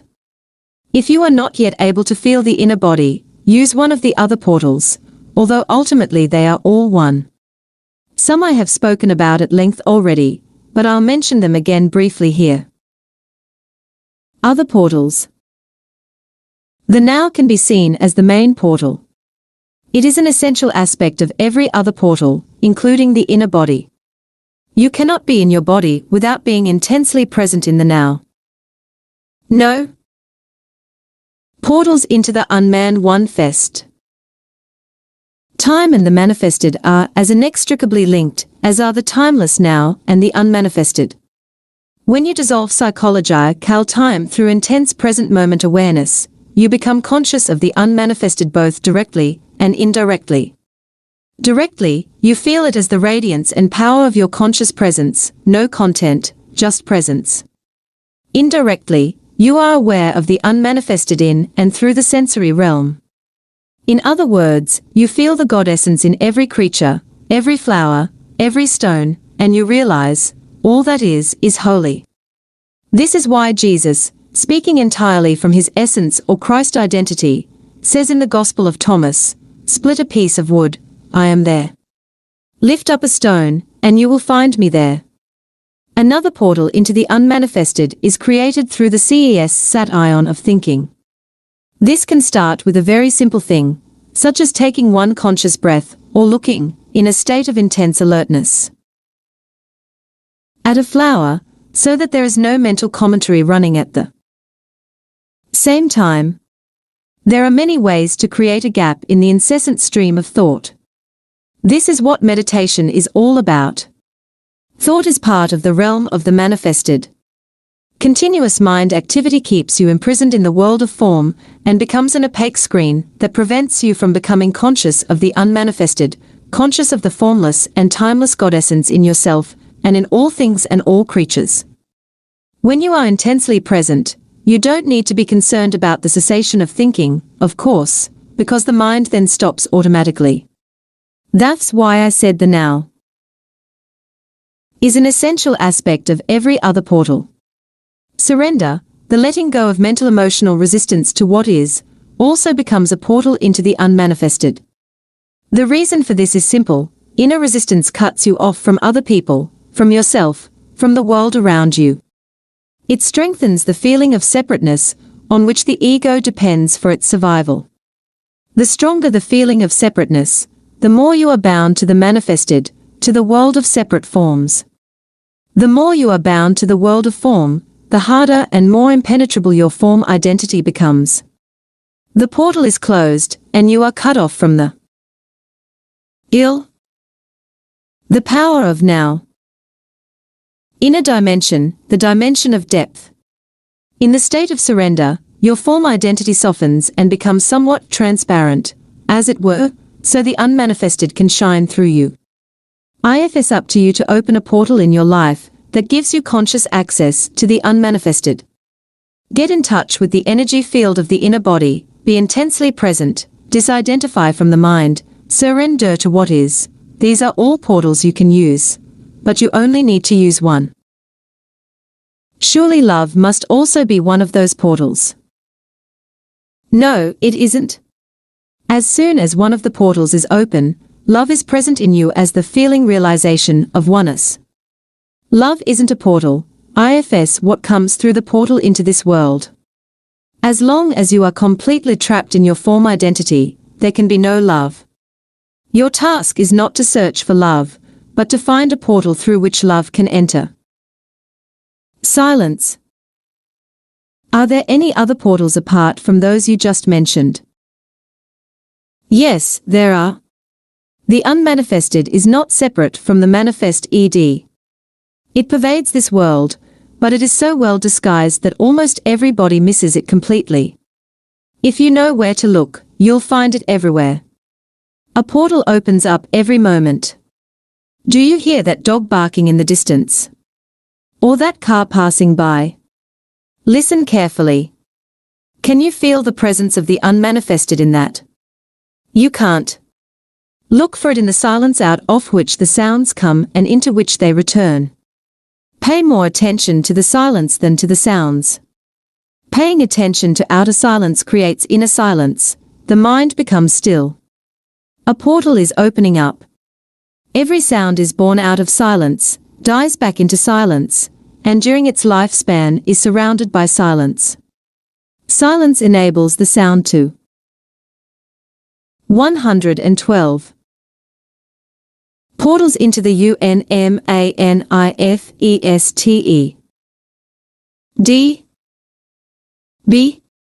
It is an intrinsic, but unmanifested part of every sound, every musical note, every song, every word.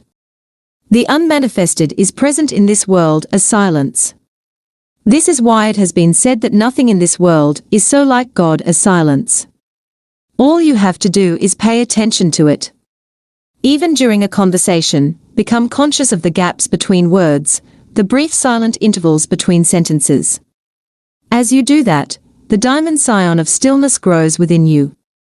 You cannot pay attention to silence without simultaneously becoming still within. Silence without, stillness within. You have entered the unmanifested. Space. Just as no sound can exist without silence, nothing can exist without no thing, without the empty space that enables it to be.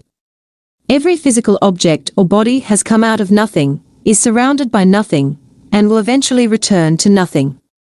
Not only that, but even inside every physical body there is far more nothing than something. Physicists tell us that the solidity of matter is an illusion. Even seemingly solid matter, including your physical body, is nearly %, empty space. So vast are the distances between the atoms compared to their size. What is more, even inside every atom there is mostly empty space. What is left is more like a vibrational frequency than particles of solid matter, more like a musical note. Buddhists have known that for over 2,500 years. Form is emptiness, emptiness is form, states the Heart Sutra, one of the best-known ancient Buddhist texts. The essence of all things is emptiness. The unmanifested is not only present in this world as silence, it also pervades the entire physical universe as space, from within and without. This is just as easy to miss as silence. Everybody pays attention to the things in space, but who pays attention to space itself? You seem to be implying that emptiness, or nothing, is not just nothing, that there is some mysterious quality to it. What is this nothing? 113. The power of now. You cannot ask such a question. Your mind is trying to make nothing into something. The moment you make it into something, you have missed it. Nothing, space, is the appearance of the unmanifested as an externalized phenomenon in a sense-perceived world. That's about as much as one can say about it, and even that is a kind of paradox. It cannot become an object of knowledge. You can't do a PhD on nothing.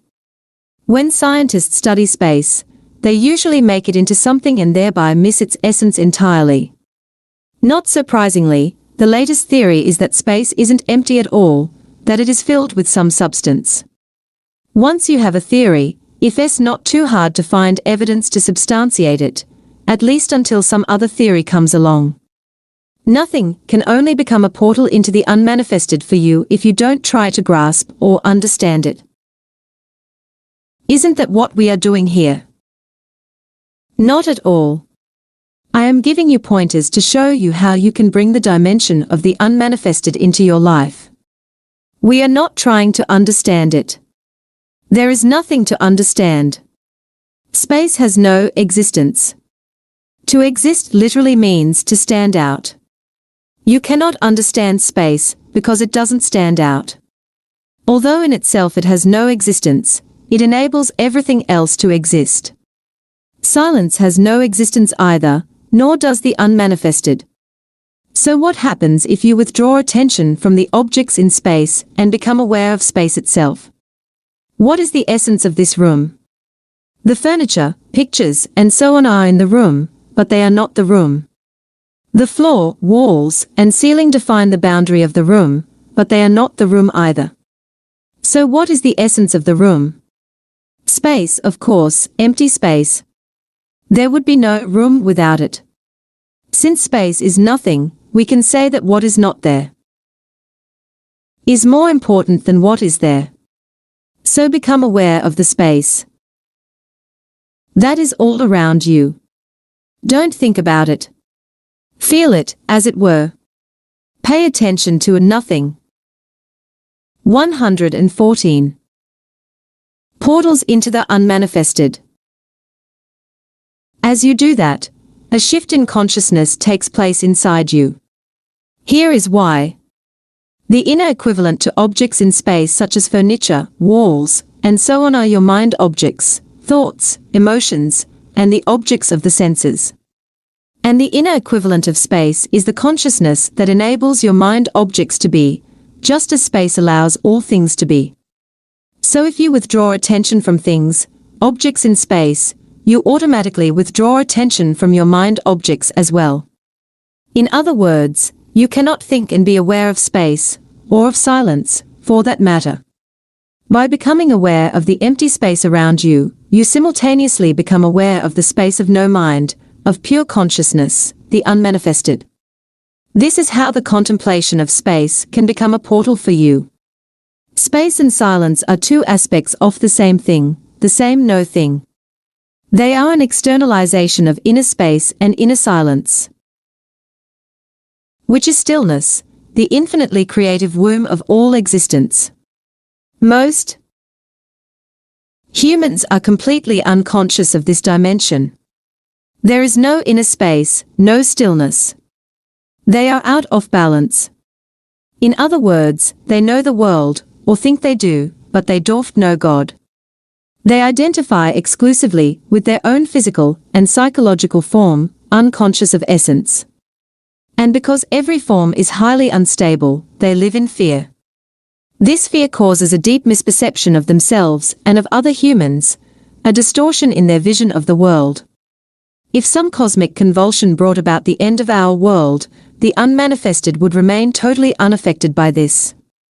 A Course in Miracles expresses this truth poignantly: nothing real can be threatened. Nothing unreal exists. Herein lies the peace of God. If you remain in conscious connection with the unmanifested, you value, love, and deeply respect the manifested and every life form in it as an expression of the one life beyond form. You also know that every form is destined to dissolve again, and that ultimately nothing out here matters all that much. You have overcome the world, in the words of Jesus, or, as the Buddha put it, you have crossed over to the other shore. 115. The power of now. The true nature of space and time. Now consider this: if there were nothing but silence, it wouldn't exist for you, you wouldn't know what it is. Only when sound appears does silence come into being. Similarly, if there were only space without any objects in space, it wouldn't exist for you. Imagine yourself as a point of consciousness floating in the vastness of space, no stars, no galaxies, just emptiness. Suddenly, space wouldn't be vast anymore, it would not be there at all. There would be no speed, no movement from here to there. At least 2 points of reference are needed for distance and space to come into being. Space comes into being the moment the one becomes two, and as two become the 10,000 things. As Lao Tse calls the manifested world, space becomes more and more vast. So world and space arise simultaneously. Nothing could be without space, yet space is nothing. Before the universe came into being, before the Big Bang, if you like, there Wasn't a vast empty space waiting to be filled. There was no space as. There was no thing. There was only the unmanifested, the One. When the One became the 10,000 things, suddenly space seemed to be there and enabled the many to be. Where did it come from? Was it created by God to accommodate the universe? Of course not.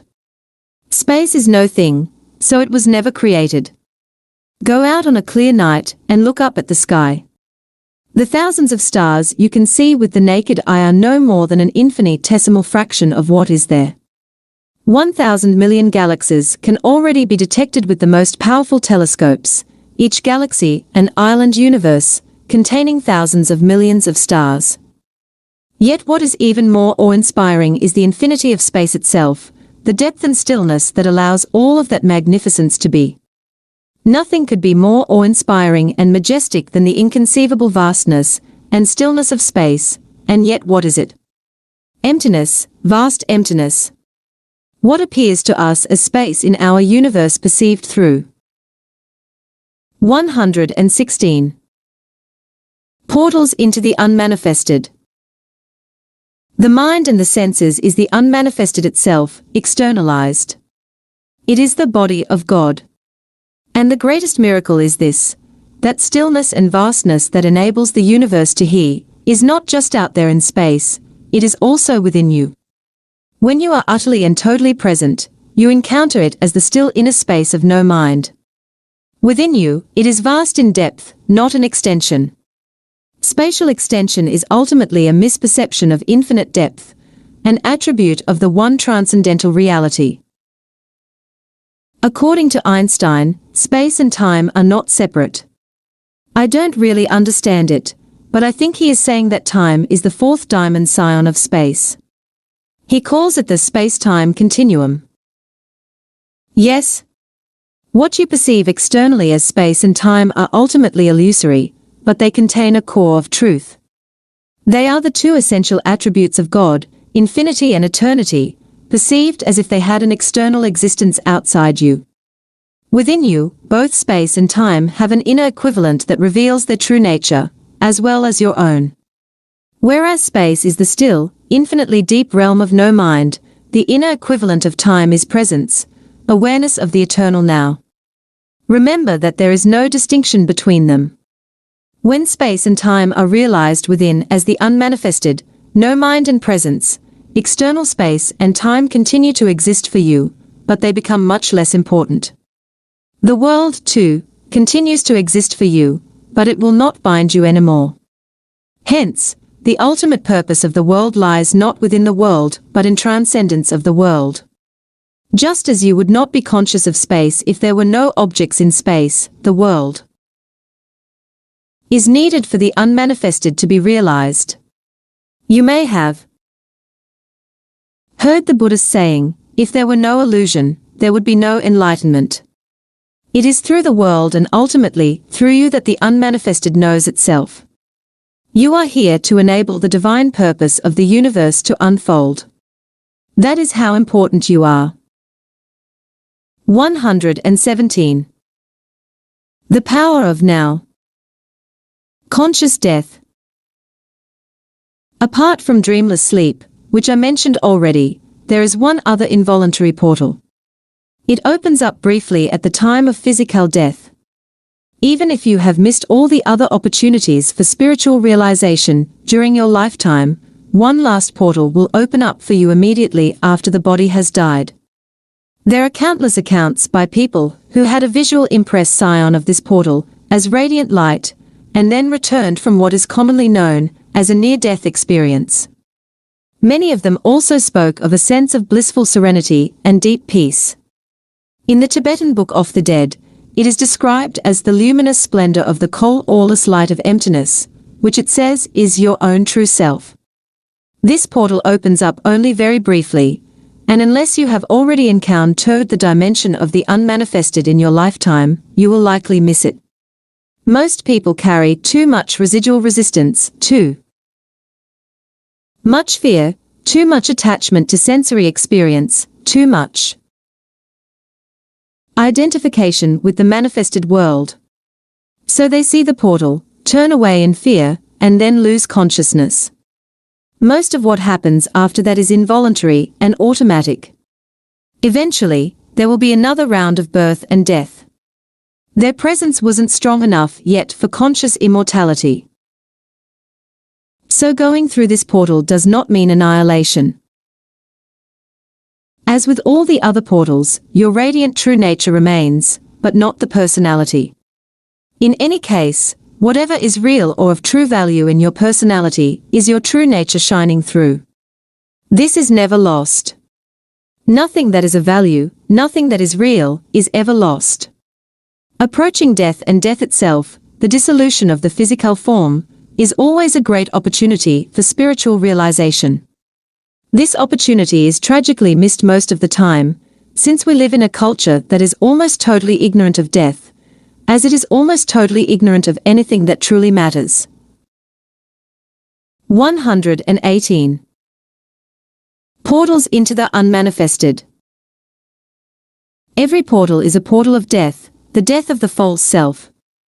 When you go through it, you cease to derive your identity from your psychological, mind-made form. You then realize that death is an illusion, just as your identification with form was an illusion. The end of illusion, that's all that death is. It is painful only as long as you cling to illusion. 119. Chapter 8. Enlightened. Relationships. Enter the now from wherever you are. Jay always thought that true enlightenment is not possible except through love in a relationship between a man and a woman.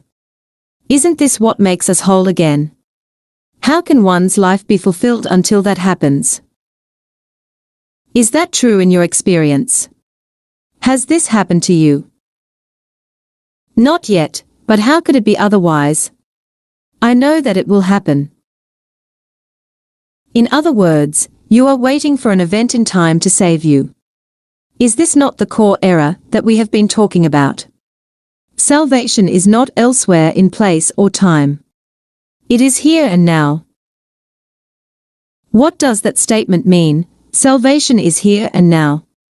I don't understand it. I don't even know what salvation means. Most people pursue physical pleasures, or various forms of psychological gratification, because they believe that those things will make them happy or free them from a feeling of fear or lack. Happiness may be perceived as a heightened sense of aliveness attained through physical pleasure, or a more secure and more complete sense of self attained through some form of psychological gratification. This is the search for salvation from a state of unsatisfactoriness or insufficiency. Invariably, any satisfaction that they obtain is short-lived, so die. 121. The power of now. Condition of satisfaction, or fulfillment, is usually projected once again onto an imaginary point away from the here and now. When I obtain this or am free of that, then I will be okay. This is the unconscious mindset that creates the illusion of salvation in the future. True salvation is fulfillment, peace, life in all its fullness.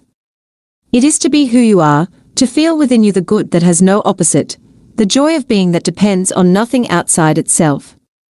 It is felt not as a passing experience, but as an abiding presence. In theistic language, it is to know God, not as something outside you, but as your own innermost essence. True salvation is to know yourself as an inseparable part of the timeless and formless one life from which all that exists derives its being.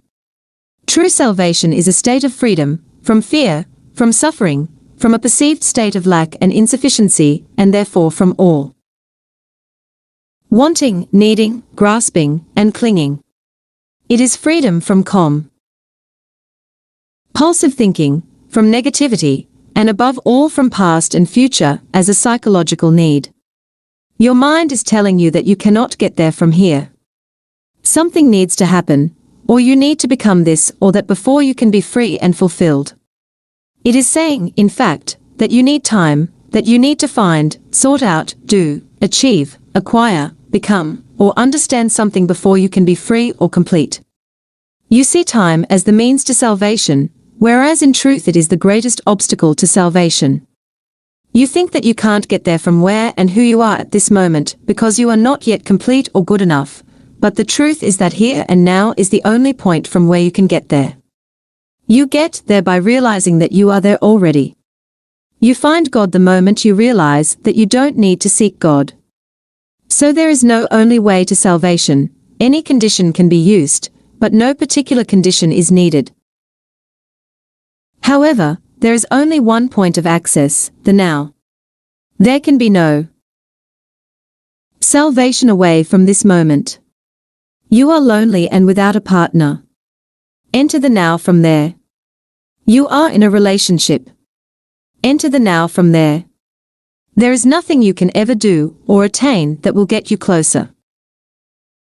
122. Enlightened relationships. To salvation than it is at this moment. This may be hard to grasp for a mind accustomed to thinking that everything worthwhile is in the future. Nor can anything that you ever did, or that was done to you in the past prevent you from saying yes to what is and taking your attention deeply into the now. You cannot do this in the future. You do it now or not at all. Love or hate relationships.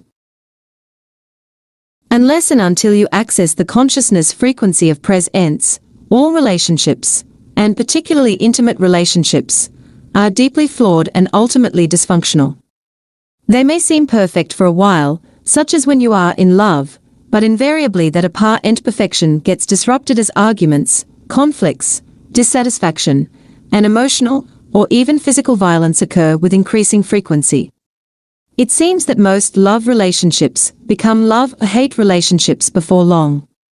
Love can then turn into savage attack, feelings of hostility, or complete withdrawal of affection at the flick of a switch. This is considered normal.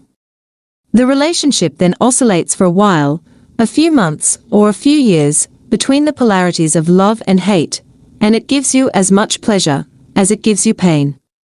It is not uncommon for couples to become addicted to those cycles. Their drama makes them feel alive. When a balance between the positive and negative polarities is lost and the negative, destructive cycles occur with increasing frequency and intensity, which tends to happen sooner or later, then it will not be long before the relationship finally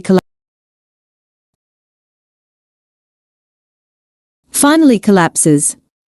It may appear that if you could only eliminate the negative or destructive cycles, then all would be well and the relationship would flower beautifully, but alas, this is not possible.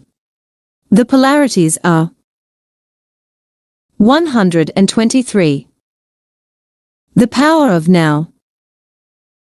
Mutually interdependent. You cannot have one without the other. The positive already contains within itself the as yet unmanifested negative. Both are in fact different aspects of the same dysfunction. I am speaking here of what is commonly called romantic relationships, not of true love, which has no opposite because it arises from beyond the mind. Love as a continuous state is as yet very rare as conscious human beings. Brief and elusive glimpses of love, however, are possible whenever there is a gap in the stream of mind. The negative side of a relationship is, of course, more easily recognizable as dysfunctional than the positive one. And it is also easier to recognize the source of negativity in your partner than to see it in yourself. It can manifest in many forms: possessiveness, jealousy, control, withdrawal and unspoken resentment, the need to be right, insensitivity and self-absorption, emotional demands and manipulation. The urge to argue, criticize, judge, blame, or attack, anger. Unconscious revenge for past pain inflicted by a parent, rage and physical violence. On the positive side, you are in love with your partner. This is at first a deeply satisfying state. You feel intensely alive. Your ex's tense has suddenly become meaningful because someone needs you, wants you, and makes you feel special, and you do the same for him or her. When you are together, you feel whole. The feeling can become so intense that the rest of the world fades into insignificance. However, you may also have noticed that there is a neediness and a clinging quality to that intensity.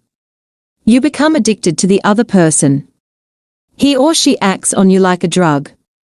You are on a high when the drug is available, but even the possibility, or the thought that he or she might no longer be there for you can lead to jealousy, possessiveness, attempts at manipulation through emotional blackmail, blaming and accusing, fear of loss. If the other person does leave you, this can give rise to the most intense hostility, or the most profound grief and despair.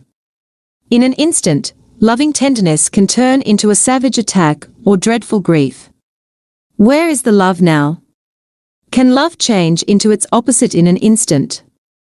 Was it love in the first place, or just an addictive grasping and clinging? 124. Enlightened relationships. Addiction and the search for wholeness. Why should we become addicted to another person? The reason why the romantic love relationship is such an intense and universally sought-after experience is that it seems to offer liberation from a deep-seated state of fear, need, lack, and incompleteness that is part of the human condition in its unredeemed and unenlightened state. There is a physical, as well as a psychological dimension to this state. On the physical level, you are obviously not whole, nor will you ever be. You are either a man or a woman, which is to say, one half of the whole. On this level, the longing for wholeness, the return to oneness, manifests as male-female attraction, man's need for a woman, woman's need for a man. It is an almost irresistible urge for union with the opposite energy polarity. The root of this physical urge is a spiritual one, the longing for an end to duality, a return to the state of wholeness. Sexual union is the closest you can get to this state on the physical level. This is why it is the most deeply satisfying exp. Rience the physical realm can offer. But sexual union is no more than a fleeting glimpse of wholeness, an instant of bliss. As long as it is unconsciously sought as a means of salvation, you are seeking the end of duality on the level of form, where it cannot be found. You are given a tantalizing glimpse of heaven, but you are not allowed to dwell there, and find yourself again in a separate body.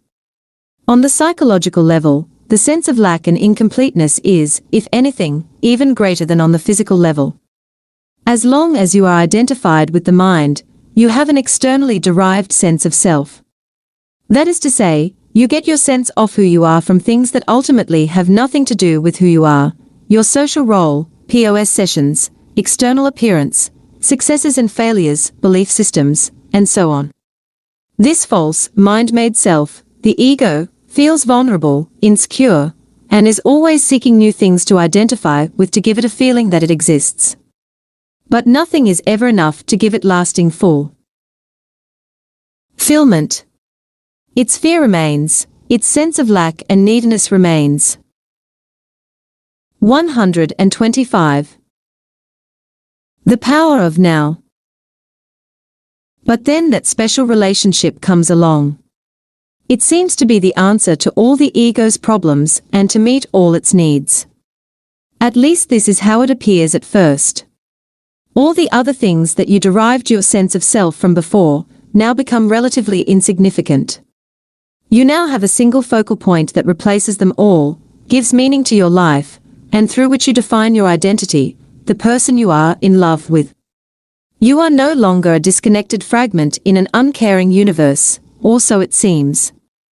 Your world now has a center, the loved one.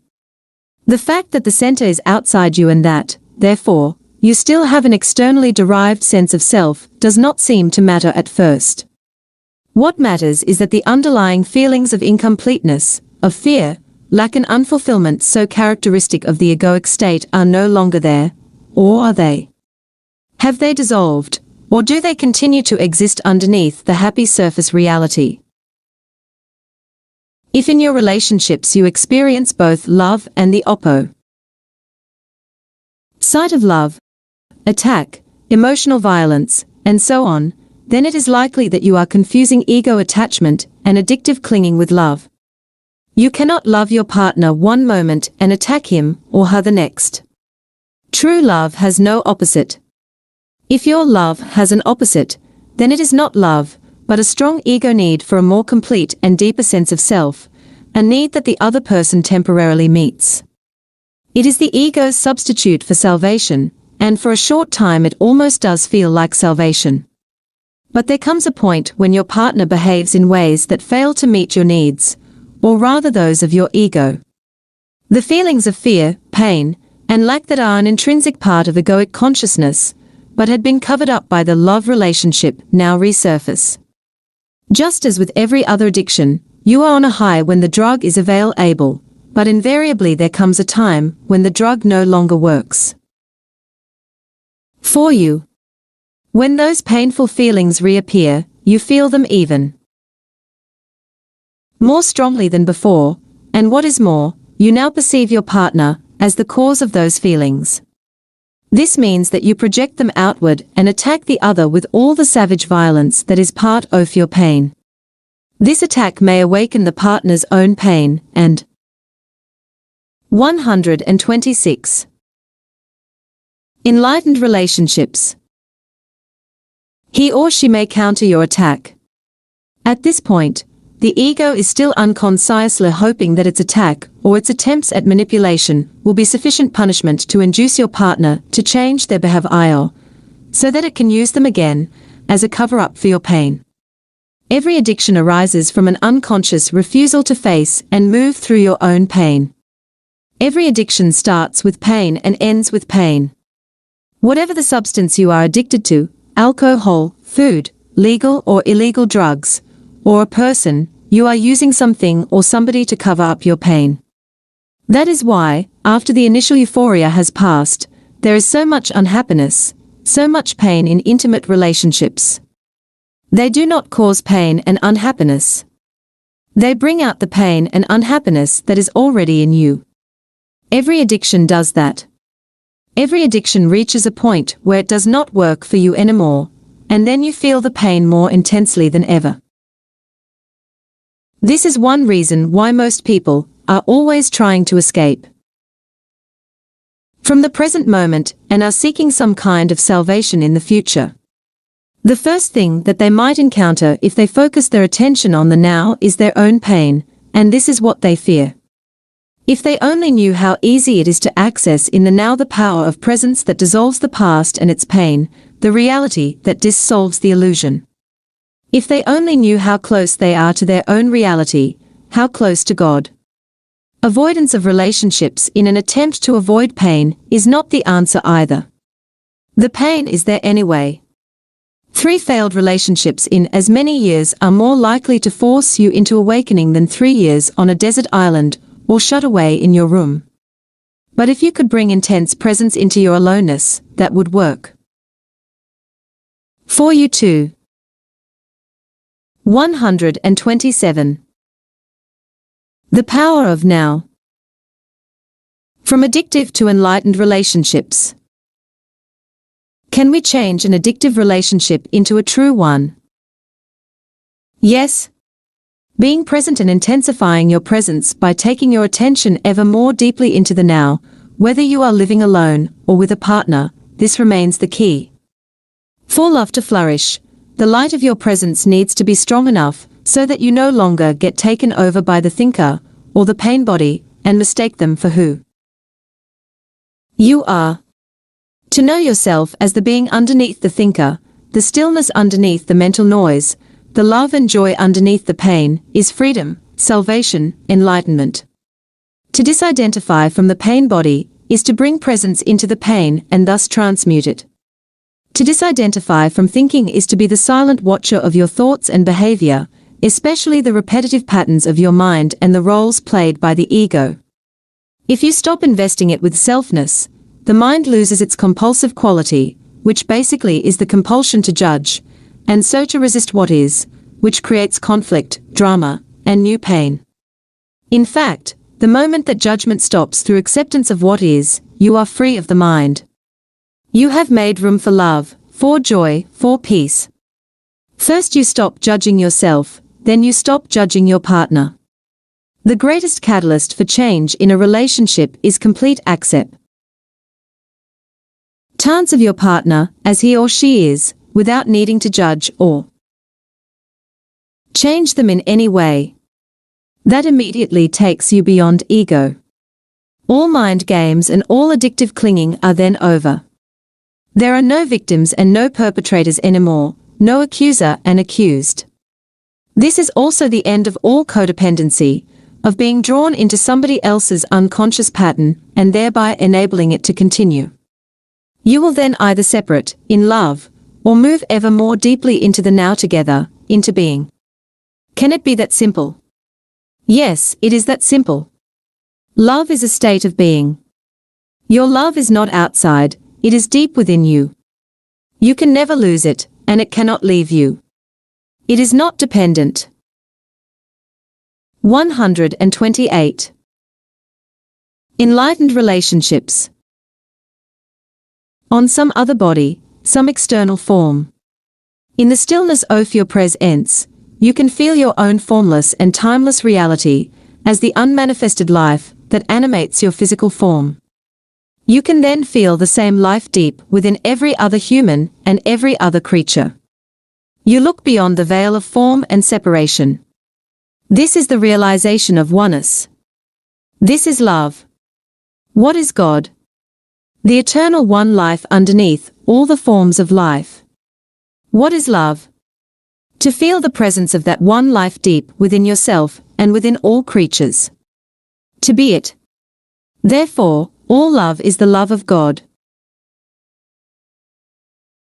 Love is not selective, just as the light of the sun is not selective. It does not make one person special. It is not exclusive.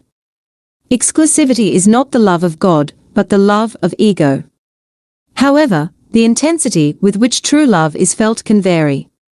There may be one person who reflects your love back to you more clearly and more intensely than others, and if that person feels the same toward you, it can be said that you are in a love relationship with him or her. The bond that connects you with that person is the same bond that connects you with the person sitting next to you on a bus, or with a bird, a tree, a flower. Only the degree of intensity with which it is felt differs. Even in an otherwise addictive relationship, there may be moments when something more real shines through, something beyond your mutual addictive needs. These are moments when both your and your partner's mind briefly subside and the pain body is temporarily in a dormant state. This may sometimes happen during physical intimacy, or when you are both witnessing the miracle of childbirth, or in the presence of death, or when one of you is seriously ill, anything that renders the mind powerless. When this happens, your being, which is usually buried underneath the mind. 129. The power of now becomes revealed, and it is this that makes true communication possible. True communication is communion, the realization of oneness, which is love. Usually, this is quickly lost again, unless you are able to stay present enough to keep out the mind and its old patterns. As soon as the mind and mind identification return, you are no longer yourself, but a mental image of yourself, and you start playing games and roles again to get your ego needs met. You are a human mind again, pretending to be a human being, interacting with another mind, playing a drama called love. Although brief glimpses are possible, love cannot flourish unless you are permanently free of mind identification, and your presence is intense enough to have dissolved the pain body, or you can at least remain present as the watcher. The pain body cannot then take you over, and so become destructive of love. Relationships as spiritual practice. As the egoic mode of consciousness and all the social, political, and economic structures that it created enter the final stage of collapse, the relationships between men and women reflect the deep state of crisis in which humanity now finds itself. As humans have become increasingly identified with their mind, most relationships are not rooted in being and so turn into a source of pain and become dominated by problems and conflict. Millions are now living alone or as single parents, unable to establish an intimate relationship or unwilling to repeat the insane drama of past relationships. Others go from one relationship to another, from one pleasure and pain cycle to another, in search of the elusive goal of fulfillment through union with the opposite energy polarity. Still others compromise and continue to be together in a dysfunctional relationship in which negativity prevails, for the sake of the children or security, through force of habit, fear of being alone, or some other mutually beneficial arrangement, or even through the 130. Enlightened relationships. Unconscious addiction to the excitement of emotional drama and pain. However, every crisis represents not only danger, but also opportunity. If relationships energize and magnify egoic mind patterns and activate the pain body, as they do at this time, why not accept this fact rather than try to escape from it? Why not cooperate with it instead of avoiding relationships or continuing to pursue the phantom of an ideal partner as an answer to your problems or a means of feeling fulfilled? The opportunity that is concealed within every crisis does not manifest until all the facts of any given situation are acknowledged and fully accepted. As long as you deny them, as long as you try to escape from them or wish that things were different, the window of opportunity does not open up, and you remain trapped inside that situation, which will remain the same or deteriorate further. With the acknowledgement and acceptance of the facts also comes a degree of freedom from them. For example, when you know there is disharmony and you hold that knowing, through your knowing a new factor has come in, and the disharmony cannot remain unchanged. When you know you are not at peace, your knowing creates a still space that surrounds your non-peace in a loving and tender embrace, and then transmutes your non-peace into peace. As far as inner transformation is concerned, there is nothing you can do about it. You cannot transform yourself, and you certainly cannot transform your partner or anybody else. All you can do is create a space for transformation to happen, for grace and love to enter. So whenever your relationship is not working, whenever it brings out the madness in you and in your partner, be glad. What was unconscious is being brought up to the light. It is an opportunity for solvitation. Every moment, hold the knowing of that moment, particularly. 131. The power of now. Of your inner state. If there is anger, know that there is anger. If there is jealousy, defensiveness, the urge to argue, the need to be right, an inner child demanding love and attention, or emotional pain of any kind, whatever it is, know the reality of that moment and hold the knowing. The relationship then becomes your sadhana, your spiritual practice. If you observe unconscious behavior in your partner, hold it in the loving embrace of your knowing so that you won't react. Unconsciousness and knowing cannot coexist for long, even if the knowing is only in the other person, and not in the one who is acting out the unconsciousness. The energy form that lies behind hostility and attack finds the presence of love absolutely intolerable. If you react at all to your partner's unconsciousness, you become unconscious yourself. But if you then remember to know your reaction, nothing is lost. Humanity is under great pressure to evolve because it is our only chance of survival as a race.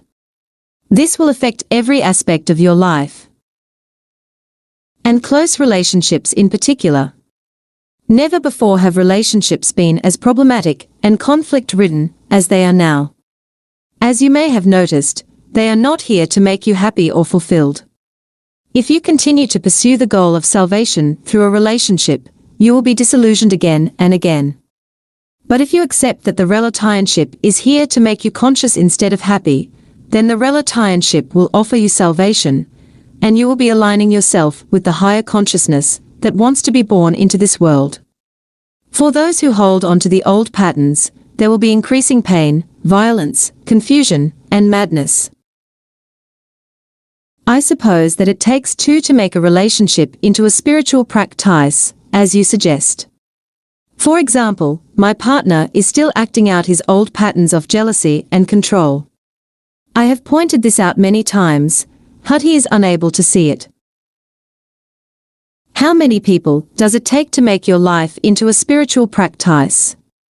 Never mind if your partner will not cooperate. Sanity, Con. 132. Enlightened relationships. Seriousness can only come into this world through you.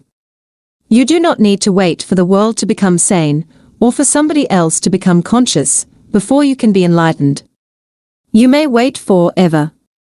Do not accuse each other of being unconscious. The moment you start to argue, you have identified with a mental position, and are now defending not only that position, but also your sense of self. The ego is in charge. You have become unconscious. At times, it may be appropriate to point out certain aspects of your partner's behavior. If you are very alert, very present, you can do so without ego involvement, without blaming, accusing, or making the other wrong. When your partner behaves unconsciously, relinquish all judgment. Judgment is either to confuse someone's unconscious behavior with who they are, or to project your own unconsciousness onto another person and mistake that for who they are. To relinquish judgment does not mean that you do not recognize dysfunction and unconsciousness when you see it. It means being the knowing rather than being the reaction and the judge. You will then either be totally free of reaction, or you may react and still be the knowing, the space in which the reaction is watched and allowed to be. Instead of fighting the darkness, you bring in the light. Instead of reacting to delusion, you see the delusion yet at the same time look through it. Being the knowing creates a clear space of flowing presence that allows all things and all people to be as they are. No greater catalyst for transformation exists. If you practice this, your partner cannot stay with you and remain unconscious. If you both agree that the relationship will be your spiritual practice, so much the better.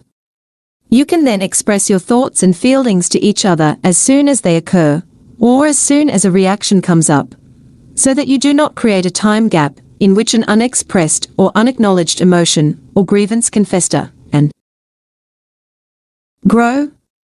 Learn to give expression to what you feel without blaming. Learn to listen to your partner in an open, non-defensive way. Give your partner space for expressing himself or herself. Be present. Accusing, defending, attacking, all those patterns that are designed. 133. The power of now. To strengthen or protect the ego, or to get its needs met will then become redundant. Giving space to others and to yourself is vital. Love cannot flourish without it. When you have removed the two factors that are destructive of relationships, when the pain body has been transmuted and you are no longer identified with mind and mental positions, and if your partner has done the same, you will experience the bliss of the flowering of relationship. Instead of mere roaring to each other your pain and your unconsciousness, instead of satisfying your mutual addictive ego needs, you will reflect back to each other the love that you feel deep within, the love that comes with the realization of your oneness with all that is. This is the love that has no opposite. If your partner is still identified with the mind and the pain body while you are already free, this will represent a major challenge, not to you but to your partner. It is not easy to live with an enlightened person, or rather it is so easy that the ego finds it extremely threatening. Remember that the ego needs problems, conflict, and enemies to strengthen the sense of separateness on which its identity depends. The unenlightened partner's mind will be deeply frustrated because its fixed positions are not resisted, which means they will become shaky and weak, and there is even the danger that they may collapse altogether, resulting in loss of self. The pain body is demanding feedback and not getting it.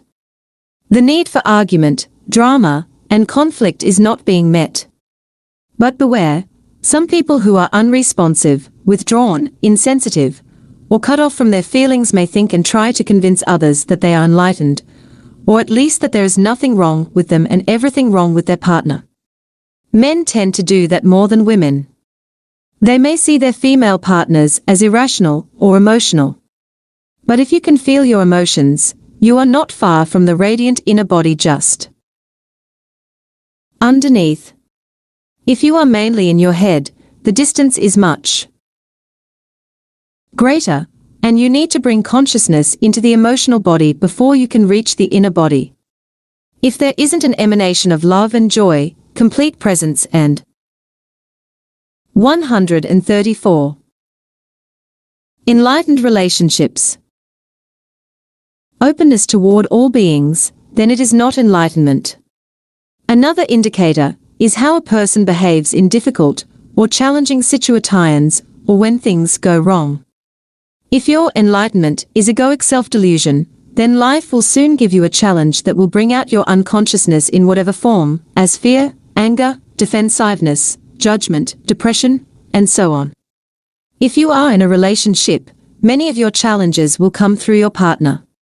For example, a woman may be challenged by an unresponsive male partner who lives almost entirely in his head. She will be challenged by his inability to hear her, to give her attention and space to be, which is due to his lack of presence. The absence of love in the relationship, which is usually more keenly felt by a woman than a man, will trigger the woman's pain body, and through it she will attack her partner, blame, criticize, make wrong, and so on. This in turn now becomes his challenge to defend himself against her pain body's attack, which he sees as totally unwarranted. He will become even more deeply entrenched in his mental positions as he justifies, defends himself, or counterattacks. Eventually, this may activate his own pain body. When both partners have thus been taken over, a level of deep unconsciousness has been reached, of emotional violence. Savage attack and counterattack. It will not subside until both pain bodies have replenished themselves and then enter the dormant stage. Until the next time. This is only one of an endless number of possible scenarios. Many volumes have been written, and many more could be written, about the ways in which unconsciousness is brought out in male-female relationships. But, as I said earlier, once you understand the root of the dysfunction, you do not need to explore its countless manifestations.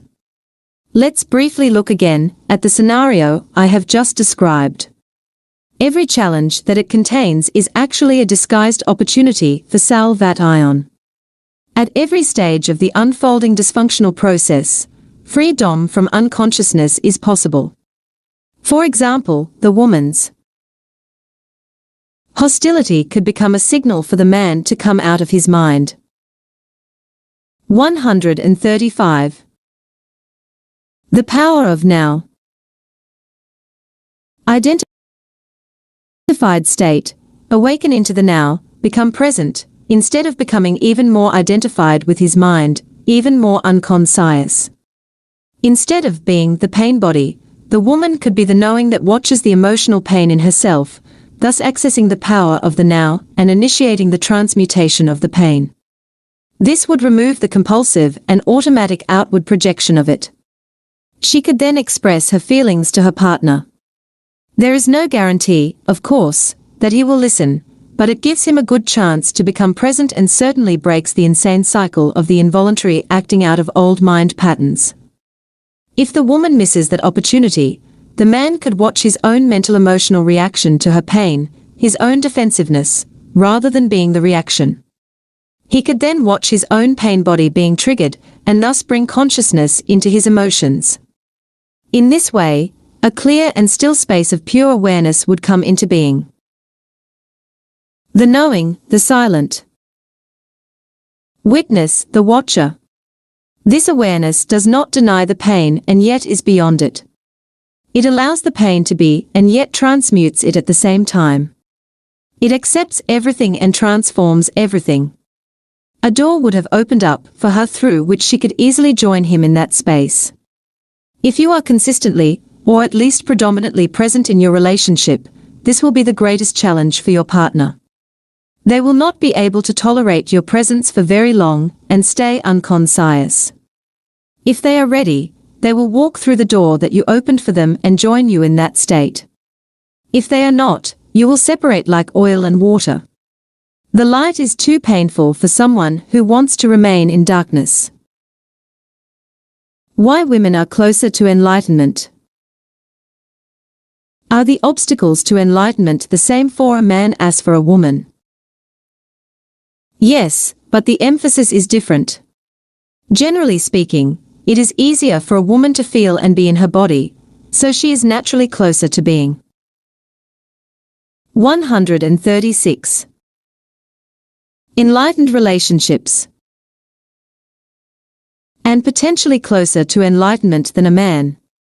This is why many ancient cultures instinctively chose female figures, or analogies, to represent, or describe the formless and transcendental reality.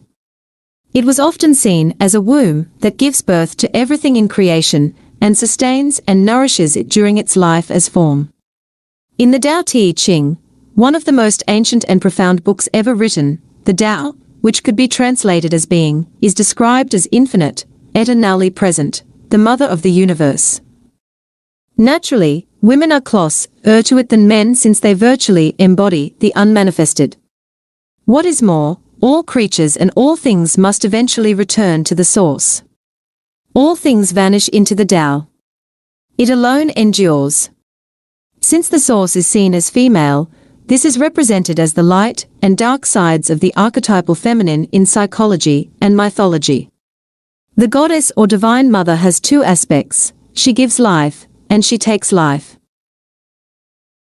When the mind took over and humans lost touch with the reality of their divine essence, they started to think of God as a male figure. Society became male-dominated, and the female was made subordinate to the male. I am not suggesting a return to earlier female representations of the divine. Some people now use the term goddess instead of God. They are redressing a balance between male and female that was lost a long time ago, and that is good. But it is still a representation and a concept, perhaps temporarily useful, just as a map or a signpost is temporarily useful, but more a hindrance than a help when you are ready to realize the reality beyond all concepts and images. What does remain true, however, is that the energy frequency of the mind appears to be essentially male. The mind resists, fights for control, uses, manipulates, attacks, tries to grasp and possess, and so on. This is why the traditional god is a patriarchal, controlling authority figure, an often angry man, who you should live in fear of, as the Old Testament suggests.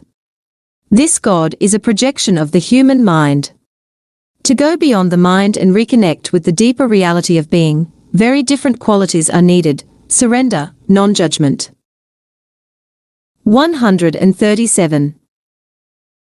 The power of now. An openness that allows life to be instead of resisting it, the capacity to hold all things in the loving embrace of your knowing. All these qualities are much more closely related to the female principle. Whereas mind energy is hard and rigid, being energy is soft and yielding and yet infinitely more powerful than mind. The mind runs our civilization, whereas being is in charge of all life on our planet and beyond. Being is the very intelligence, whose visible manifestation is the physical universe. Although women are potentially closer to it, men can also access it within themselves. At this time, the vast majority of men, as well as women, are still in the grip of the mind, identified with the thinker and the pain body. This, of course, is what prevents enlightenment and the flowering of love. As a general rule, the major obstacle for men tends to be the thinking mind, and the major obstacle for women the pain body.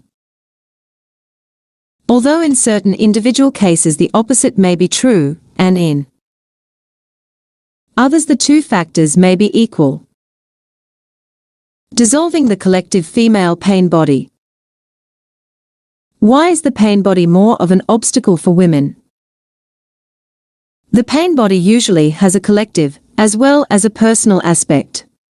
The personal aspect is the accumulated residue of emotional pain suffered in one's own past.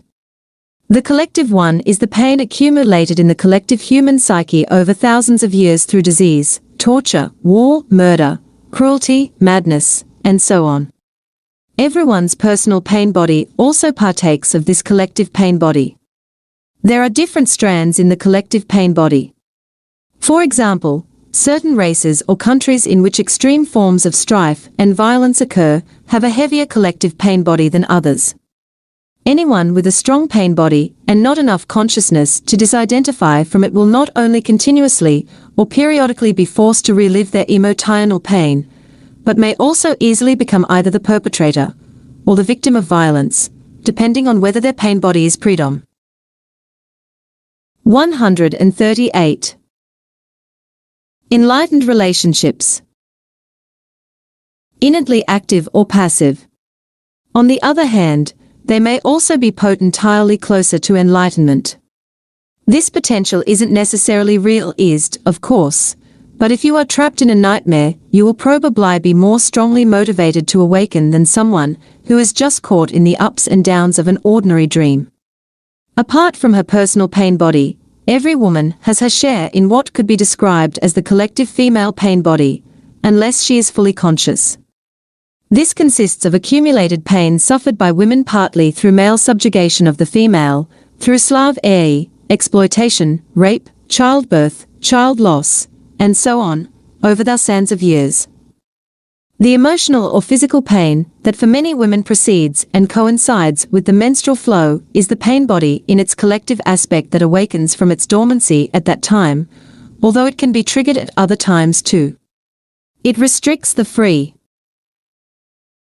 flow of life energy through the body, of which menstruation is a phase. Equal expression. Let's dwell on this for a moment and see how it can become an opportunity for enlightenment. Often a woman is taken over by the pain body at that time. It has an extremely powerful energetic charge that can easily pull you into unconscious identification with it. You are then actively possessed by an energy field that occupies your inner space and pretends to be you, but, of course, is not you at all. It speaks through you, acts through you, thinks through you. It will create negative situations in your life so that it can feed on the energy. It wants more pain, in whatever form. I have described this process already. It can be vicious and destructive.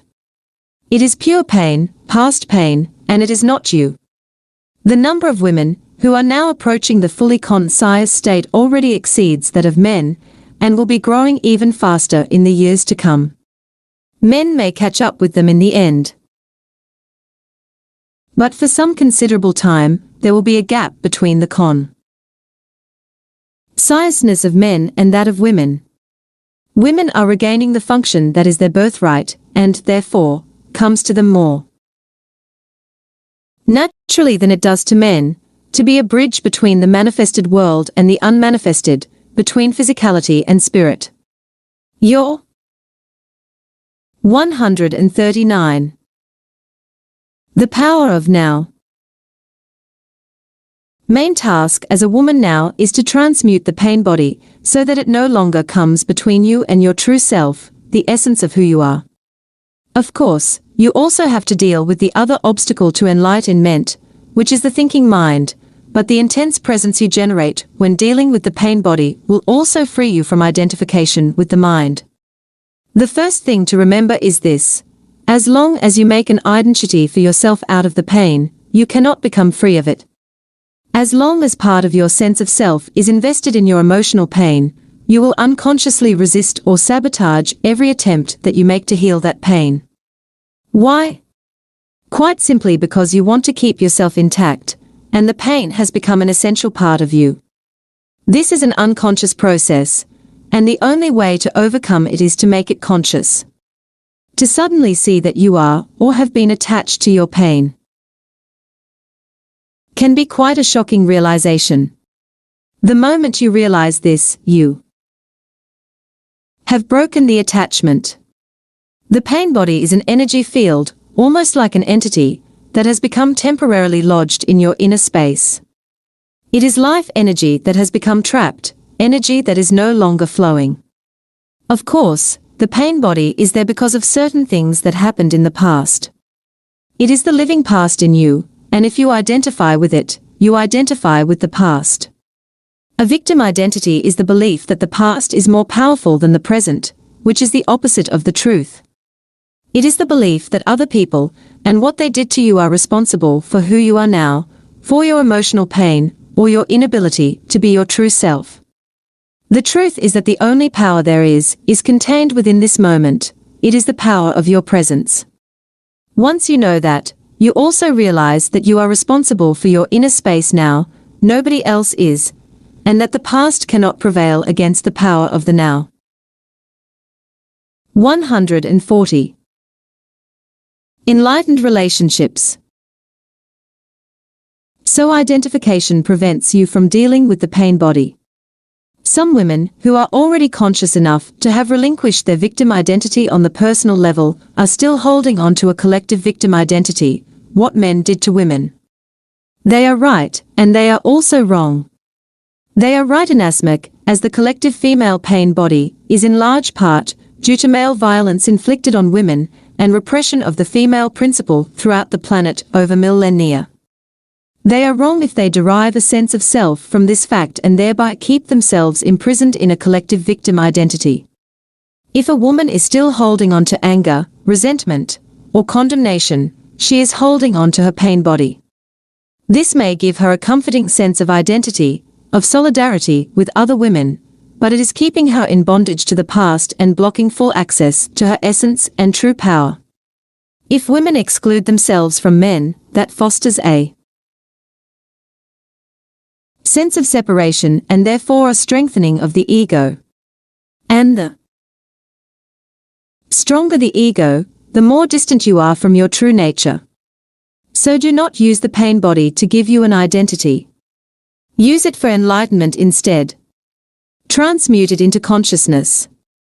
One of the best times for this is during menses. I believe that, in the years to come, many women will enter the fully conscious state during that time.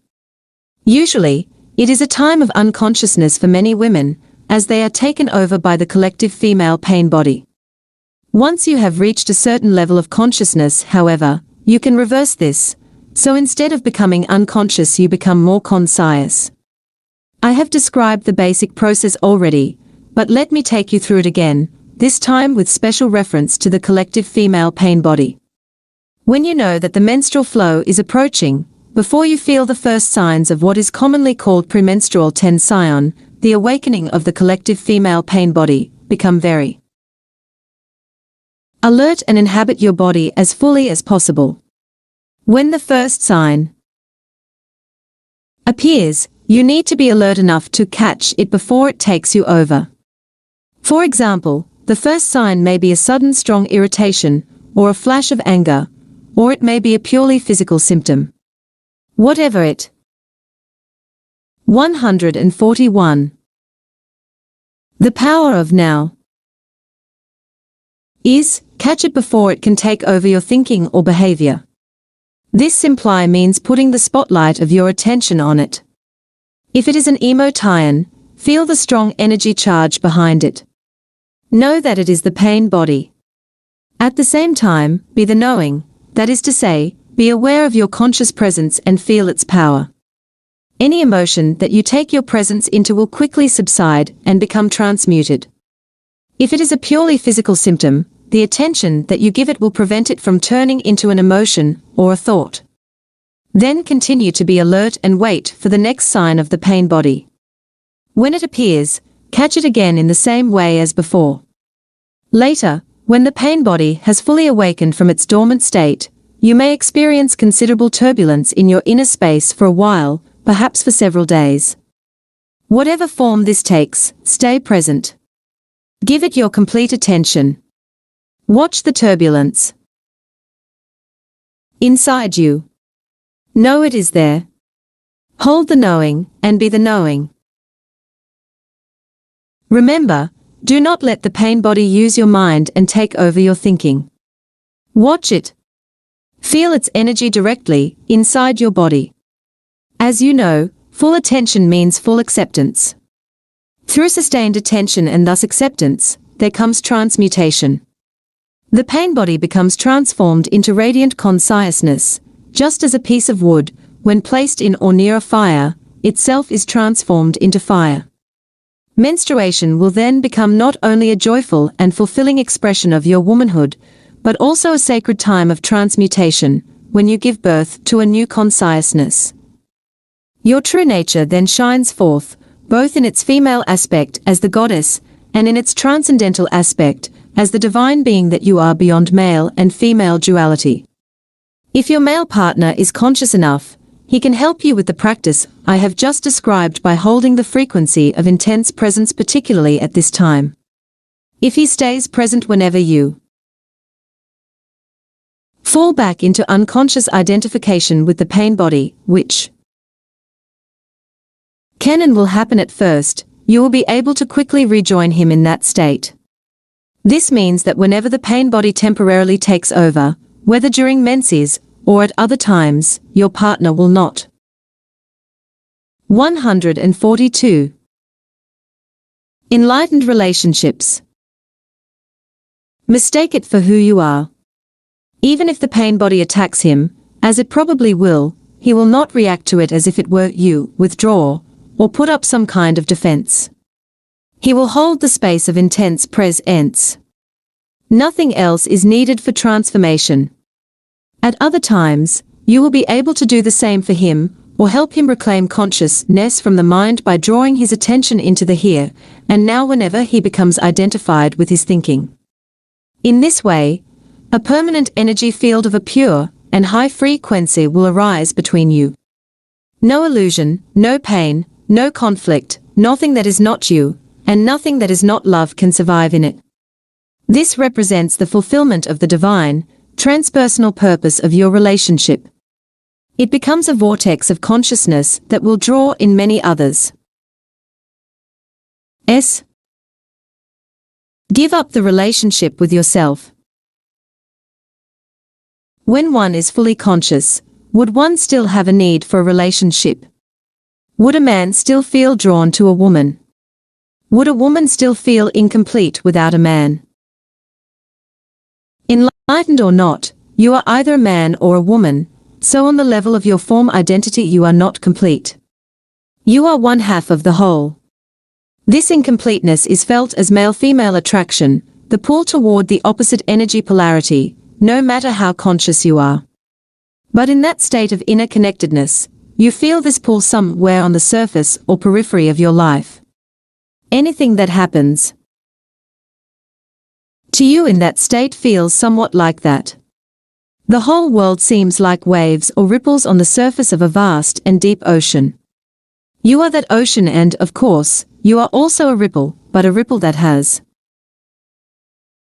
realized its true identity as the ocean, and compared to that vastness and depth, the world of waves and ripples is not all that important.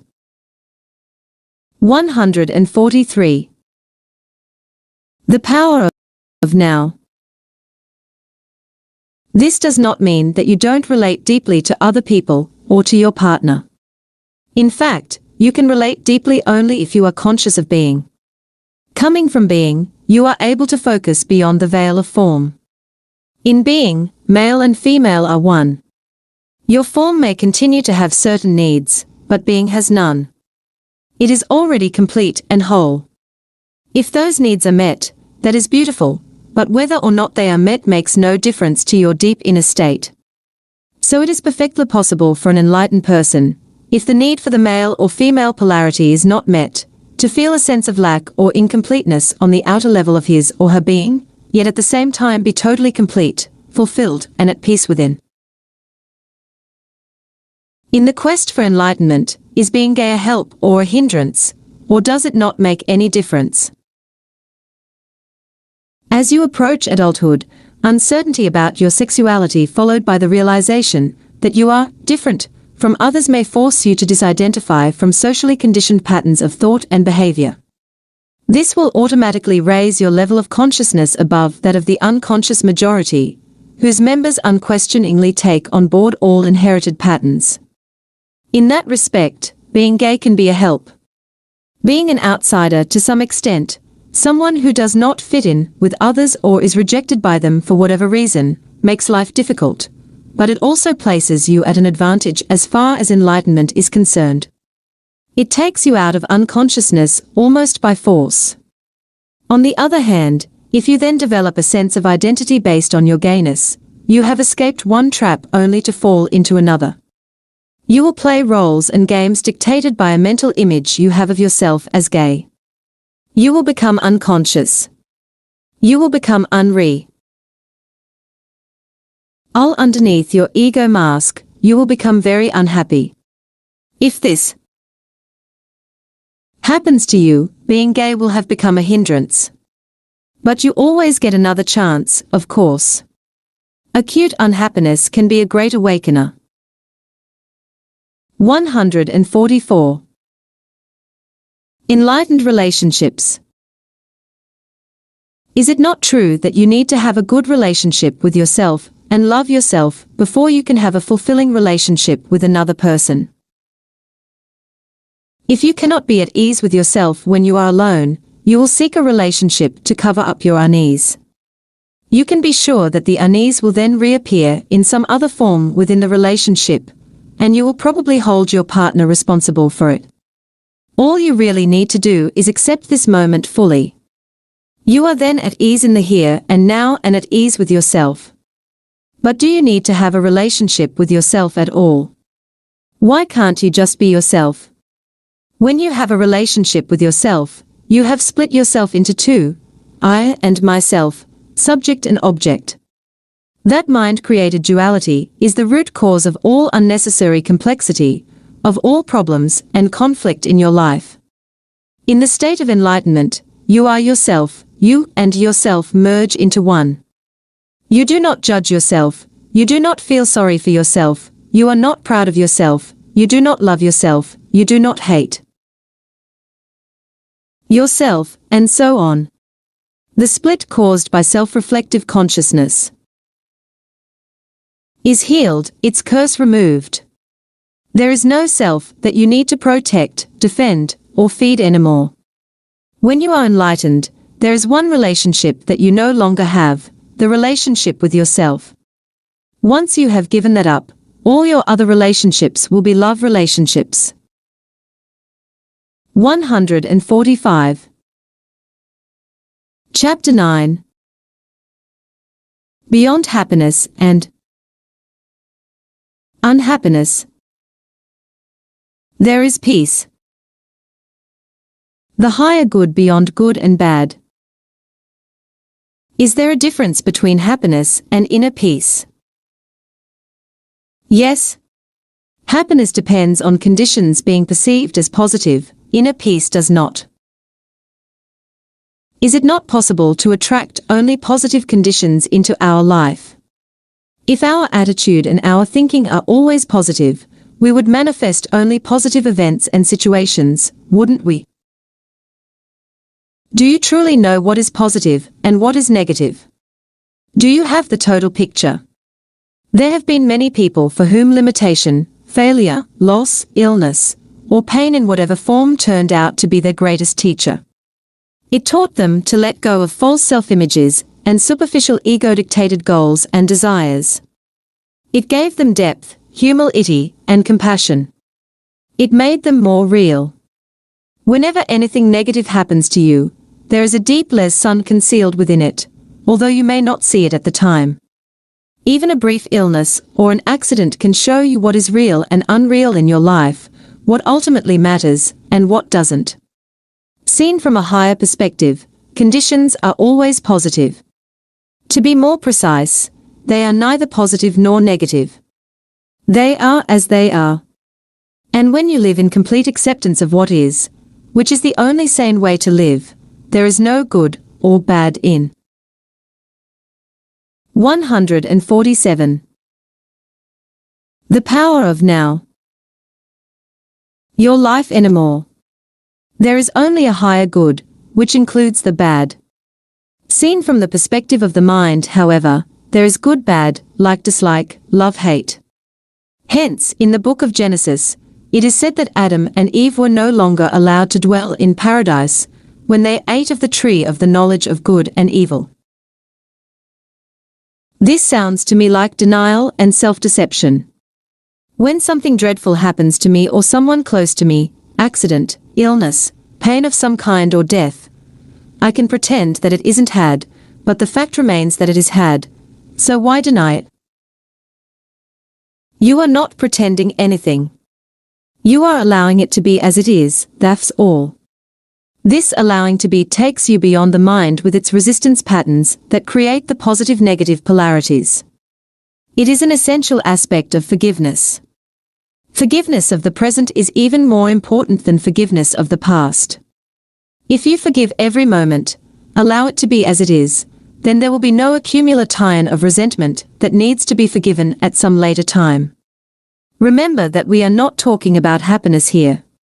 For example, when a loved one has just died, or you feel your own death approaching, you cannot be happy. It is impossible. But you can be at peace. There may be sadness and tears, but provided that you have relinquished resistance, underneath the sadness you will feel a deep serenity, a stillness, a sacred presence. This is the emanation of being, this is inner peace, the good that has no opposite. What if it is a situation that I can do something about? How can I allow it to be and change it at the same time? Do what you have to do. In the meantime, accept what is. Since mind and resistance are synonymous, acceptance immediately frees you from mind dominance and thus reconnects you with being. As a result, the usual ego motivations for doing fear, greed, control. 148. Beyond happiness, NUNHAPPINESSTHERE is peace. Defending or feeding the false sense of self will cease to operate. An intelligence much greater than the mind is now in charge, and so a different quality of consciousness will flow into your doing. Accept whatever comes to you woven in the pattern of your destiny, for what could more aptly fit your needs? This was written 2,000 years ago by Marcus Aurelius, one of those exceedingly rare humans who possessed worldly power as well as wisdom. It seems that most people need to experience a great deal of suffering before they will relinquish resistance and accept, before they will forgive. As soon as they do, one of the greatest miracles happens, the awakening of being consciousness through what appears as evil, the transmutation of suffering into inner peace. The ultimate effect of all the evil and suffering in the world is that it will force humans into realizing who they are beyond name and form. Thus, what we perceive as evil from our limited perspective is actually part of the higher good that has no opposite. This, however, does not become true for you except through forgiveness. Until that happens, evil has not been redeemed and therefore remains evil. Through forgiveness, which essentially means recognizing the insubstantiality of the past and allowing the present moment to be as it is, the miracle of transformation happens not only within, but also without. A silent space of intense presence arises both in you and around you. Whoever or whatever enters that field of consciousness will be affected by it, sometimes visibly and immediately, sometimes at deeper levels with visible changes appearing at a later time. You dissolve discord, heal pain, dispel unconsciousness, without doing anything, simply by being and holding that frequency of intense presence. 149. The power of now. The end of your life drama. In that state of acceptance and inner peace, even though you may not call it bad, can anything still come into your life that would be called had from a perspective of ordinary consciousness? Most of the so-called bad things that happen in people's lives are due to unconsciousness. They are self-created, or rather ego-created. I sometimes refer to those things as drama. When you are fully conscious, drama does not come into your life anymore. Let me remind you briefly how the ego operates and how it creates drama. Ego is the unobserved mind that runs your life when you are not present as the witnessing consciousness, the watcher. The ego perceives itself as a separate fragment in a hostile universe, with no real inner connection to any other being, surrounded by other egos which it either sees as a potential threat, or which it will attempt to use for its own ends. The basic ego patterns are designed to combat its own deep-seated fear and sense of lack. They are resistance, control, power, greed, defense, attack. Some of the ego's strategies are extremely clever, yet they never truly solve any of its problems, simply because the ego itself is the problem. When egos come together, whether in personal relationships or in organizations or institutions, bad things happen sooner or later. Drama of one kind or another, in the form of conflict, problems, power struggles, emotional or physical violence, and so on. This includes collective evils such as war, genocide, and exploitation, all due to massed unconsciousness. Furthermore, many types of illness are caused by the ego's continuous resistance, which creates restrictions and blockages in the flow of energy through the body. When you reconnect with being and are no longer run by your mind, you cease to create those things. You do not create or participate in drama anymore. Whenever two or more egos come together, drama of one kind or another ensues. But even if you live totally alone, you still create your own drama. When you feel sorry for yourself, that's drama. When 150. Beyond happiness and unhappiness there is peace. You feel guilty or anxious, that's drama. When you let the past or future obscure the present, you are creating time, psychological time, the stuff out of which drama is made. Whenever you are not honoring the present moment by allowing it to be, you are creating drama. Most people are in love with their particular life drama. Their story is their identity. The ego runs their life. They have their whole sense of self invested in it. Even their, usually unsuccessful, search for an answer, a solution, or for healing becomes part of it. What they fear and resist most is the end of their drama. As long as they are their mind, what they fear and resist most is their own awakening. When you live in complete acceptance of what is, that is the end of all drama in your life. Nobody can even have an argument with you, no matter how hard he or she tries. You cannot have an argument with a fully conscious person. An argument implies identification. Tie in with your mind and a mental position, as well as resistance and reaction to the other person's position. The result is that the polar opposites become mutually energized. These are the mechanics of unconsciousness. You can still make your point clearly and firmly, but there will be no reactive force behind it, no defense or attack. So it won't turn into drama. When you are fully conscious, you cease to be in conflict. No one who is at one with himself can even conceive of conflict, states A Course in Miracles. This refers not only to conflict with other people, but more fundamentally to conflict within you, which ceases when there is no longer any clash between the demands and expectations of your mind and what is. Impermanence and the cycles of life. However, as long as you are in the physical dimension and linked to the collective human psyche, physical pain, although rare, is still possible. This is not to be confused with suffering, with mental emotional pain. All suffering is ego-created and is due to resistance. Also, as long as you are in this dimension, you are still subject to its 151. The power of now. Cyclical nature and to the law of impermanence of all things, but you no longer perceive this as bad, it just is. Through allowing the isness of all things, a deeper dimension underneath the play of opposites reveals itself to you as an abiding presence, an unchanging deep stillness, an uncaused joy beyond good and bad. This is the joy of being, the peace of God. On the level of form, there is birth and death, creation and destruction, growth and dissolution, of seemingly separate forms.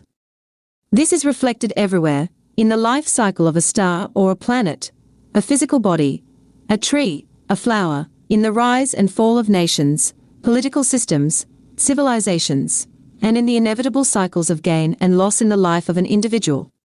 There are cycles of success, when things come to you and thrive, and cycles of failure, when they wither or disintegrate, and you have to let them go in order to make room for new things to arise, or for transformation to happen.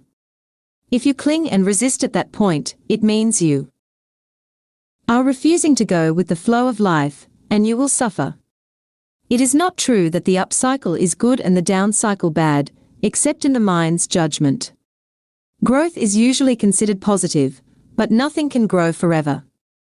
If growth, of whatever kind, were to go on, it would eventually become monstrous and destructive. Dissolution is needed for new growth to happen.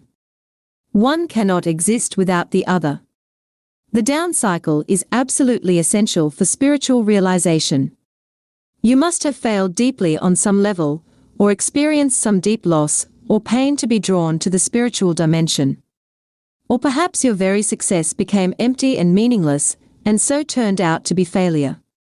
Failure lies concealed in every success, and success in every failure. In this world, which is to say on the level of form, everybody fails sooner or later, of course, and every achievement eventually comes to naught. All forms are impermanent. You can still be active and enjoy manifesting and creating new forms and circumstances, but you won't be identified with them. You do not need them to give you a sense of self. They are not your life. Only your life situation. 152. Beyond happiness, unhappinesssthere is peace. Your physical energy is also subject to cycles. It cannot always be at a peak. There will be times of low, as well as high energy. There will be periods when you are highly active and creative, but there may also be times when everything seems stagnant, when it seems that you are not getting anywhere, not achieving anything. A cycle can last for anything from a few hours to a few years. There are large cycles and small cycles within these large ones. Many illnesses are created through fighting against the cycles of low energy, which are vital for regeneration. The compulsion to do, and the tendency to derive your sense of self-worth and identity from external factors, such as achievement, is an inevitable illusion as long as you are identified with the mind. This makes it hard or impossible for you to accept the low cycles and allow them to be. Thus, the intelligence of the organism may take over as a self-protective measure and create an illness in order to force you to stop, so that the necessary regeneration can take place. The cyclical nature of the universe is closely linked with the impermanence of all things and situations. The Buddha made this a central part of his teaching. All conditions are highly unstable and in constant flux, or, as he put it, impermanence is a characteristic of every condition, every situation you will ever encounter in your life. It will change, disappear, or no longer satisfy you. Impermanence is also central to Jesus' teaching. Do not lay up for yourselves treasures on earth, where moth and rust consume, and where thieves break in and steal, as long as a condition is judged as good by your mind, whether it be a relationship, possession, a social role, a place, or your physical body. The mind attaches itself to it and identifies with it. It makes you happy, makes you feel good about yourself, and it may become part of who you are or think you are. But nothing lasts in this diamond scion where moth and rust consume. Either it ends or it changes, or it may undergo a polarity shift. The same condition that was good yesterday or last year has suddenly or gradually turned into bad. The same condition that made you happy then makes you unhappy. The prosperity of today becomes the empty consumerism of tomorrow. The happy wedding and honeymoon become the unhappy divorce or 153. The power of now. The unhappy coexistence or a condition disappears, so its absence makes you unhappy. When a condition or situation that the mind has attached itself to and identified with changes or disappears, the mind cannot accept it. It will cling to the disappearing condition and resist the change. It is almost as if a limb were being torn off your body. We sometimes hear of people who have lost all their money or whose reputation has been ruined committing suicide. Those are the extreme cases. Others, whenever a major loss of one kind or another occurs, just become deeply unhappy or make themselves ill. They cannot distinguish between their life and their life situation. I recently read about a famous actress who died in her 80s. As her bow tie started to fade and became ravaged by old age, she grew desperately unhappy and became a recluse. She, too, had identified with a condition, her external appearance. First, the condition gave her a happy sense of self, then an unhappy one. If she had been able to connect with the formless and timeless life within, she could have watched and allowed the fading of her external form from a place of serenity and peace.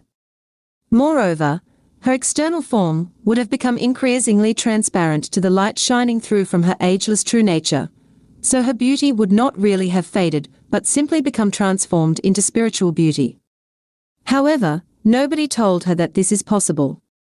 The most essential kind of knowledge is not yet widely accessible.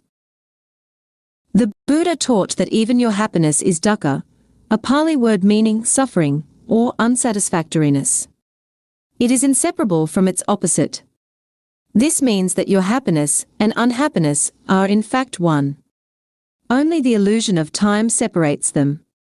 This is not being negative.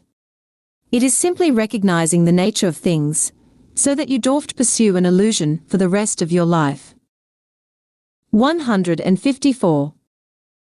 Beyond happiness and unhappiness there is peace. Nor is it saying that you should no longer appreciate pleasant or beautiful things or conditions, but to seek something through them that they cannot give, an identity, a sense of permanency and fulfillment, is a recipe for frustration and suffering. The whole advertising industry and consumer society would collapse if people became enlightened and no longer sought to find their identity through things. The more you seek happiness in this way, the more it will elude you. Nothing out there will ever satisfy you except temporarily and superficially, but you may need to experience many disillusionments before you realize that truth. Things and conditions can give you pleasure, but they will also give you pain. Things and conditions can give you pleasure, but they cannot give you joy. Nothing can give you joy. Joy is uncaused and arises from within as the joy of being. It is an essential part of the inner state of peace, the state that has been called the peace of God.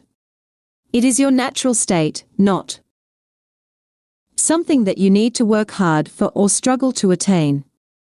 Many people never realize that there can be no salvation in anything they do, possess, or attain.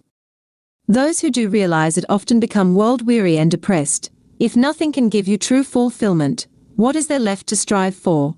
What is the point in anything? The Old Testament prophet must have arrived at such a realization when he wrote, "I have seen everything that is done under the sun, and behold, all is vanity, and a striving after wind." When you reach this point, you are one step away from despair, and one step away from enlightenment. A Buddhist monk once told me, "All I have learned in the 20 years that I have been a monk I can sum up in one sentence: all that arises passes away. This I know." What he meant, of course, was this: I have learned to offer no resistance to what is.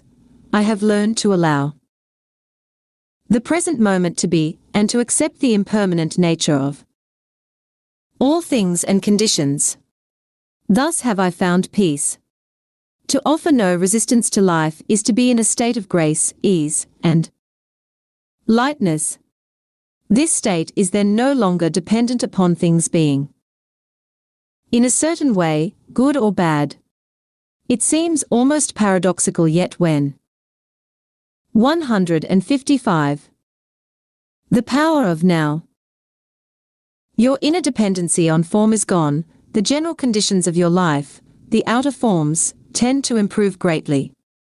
Things, people, or conditions that you thought you needed for your happiness now come to you with no struggle or effort on your part, and you are free to enjoy and appreciate them while they last. All those things, of course, will still pass away, cycles will come and go, but with dependence gone there is no fear of loss anymore. Life flows with ease. The happiness that is derived from some secondary source is never very deep. It is only a pale reflection of the joy of being, the vibrant peace that you find within as you enter the state of non-resistance. Being takes you beyond the polar opposites of the mind and frees you from dependency on form. Even if everything were to collapse and crumble all around you, you would still feel a deep inner core of peace. You may not be happy, but you will be at peace. Using and relinquishing negativity. All inner resistance is experienced as negativity in one form or another. All negativity is resistance. In this context, the two words are almost synonymous. Negativity ranges from irritation or impatience to fierce anger, from a depressed mood or sullen resentment to suicidal despair. Sometimes the resistance triggers the emotional pain body, in which case even a minor situation may produce intense negativity, such as anger, depression, or deep grief. The ego believes that through negativity it can manipulate reality and get what it wants. It believes that through it, it can attract a desirable condition or dissolve an undesirable one. A Course in Miracles rightly points out that, whenever you are unhappy, there is the unconscious belief that the unhappiness buys you what you want. If you, the mind, did not believe that unhappiness works, why would? 156. Beyond happiness and unhappiness there is peace. You create it.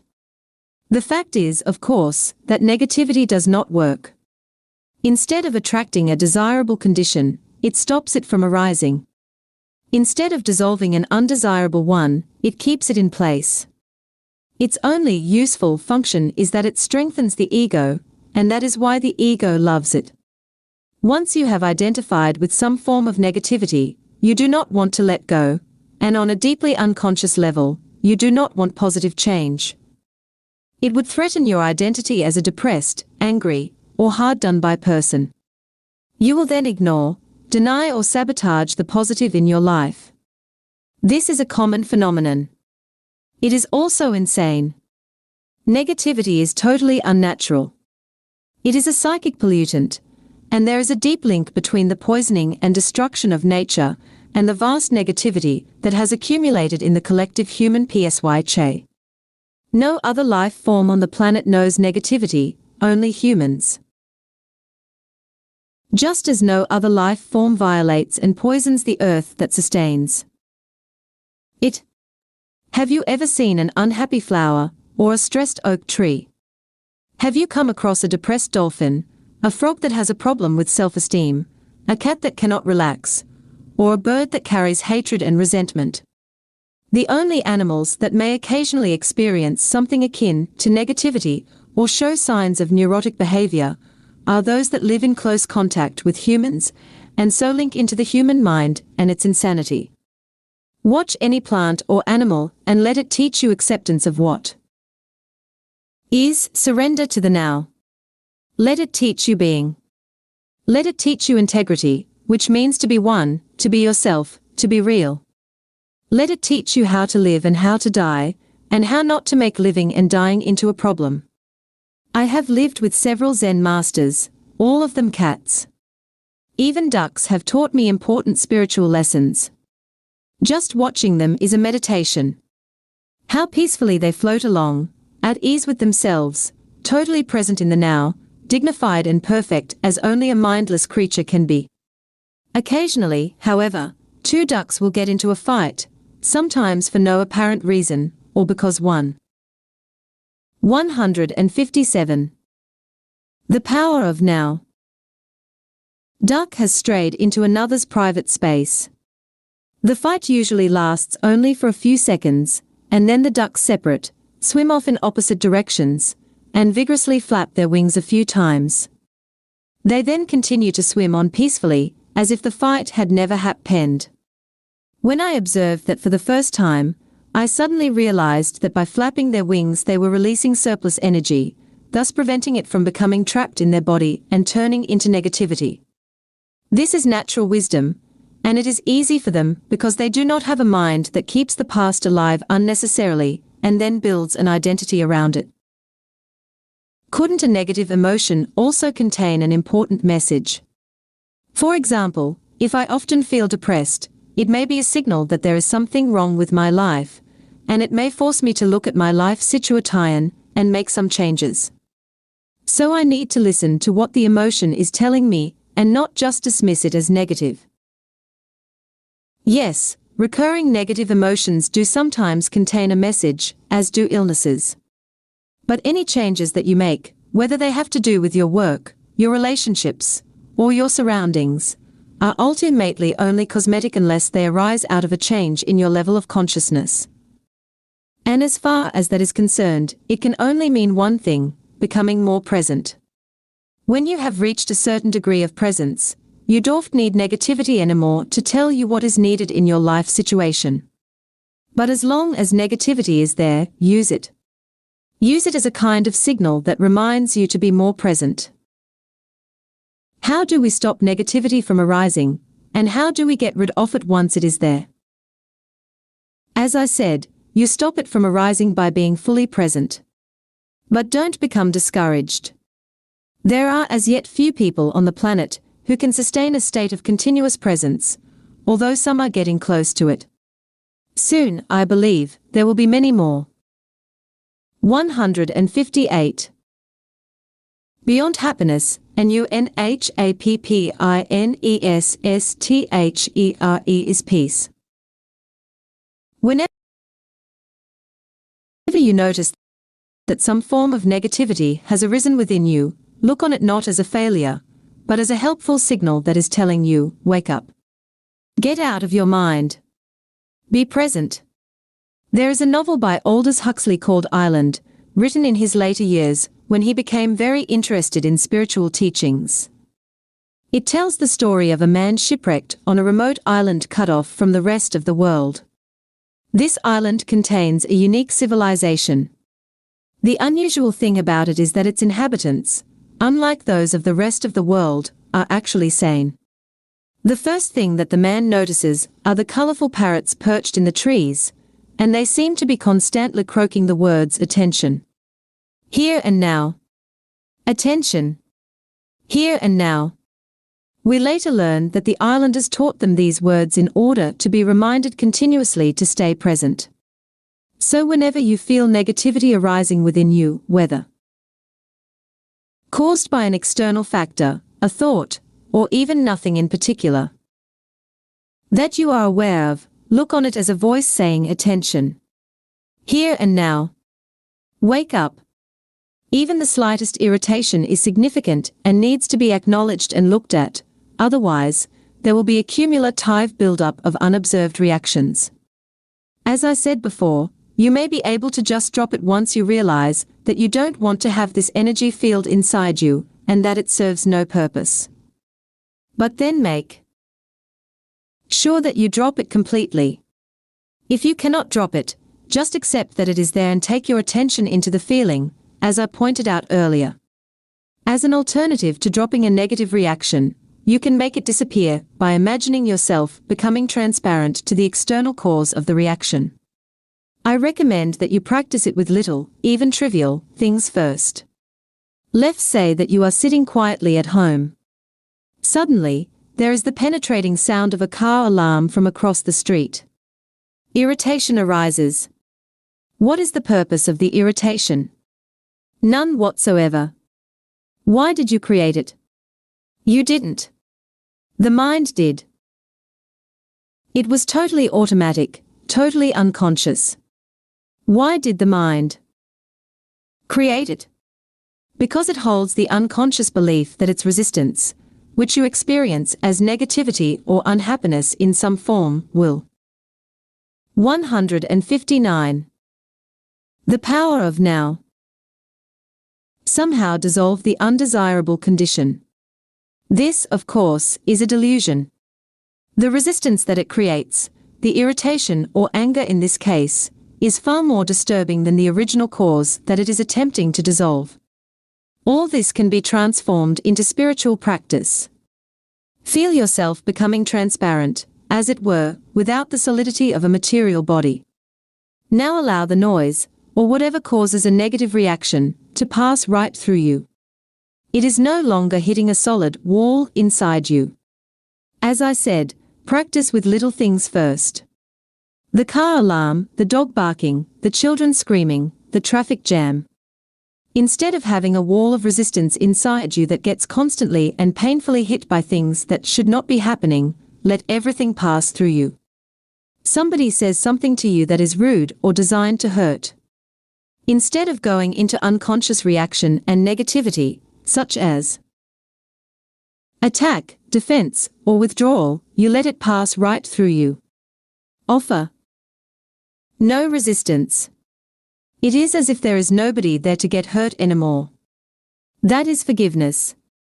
In this way, you become invulnerable.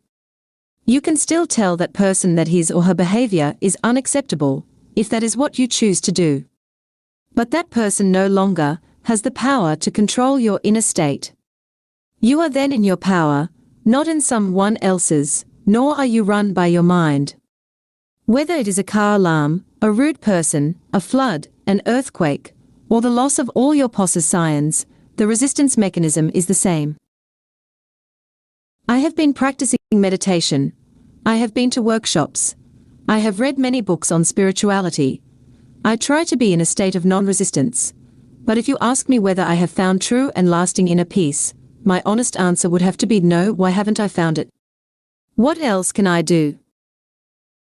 You are still seeking outside, and you cannot get out of the seeking mode. Maybe the next workshop will have the answer, maybe that new technique. To you I would say don't look for peace. Don't look for any. 160. Beyond happiness and unhappiness there is peace. Other state than the one you are in now, otherwise, you will set up inner conflict and unconscious resistance. Forgive yourself for not being at peace. The moment you completely accept your non-peace becomes transmuted into peace. Anything you accept fully will get you there, will take you into peace. This is the miracle of surrender.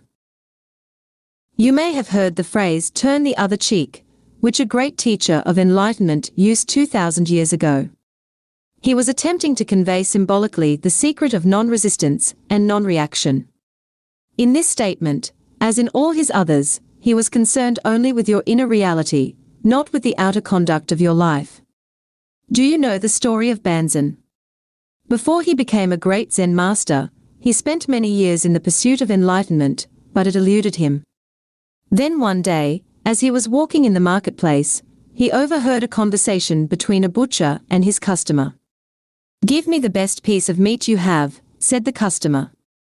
And the butcher replied, "Every piece of meat I have is the best. There is no piece of meat here that is not the best." Upon hearing this, Banzan became enlightened. I can see you are waiting for some explanation. When you accept what is, every piece of meat, every moment, is the best. That is enlightenment. The nature of compassion. Having gone beyond the mind-made opposites, you become like a deep lake. The outer situation of your life and whatever happens there, is the surface of the lake. Sometimes calm, sometimes windy and rough, according to the cycles and seasons.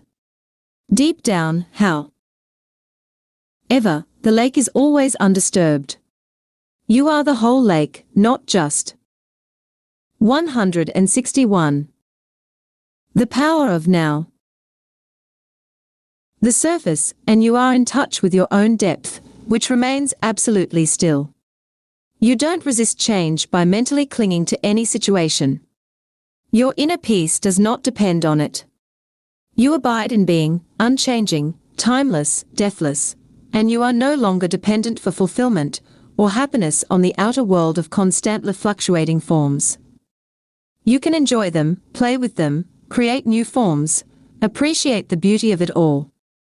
But there will be no need to attach yourself to any of it. When you become this detached, does it not mean that you also become remote from other human beings? On the contrary, as long as you are unaware of being, the reality of other humans will elude you, because you have not found your own. Your mind will like or dislike their form, which is not just their body, but includes their mind as well. True relationship becomes possible only when there is an awareness of being. Coming from being, you will perceive another person's body and mind as just a screen, as it were, behind which you can feel their true reality, as you feel yours. So, when confronted with someone else's suffering or unconscious behavior, you stay present and in touch with being and are thus able to look beyond the form and feel the other person's radiant and pure being through your own. At the level of being, all suffering is recognized as an illusion. Suffering is due to identification with form. Miracles of healing sometimes occur through this realization, by awakening being consciousness in others, if they are ready. Is that what compassion is? Yes. Compassion is the awareness of a deep bond between yourself and all creatures. But there are two sides to compassion, two sides to this bond. On the one hand, since you are still here as a physical body, you share the vulnerability and mortality of your physical form with every other human and with every living being. Next time you say I. 162. Beyond happiness and unhappiness there is peace. Have nothing in common with this person, remember that you have a great deal in common. A few years from now, 2 years or 70 years, it doesn't make much difference, both of you will have become rotting corpses, then piles of dust, then nothing at all. This is a sobering and humbling realization that leaves little room for pride. Is this a negative thought? No, it is a fact. Why close your eyes to it? In that sense, there is total equality between you and every other creature. One of the most powerful spiritual practices is to meditate deeply on the mortality of physical forms, including your own. This is called, die before you die. Go into it deeply. Your physical form is dissolving, is no more. Then a moment comes when all mind forms or thoughts also die. Yet you are still there, the divine presence that you are. Radiant, fully awake. Nothing that was real ever died, only names, forms, and illusions. The realization of this deathless dimension, your true nature, is the other side of compassion. On a deep feeling level, you now recognize not only your own immortality, but through your own that of every other creature as well. On the level of form, you share mortality and the precariousness of existence. On the level of being, you share eternal, radiant life. These are the two aspects of compassion. In compassion, the seemingly opposite feelings of sadness and joy merge into one and become transmuted into a deep inner peace. This is the peace of God. It is one of the most noble feelings that humans are capable of, and it has great healing and transformative power. But true compassion, as I have just described it, is as yet rare. To have deep empathy for the suffering of another being certainly requires a high degree of consciousness, but represents only one side of compassion. It is not complete. True compassion goes beyond empathy or 163. The power of now. Sympathy. It does not happen until sadness merges with joy, the joy of being beyond form, the joy of eternal life. Toward a different order of reality. J. Don't agree that the body needs to die. I am convinced that we can achieve physical immortality. We believe in death, and that's why the body dies. The body does not die because you believe in death. The body exists, or seems to, because you believe in death. Body and death are part of the same illusion, created by the egoic mode of consciousness, which has no awareness of the source of life and sees itself as separate and constantly under threat. So it creates the illusion that you are a body, a dense, physical vehicle that is constantly under threat. To perceive yourself as a vulnerable body that was born and a lit TLE later dies, that's the illusion. Body and death, one illusion.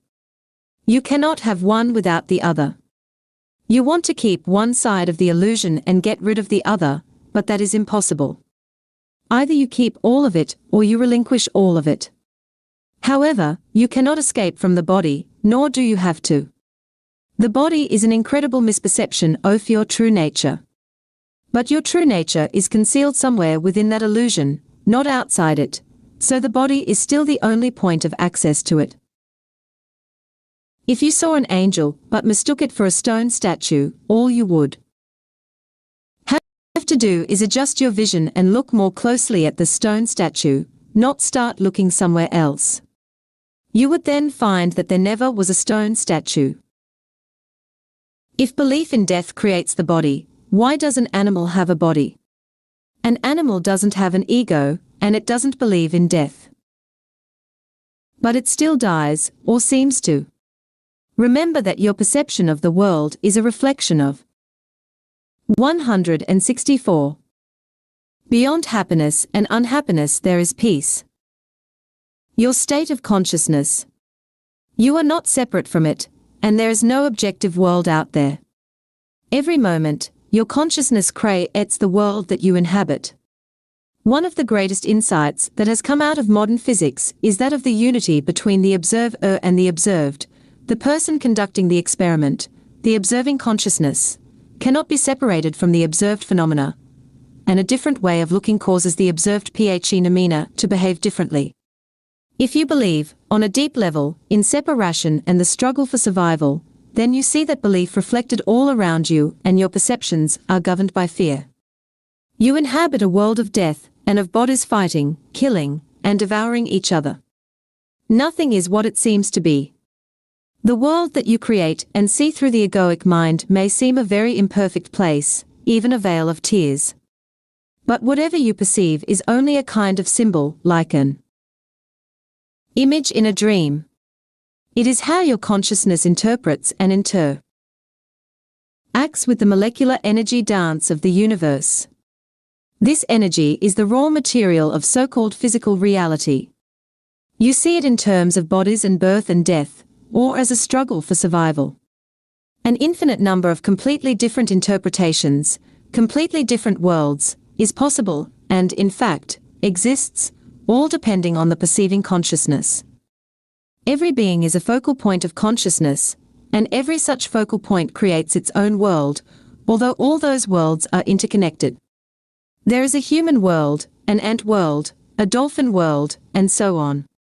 There are countless beings whose consciousness frequency is so different from yours that you are probably unaware of their existence, as they are of yours. Highly conscious beings who are aware of their connectedness with the source and with each other would inhabit a world that to you would appear as a heavenly realm, and yet all worlds are ultimately one. Our collective human world is largely created through the level of consciousness we call mind. Even within the collective human world there are vast differences, many different subworlds, depending on the perceivers or creators of their respective worlds. Since all 165. The power of now. Worlds are interconnected. When collective human consciousness becomes transformed, nature and the animal kingdom will reflect that transformation. Hence the statement in the Bible that in the coming age, the lion shall lie down with the lamb. This points to the possibility of a completely different order of reality. The world as it appears to us now is, as I said, largely a reflection of the egoic mind. Fear being an unavoidable consequence of egoic delusion, it is a world dominated by fear. Just as the images in a dream are symbols of inner states and feelings, so our collective reality is largely a symbolic expression of fear, and of the heavy layers of negativity that have accumulated in the collective human psyche. We are not separate from our world, so when the majority of humans become free of egoic delusion, this inner change will affect all of creation. You will literally inhabit a new world. It is a shift in planetary consciousness. The strange Buddhist saying that every tree and every blade of grass will eventually become enlightened points to the same truth. According to St. Paul, the whole of creation is waiting for humans to become enlightened. That is how I interpret his saying that the created universe is waiting with eager expectation for God's sons to be revealed. St. Paul goes on to say that all of creation will become redeemed through this. Up to the present, the whole created universe in all its parts groans, as if in the pangs of childbirth. What is being born is a new consciousness, and, as its inevitable reflection, a new world. This is also foretold in the New Testament book of Revelation. Then I saw a new heaven and a new earth, for the first heaven and the first earth had passed away. But don't confuse cause and effect. Your primary task is not to seek salvation through creating a better world, but to awaken out of identification with form. You are then no longer bound to this world, this level of reality. You can feel your roots in the unmanifested, and so are free of attachment to the manifested world. You can still enjoy the passing pleasures of this world, but there is no fear of loss anymore, so you don't need to cling to them. Although you can enjoy sensory pleasures, the craving for sensory experience is gone, as is the 166. Beyond happiness and unhappiness there is peace.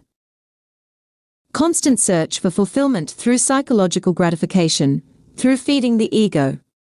You are in touch with something infinitely greater than any pleasure, greater than any manifested thing. In a way, you then don't need the world anymore. You don't even need it to be different from the way it is. It is only at this point that you begin to make a real contribution toward bringing about a better world, toward creating a different order of reality. It is only at this point that you are able to feel true compassion and to help others at the level of cause. Only those who have transcended the world can bring about a better world. You may remember that we talked about the dual nature of true compassion, which is awareness of a common bond of shared mortality and immortality. At this deep level, compassion becomes healing in the widest sense. In that state, your healing influence is primarily based not on doing but on being. Everybody you come in contact with will be touched by your presence and affected by the peace that you emanate, whether they are conscious of it or not. When you are fully present and people around you manifest unconscious behavior, you won't feel the need to react to it, so you don't give it any real ity. Your peace is so vast and deep that anything that is not peace disappears into it, as if it had never existed. This breaks the karmic cycle of action and reaction. Animals, trees, flowers will feel your peace and respond to it. You teach through being, through demonstrating the peace of God. You become the light of the world, an emanation of pure consciousness, and so you eliminate suffering on the level of cause. You eliminate unconsciousness from the world. This doesn't mean that you may not also teach through doing, for example, by pointing out how to disidentify from the mind, recognize unconscious patterns within oneself, and so on. But who you and IFL 167. The power of now. Always a more vital teaching and a more powerful transformer of the world than what you say, and more essential even than what you do. Furthermore, to recognize the primacy of being, and thus work on the level of cause, does not exclude the possibility that your compass scion may simultaneously manifest on the level of doing and of effect, by alleviating suffering whenever you come across it. When a hungry person asks you for bread and you have some, you will give it. But as you give the bread, even though your interaction may only be very brief, what really matters is this moment of shared being, of which the bread is only a symbol. A deep healing takes place within it. In that moment, there is no giver, no receiver. But there shouldn't be any hunger and starvation in the first place. How can we create a better world without tackling evils such as hunger and violence first? All evils are the effect of unconsciousness. You can alleviate the effects of unconsciousness, but you cannot eliminate them unless you eliminate their cause. True change happens within, not without. If you feel called upon to alleviate suffering in the world, that is a very noble thing to do, but remember not to focus exclusively on the outer. Otherwise, you will encounter frustration and despair. Without a profound change in human consciousness, the world's suffering is a bottomless pit. So don't let your compassion become one-sided. Empathy with someone else's pain or lack in a desire to help need to be balanced with a deeper realization of the eternal nature of all life and the ultimate illusion of all pain.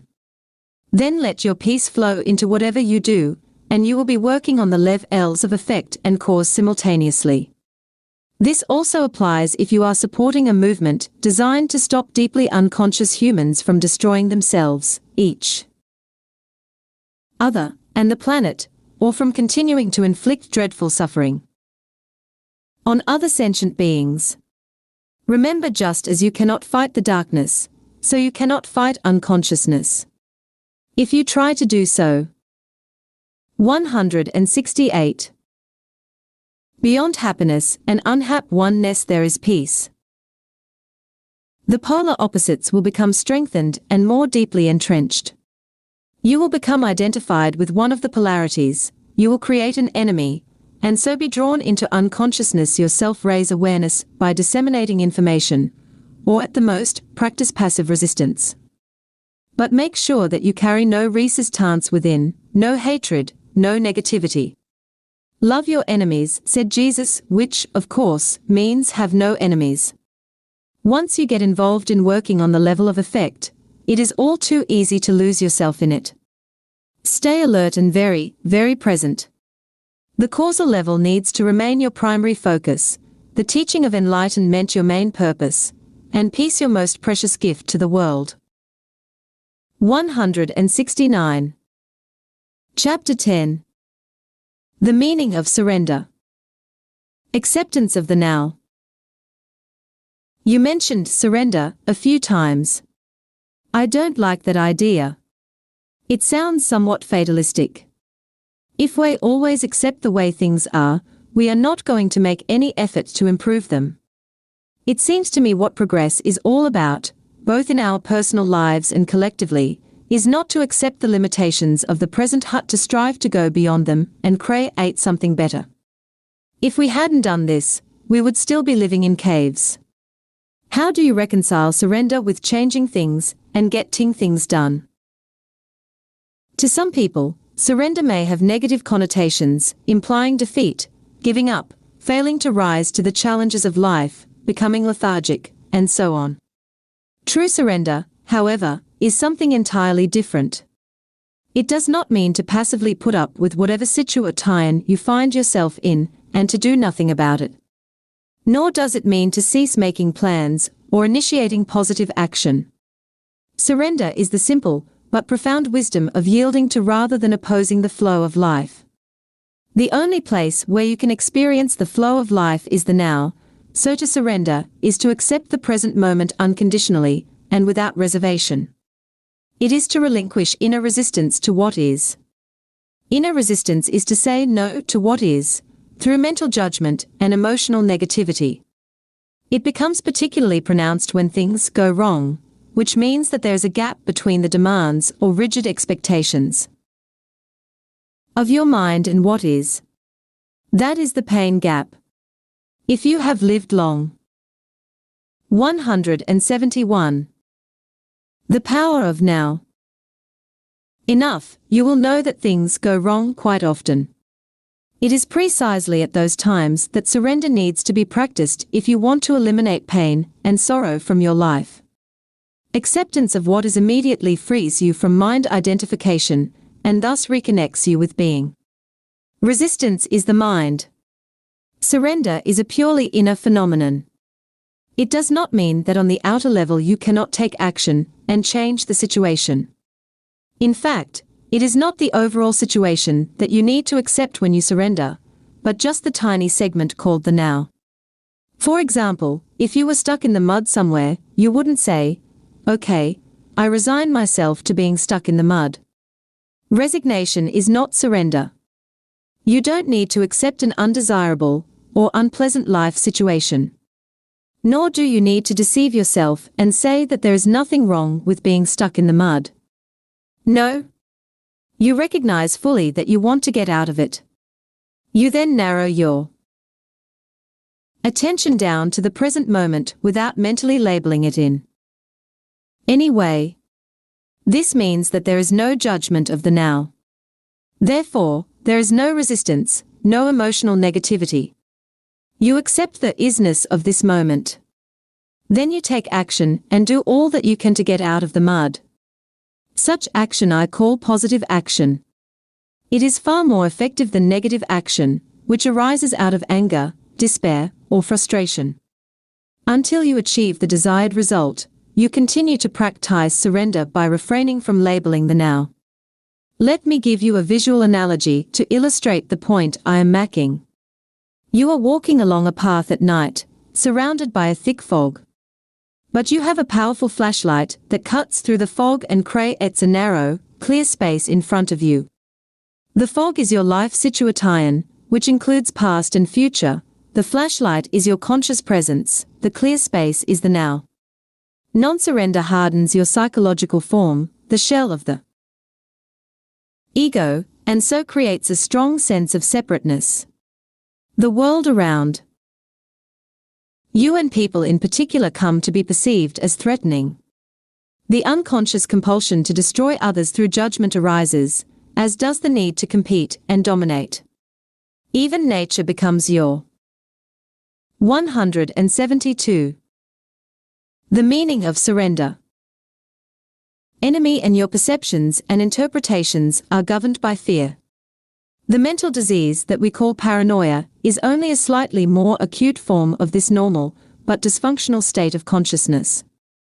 Not only your psychological form, but also your physical form, your body, becomes hard and rigid through resistance. Tension arises in different parts of the body, and the body as a whole contracts. The free flow of life energy through the body, which is essential for its healthy functioning, is greatly restricted. Bodywork and certain forms of physical therapy can be helpful in restoring this flow, but unless you practice surrender in your everyday life, those things can only give temporary symptom relief since the cause, the resistance pattern, has not been dissolved. There is something within you that remains unaffected by the transient circumstances that make up your life situation, and only through surrender do you have access to it. It is your life, your very being, which exists eternally in the timeless realm of the present. Finding this life is the one thing that is needed that Jesus talked about. If you find your life situation unsatisfactory, or even intolerable, it is only by surrendering first that you can break the unconscious resistance pattern that perpetuates that situation. Surrender is perfectly compatible with taking action, initiating change, or achieving goals. But in the surrendered state a totally different energy, a different quality, flows into your doing. Surrender reconnects you with the source energy of being, and if your doing is infused with being, it becomes a joyful celebration of life energy that takes you more deeply into the now. Through non-resistance, the quality of your consciousness and, therefore, the quality of hatva you are doing or creating is enhanced immeasurably. The results will 173. The power of now. Then look after themselves and reflect that quality. We could call this surrendered action. It is not work, as we have known it for thousands of years. As more humans awaken, the word work is going to disappear from our vocabulary, and perhaps a new word will be created to replace it. It is the quality of your consciousness at this moment that is the main determinant of what kind of future you will experience. So to surrender is the most important thing you can do to bring about positive change. Any action you take is secondary. No truly positive action can arise out of an unsurrendered state of consciousness. I can see that if I am in a situation that is unpleasant or unsatisfactory, and I completely accept the moment as it is, there will be no suffering or unhappiness. I will have risen above it. But I still can't quite see where the energy or motivation for taking action and bringing about change would come from if there isn't a certain amount of dissatisfaction. In the state of surrender, you see very clearly what needs to be done, and you take action, doing one thing at a time and focusing on one thing at a time. Learn from nature, see how everything gets accomplished and how the miracle of life unfolds without dissatisfaction or unhappiness. That's why Jesus said, "Look at the lilies, how they grow, they neither toil nor spin." If your overall situation is unsatisfactory or unpleasant, separate out this instant and surrender to what is. That's the flashlight cutting through the fog. Your state of consciousness then ceases to be controlled by external conditions. You are no longer coming from reaction and resistance. Then look at the specifics of the situation. Ask yourself, is there anything I can do to change the situation, improve it, or remove myself from it? If so, you take appropriate action. Focus not on the things that you will or may have to do at some future time, but on the one thing that you can do now. This doesn't mean you should not. 174. The meaning of surrender. Do any planning. It may well be that planning is the one thing you can do now. But make sure you don't start to run mental movies, project yourself into the future, and so lose the now. Any action you take may not bear fruit immediately. If your overall situation is unsatisfactory or unpleasant, separate out this instant and surrender to what is. That's the flashlight cutting through the fog. Your state of consciousness then ceases to be controlled by external conditions. You are no longer coming from reaction and resistance. Then look at the specifics of the situation. Ask yourself, is there anything I can do to change the situation, improve it, or remove myself from it? If so, you take appropriate action. Focus not on the things that you will or may have to do at some future time, but on the one thing that you can do now. This doesn't mean you should not. 174. The meaning of surrender. Do any planning. It may well be that planning is the one thing you can do now. But make sure you don't start to run mental movies, project yourself into the future, and so lose the now. Any action you take may not bear fruit immediately. Until it does, do not resist what is. If there is no action you can take, and you cannot remove yourself from the situation either, then use the situation to make you go more deeply into surrender, more deeply into the now, more deeply into being.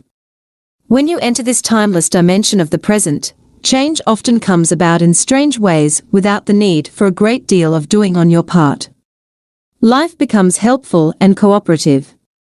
If inner factors such as fear, guilt, or inertia prevented you from taking action, they will dissolve in the light of your conscious presence. Do not confuse surrender with an attitude of "I can't be bothered anymore," or "I just don't care anymore." If you look at it closely, you will find that such an attitude is tainted with negativity in the form of hidden resentment, and so is not surrender at all but masked resistance. As you surrender, direct your attention inward to check if there is any trace of resistance left inside you. Be very alert when you do so, otherwise, a pocket of resistance may continue to hide in some dark corner in the form of a thought or an unacknowledged emotion. From mind energy to spiritual energy. Letting go of resistance is easier said than done. I still don't see clearly how to let go. If you say it is by surrendering, the question remains, how? Start by acknowledging that there is resistance. Be there when it happens, when the resistance arises. Observe how your mind creates it, how it labels the situation, yourself, or others. Look at the thought process involved. Feel the energy of the emotion. By witnessing the resistance, you will see that it serves no purpose. By focusing all your attention on the now, the unconscious resistance is made conscious, and that is the end of it. You cannot be conscious and unhappy. Con. 175. The power of now. Science and in negativity. Negativity, unhappiness, or suffering in whatever form means that there is resistance, and resistance is always unconscious. Surely I can be conscious of my unhappy feelings. Would you choose unhappiness?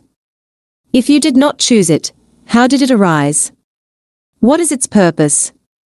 Who is keeping it alive? You say that you are conscious of your unhappy feelings, but the truth is that you are identified with them and keep the process alive through compulsive thinking. All that is unconscious. If you were conscious, that is to say totally present in the now, all negativity would dissolve almost instantly. It could not survive in your presence. It can only survive in your absence. Even the pain body cannot survive for long in your presence. You keep your unhappiness alive by giving it time. That is its lifeblood. Remove time through intense present moment awareness and it dies. But do you want it to die? Have you truly had enough? Who would you be without it? Until you practice surrender, the spiritual dimension is something you read about, talk about, get excited about, write books about, think about, believe in, or dwarfed, as the case may be. It makes no difference. Not until you surrender does it become a living reality in your life. When you do, the energy that you emanate, and which then runs your life, is of a much higher vibrational frequency than the mind energy that still runs our world, the energy that created the existing social, political, and economic structures of our civilization, and which also continuously perpetuates itself through our educational systems and the media. Through surrender, spiritual energy comes into this world. It creates no suffering for yourself, for other humans, or any other life form on the planet. Unlike mind energy, it does not pollute the earth, and it is not subject to the law of polarities, which dictates that nothing can exist without its opposite, that there can be no good without bad. Those who run on mind energy, which is still the vast majority of the earth's population, remain. 176. The meaning of surrender. Unaware of the existence of spiritual energy. It belongs to a different order of reality, and will create a different world when a sufficient number of humans enter the surrendered state, and so become totally free of negativity. If the earth is to survive, this will be the energy of those who inhabit it. Jesus referred to this energy when he made his famous prophetic statement in the Sermon on the Mount, "Blessed are the gentle, they shall have the earth for their possession." It is a silent, but intense presence that dissolves the unconscious patterns of the mind. They may still remain active for a while, but they won't run your life anymore. The external conditions that were being resisted also tend to shift or dissolve quickly through surrender. It is a powerful transformer of situations and people. If conditions do not shift immediately, your acceptance of the now enables you to rise above them. Either way, you are free.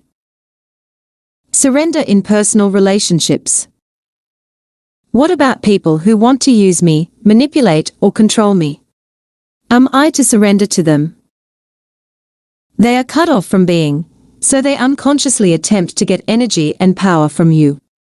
It is true that only an unconscious person will try to use or manipulate others, but it is equally true that only an unconscious person can be used and manipulated.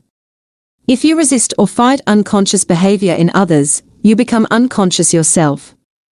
But surrender doesn't mean that you allow yourself to be used by unconscious people. Not at all. It is perfectly possible to say no firmly and clearly to a person, or to walk away from a situation and be in a state of complete inner non-resistance at the same time.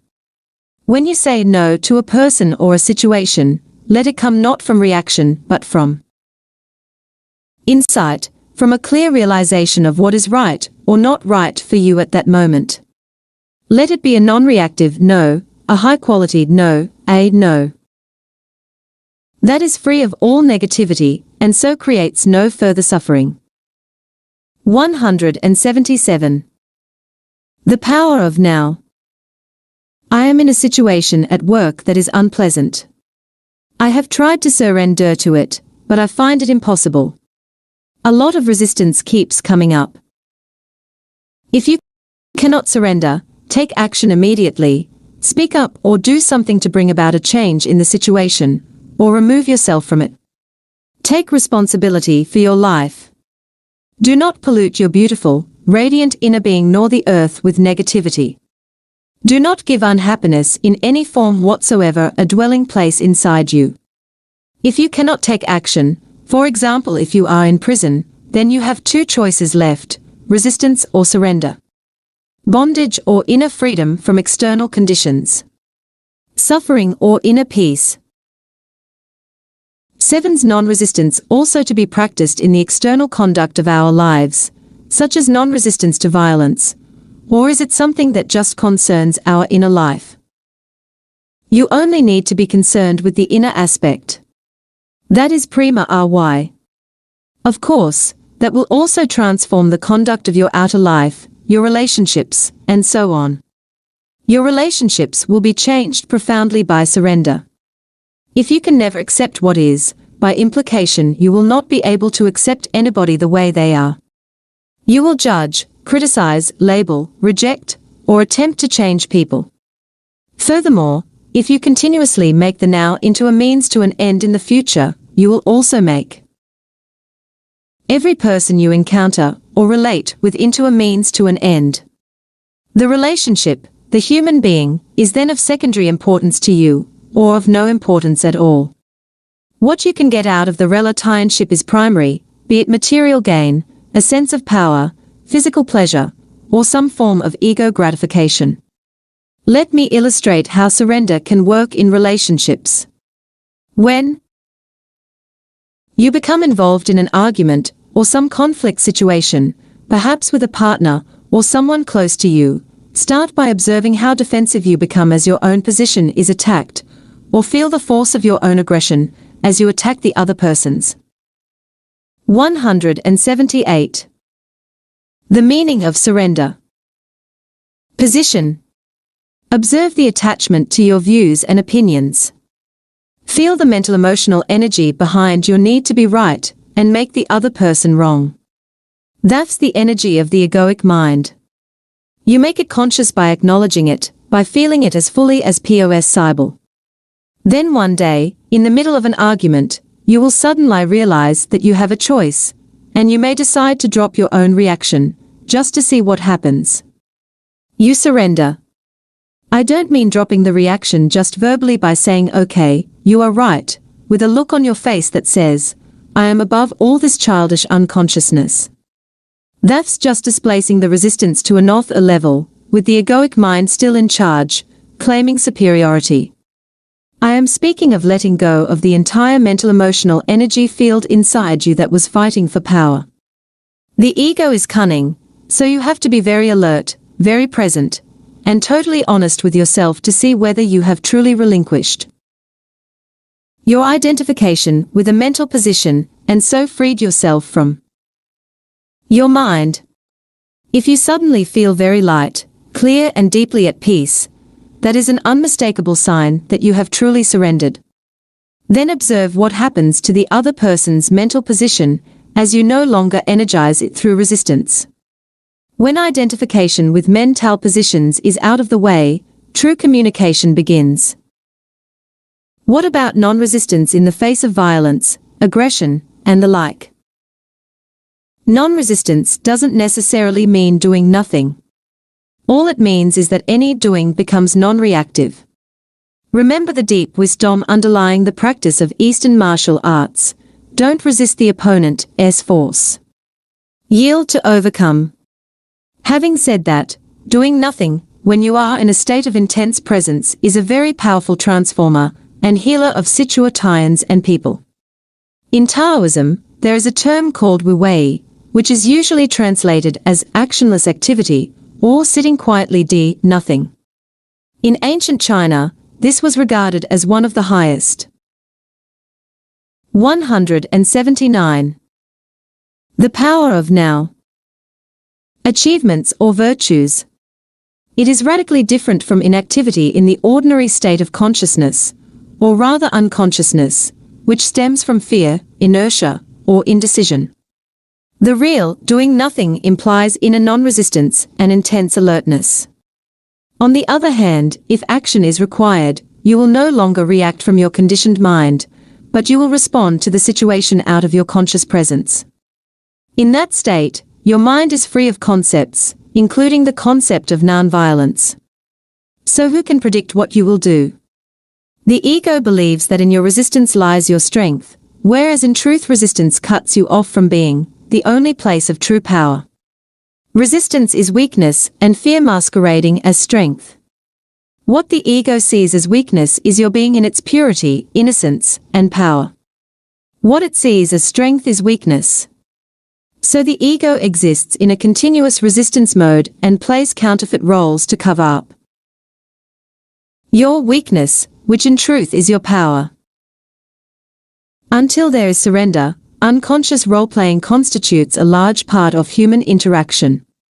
In surrender, you no longer need ego defenses and false masks. You become very simple, very real. That's dangerous, says the ego. You'll get hurt. You'll become vulnerable.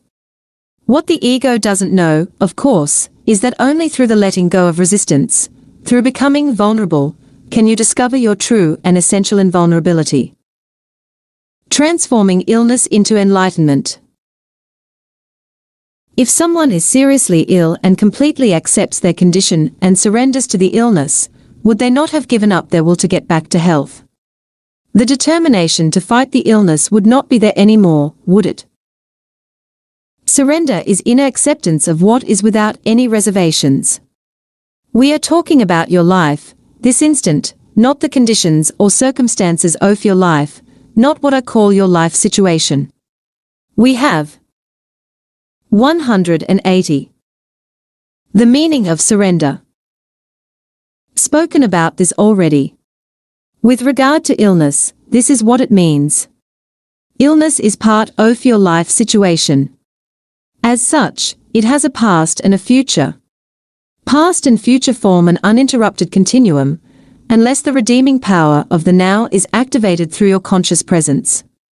As you know, underneath the various conditions that make up your life situation, which exists in time, there is something deeper, more essential, your life, your very being in the timeless now. As there are no problems in the now, there is no illness either. The belief in a label that someone attaches to your condition keeps the condition in place, empowers it, and makes a seemingly solid reality out of a temporary imbalance. It gives it not only reality and solidity, but also a continuity in time that it did not have before. By focusing on this instant and refraining from labeling it mentally, illness is reduced to one or several of these factors: physical pain, weakness, discomfort, or disability. That is what you surrender to. Now, you do not surrender to the idea of illness. Allow the suffering to force you into the present moment, into a state of intense conscious presence. Use it for enlightenment. Surrender does not transform what is, at least not directly. Surrender transforms you. When you are transformed, your whole world is transformed, because the world is only a reflection. We spoke about this earlier. If you looked in the mirror and did not like what you saw, you would have to be mad to attack the image in the mirror. That is precisely what you do when you are in a state of non-acceptance. And, of course, if you attack the image, it attacks you back. If you accept the image, no matter what it is, if you become friendly toward it, it cannot not become friendly toward you. This is how you change the world. Illness is not the problem. You are the problem, as long as the egoic mind is in control. When you are ill or disabled, do not feel that you have failed in some way, do not feel guilty. Do not blame life for treating you unfairly, but do not blame yourself either. All that is resistance. If you have a major illness, use it for enlightenment. 181. The power of now. Anything bad that happens in your life, use it for enlightenment. Withdraw time from the illness. Do not give it any past or future. Let it force you into intense present moment awareness, and see what happens. Become an alchemist. Transmute base metal into gold, suffering into consciousness, disaster into enlightenment. Are you seriously ill and feeling angry now about what I have just said? Then that is a clear sign that the illness has become part of your sense of self, and that you are now protecting your identity, as well as protecting the illness. The condition that is labeled illness has nothing to do with who you truly are. When disaster strikes. As far as the still unconscious majority of the population is concerned, only a critical limit situation has the potential to crack the hard shell of the ego and force them into surrender, and so into the awakened state. A limit situation arises when through some disaster, drastic upheaval, deep loss, or suffering your whole world is shattered and doesn't make sense anymore. It is an encounter with death, be it physical or psychological. The egoic mind, the creator of this world, collapses. Out of the ashes of the old world, a new world can then come into being. There is no guarantee, of course, that even a limit situation will do it, but the potential is always there. Some people's resistance to what is even intensifies in such a situation, and so it becomes a descent into hell. In others, there may only be partial surrender, but even that will give them a certain depth and serenity that were not there before. Parts of the ego shall break off, and this allows small amounts of the radiance and peace that lie beyond the mind to shine through. Limit situations have produced many miracles.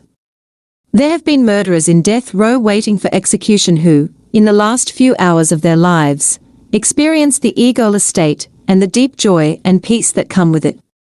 The inner resistance to the situation they. 182. The meaning of surrender. Found themselves in became so intense as to produce unbearable suffering, and there was nowhere to run and nothing to do to escape it, not even a mind-projected future. So they were forced into complete acceptance of the unacceptable. They were forced into surrender.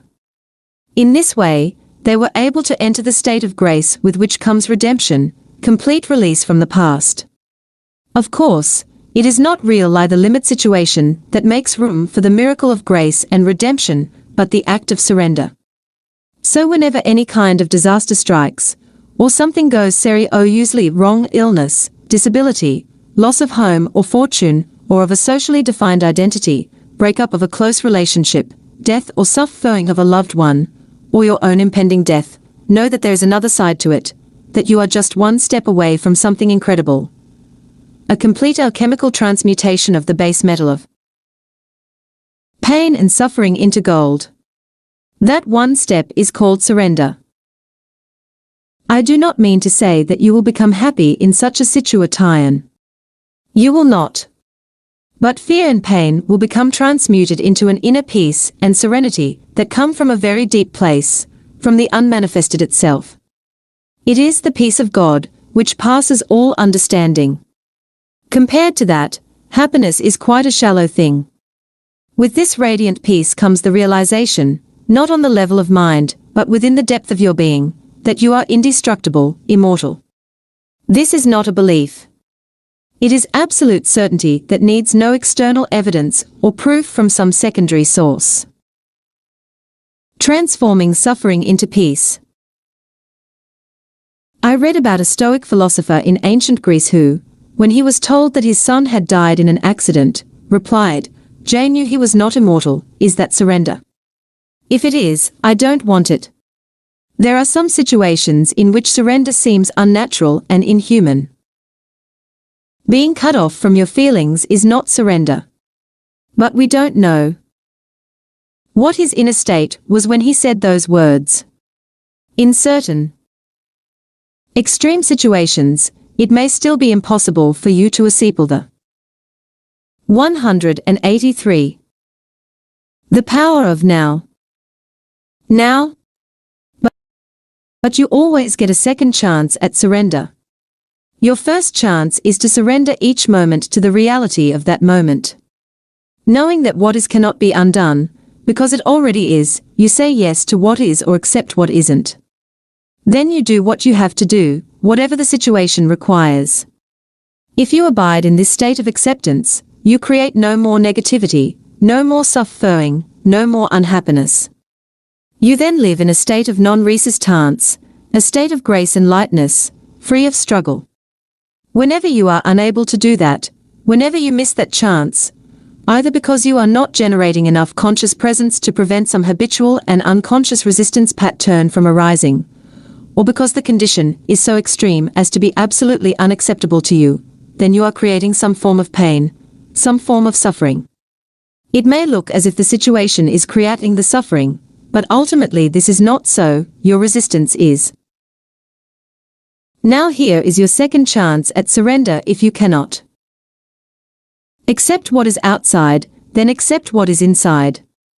If you cannot accept the external condition, accept the internal condition. This means, do not resist the pain. Allow it to be there. Surrender to the grief, despair, fear, loneliness, or whatever form the suffering takes. Witness it without labeling it mentally. Embrace it. Then see how the miracle of surrender transmutes deep suffering into deep peace. This is your crucifixion. Let it become your resurrection and ascension. I do not see how one can surrender to suffering. As you yourself point it out, suffering is non-surrender. How could you surrender to non-surrender? Forget about surrender for a moment.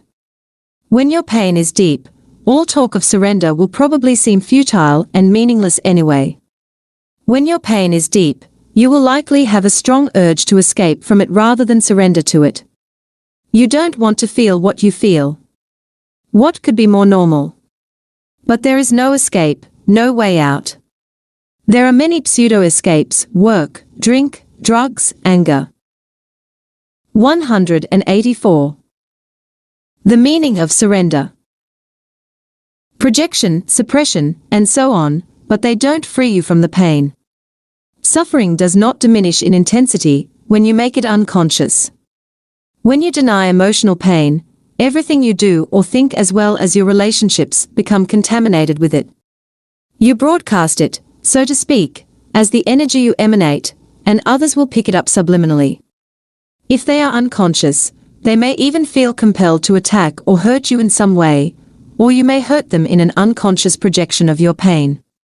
You attract and manifest whatever corresponds to your inner state. When there is no way out, there is still always a way through. So don't turn away from the pain. Face it. Feel it fully.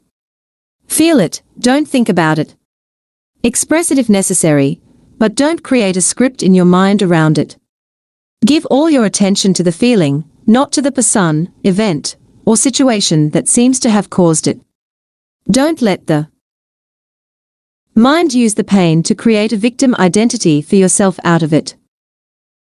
Feeling sorry for yourself and telling others your story will keep you stuck in suffering. Since it is impossible to get away from the feeling, the only possibility of change is to move into it, otherwise, nothing will shift. So give your complete attention to what you feel, and refrain from mentally labeling it. As you go into the feeling, be intensely alert. At first, it may seem like a dark and terrifying place, and when the urge to turn away from it comes, observe it but don't act on it. Keep putting your attention on the pain, keep feeling the grief, the fear, the dread, the loneliness, whatever it is. Stay alert, stay present, present with your whole being, with every cell of your body. As you do so, you are bringing a light into this darkness. This is the flame of your consciousness. At this stage, you don't need to be concerned with surrender anymore. It has happened already. How? Full attention is full acceptance. Is surrender. By giving full attention, you use the power of the now, which is the power of your presence. No hidden pocket of resistance can survive in it. Presence removes time. Without time, no suffering, no negativity can survive. The acceptance of suffering is a journey into death. Facing deep. 185. The power of now. Pain, allowing it to be, taking your attention into it, is to enter death consciously. When you have died this death, you realize that there is no death, and there is nothing to fear. Only the ego dies. Imagine a ray of sunlight that has forgotten it is an inseparable part of the sun, and deludes itself into believing it has to fight for survival, and create, and cling to an identity other than the sun. Would the death of this delusion not be incredibly liberating? Do you want an easy death? Would you rather die without pain, without agony? Then die to the past every moment, and let the light of your presence shine away the heavy, time-bound self you thought of as you. The way of the cross. There are many accounts of people who say they have found God through their deep suffering, and there is the Christian expression, the way of the cross, which I suppose points to the same thing. We are concerned with nothing else here. Strictly speaking, they did not find God through their suffering, because suffering implies resistance. They found God through surrender, through total acceptance of what is, into which they were forced by their intense suffering. They must have realized on some level that their pain was self-created. How do you equate surrender with finding God? Since resistance is inseparable from the mind, relinquishment of resistance, surrender, is the end of the mind as your master, the imposter pretending to be you, the false God. All judgment and all. 186. The meaning of surrender. Negativity dissolve. The realm of being, which had been obscured by the mind, then opens up.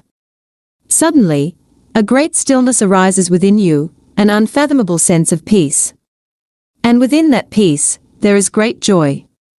And within that joy, there is love.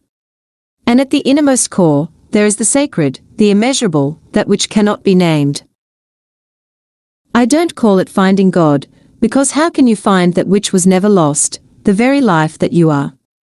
The word God is limiting not only because of thousands of years of misperception and misuse, but also because it implies an entity other than you.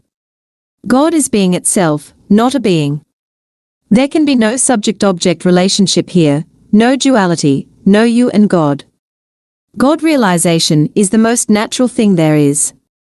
The amazing and incomprehensible fact is not that you can become conscious of God, but that you are not conscious of God. The way of the cross that you mentioned is the old way to enlightenment, and until recently it was the only way. But don't dismiss it or underestimate its efficacy. It still works. The way of the cross is a complete reversal. It means that the worst thing in your life, your cross, turns into the best thing that ever happened to you, by forcing you into surrender, into death, forcing you to become as nothing, to become as God, because God, too, is no thing. At this time, as far as the unconscious majority of humans is concerned, the way of the cross is still the only way. They will only awaken through further suffering, and enlightenment, as a collective phenomenon, will be predictably preceded by vast upheavals. This process reflects the workings of certain universal laws that govern the growth of consciousness, and thus was foreseen by some seers. It is described, among other places, in the book of Revelation, or Apocalypse, though cloaked in obscure and sometimes impenetrable symbology. This suffering is inflicted not by God, but by humans on themselves and on each other, as well as by certain defensive measures that the earth, which is a living, intelligent organism, is due to take to protect herself from the onslaught of human madness. 187. The power of now. However, there is a growing number of humans alive today whose consciousness is sufficiently evolved not to need any more suffering before the realization of enlightenment. You may be one of them. Enlightenment through suffering, the way of the cross, means to be forced into the kingdom of heaven kicking and screaming. You finally surrender because you can't stand the pain anymore, but the pain could go on for a long time until this happens. Enlightenment consciously chosen means to relinquish your attachment to past and future, and to make the now the main focus of your life. It means choosing to dwell in the state of presence rather than in time. It means saying yes to what is. You then don't need pain anymore. How much more time do you think you will need before you are able to say, I will create no more pain, no more suffering? How much more pain do you need before you can make that choice? If you think that you need more time, you will get more time. And more pain. Time and pain are inseparable. The power to choose. What about all those people who, it seems, actually want to suffer? I have a friend whose partner is physically abusive toward her, and her previous relationship was of a similar kind. Why does she choose such men, and why is she refusing to get out of that situation now? Why do so many people actually choose pain? I know that the word choose is a favorite New Age term, but it isn't entirely accurate in this context. It is misleading to say that somebody chose a dysfunctional relationship or any other negative situation in his or her life. Choice implies consciousness, a high degree of consciousness. Without it, you have no choice. Choice begins the moment you disidentify from the mind and its conditioned patterns, the moment you become present. Until you reach that point, you are unconscious, spiritually speaking. This means that you are compelled. 188. The meaning of surrender. To think, feel, and act in certain ways according to the conditioning of your mind. That is why Jesus said, "Forgive them, for they know not what they do." This is not related to intelligence in the conventional sense of the word. I have met many highly intelligent and educated people who were also completely unconscious, which is to say completely identified with their mind. In fact, if mental development and increased knowledge are not counterbalanced by a corresponding growth in consciousness, the potential for unhappiness and disaster is very great. Your friend is stuck in a relationship with an abusive partner, and not for the first time. Why? No choice. The mind, conditioned as it is by the past, always seeks to recreate what it knows and is familiar with. Even if it is painful, at least it is familiar. The mind always adheres to the known. The unknown is dangerous because it has no control over it. That's why the mind dislikes and ignores the present moment. Present moment awareness creates a gap not only in the stream of mind, but also in the past-future continuum. Nothing truly new and creative can come into this world except through that gap, that clear space of infinite possibility. So your friend, being identified with her mind, may be recreating a pattern learned in the past in which intimacy and abuse are inseparably linked. Alternatively, she may be acting out a mind pattern learned in early childhood according to which she is unworthy and deserves to be punished. It is possible, too, that she lives a large part of her life through the pain body, which always seeks more pain on which to feed. Her partner has his own unconscious patterns, which complement hers. Of course her situation is self-created, but who or what is the self that is doing the creating? A mental emotional pattern from the past, no more. Why make a self out of it? If you tell her that she has chosen her condition or situation, you are reinforcing her state of mind identification. But is her mind pattern who she is? Is it her self? Is her true identity derived from the past? Show your friend how to be the observing presence behind her thoughts and her emotions. Tell her about the pain body and how to free herself from it. Teach her. 189. The power of now. The art of inner body awareness. Demonstrate to her the meaning of presence. As soon as she is able to access the power of the now, and thereby break through her conditioned past, she will have a choice. Nobody chooses dysfunction, conflict, pain. Nobody chooses insanity. They happen because there is not enough presence in you to dissolve the past, not enough light to dispel the darkness. You are not fully here. You have not quite woken up yet. In the meantime, the conditioned mind is running your life. Similarly, if you are one of the many people who have an issue with their parents, if you still harbor resentment about something they did or did not do, then you still believe that they had a choice, that they could have acted differently. It always looks as if people had a choice, but that is an illusion. As long as your mind with its conditioned patterns runs your life, as long as you are your mind, what choice do you have? None. You are not even there. The mind identity. Fied state is severely dysfunctional. It is a form of insanity. Almost everyone is suffering from this illness in varying degrees. The moment you realize this, there can be no more resentment. How can you resent someone's illness? The only appropriate response is compassion.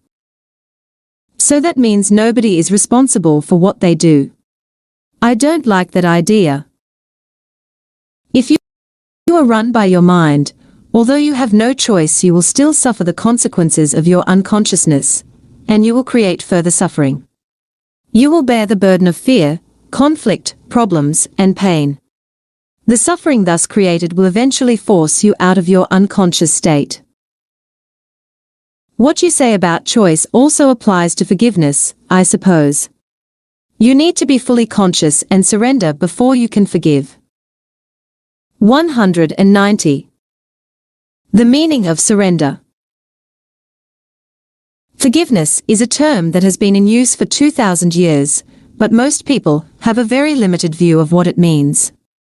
You cannot truly forgive yourself or others as long as you derive your sense of self from the past. Only through accessing the power of the now, which is your own power, can there be true forgiveness. This renders the past powerless, and you realize deeply that nothing you ever did, or that was ever done to you could touch even in the slightest the radiant essence of who you are. The whole concept of forgiveness then becomes unnecessary. And how do I get to that point of realization? When you surrender to what is and so become fully present, the past ceases to have any power. You do not need it anymore. Presence is the key. The now is the key. How will I know when I have surrendered? When you no longer need to ask the question,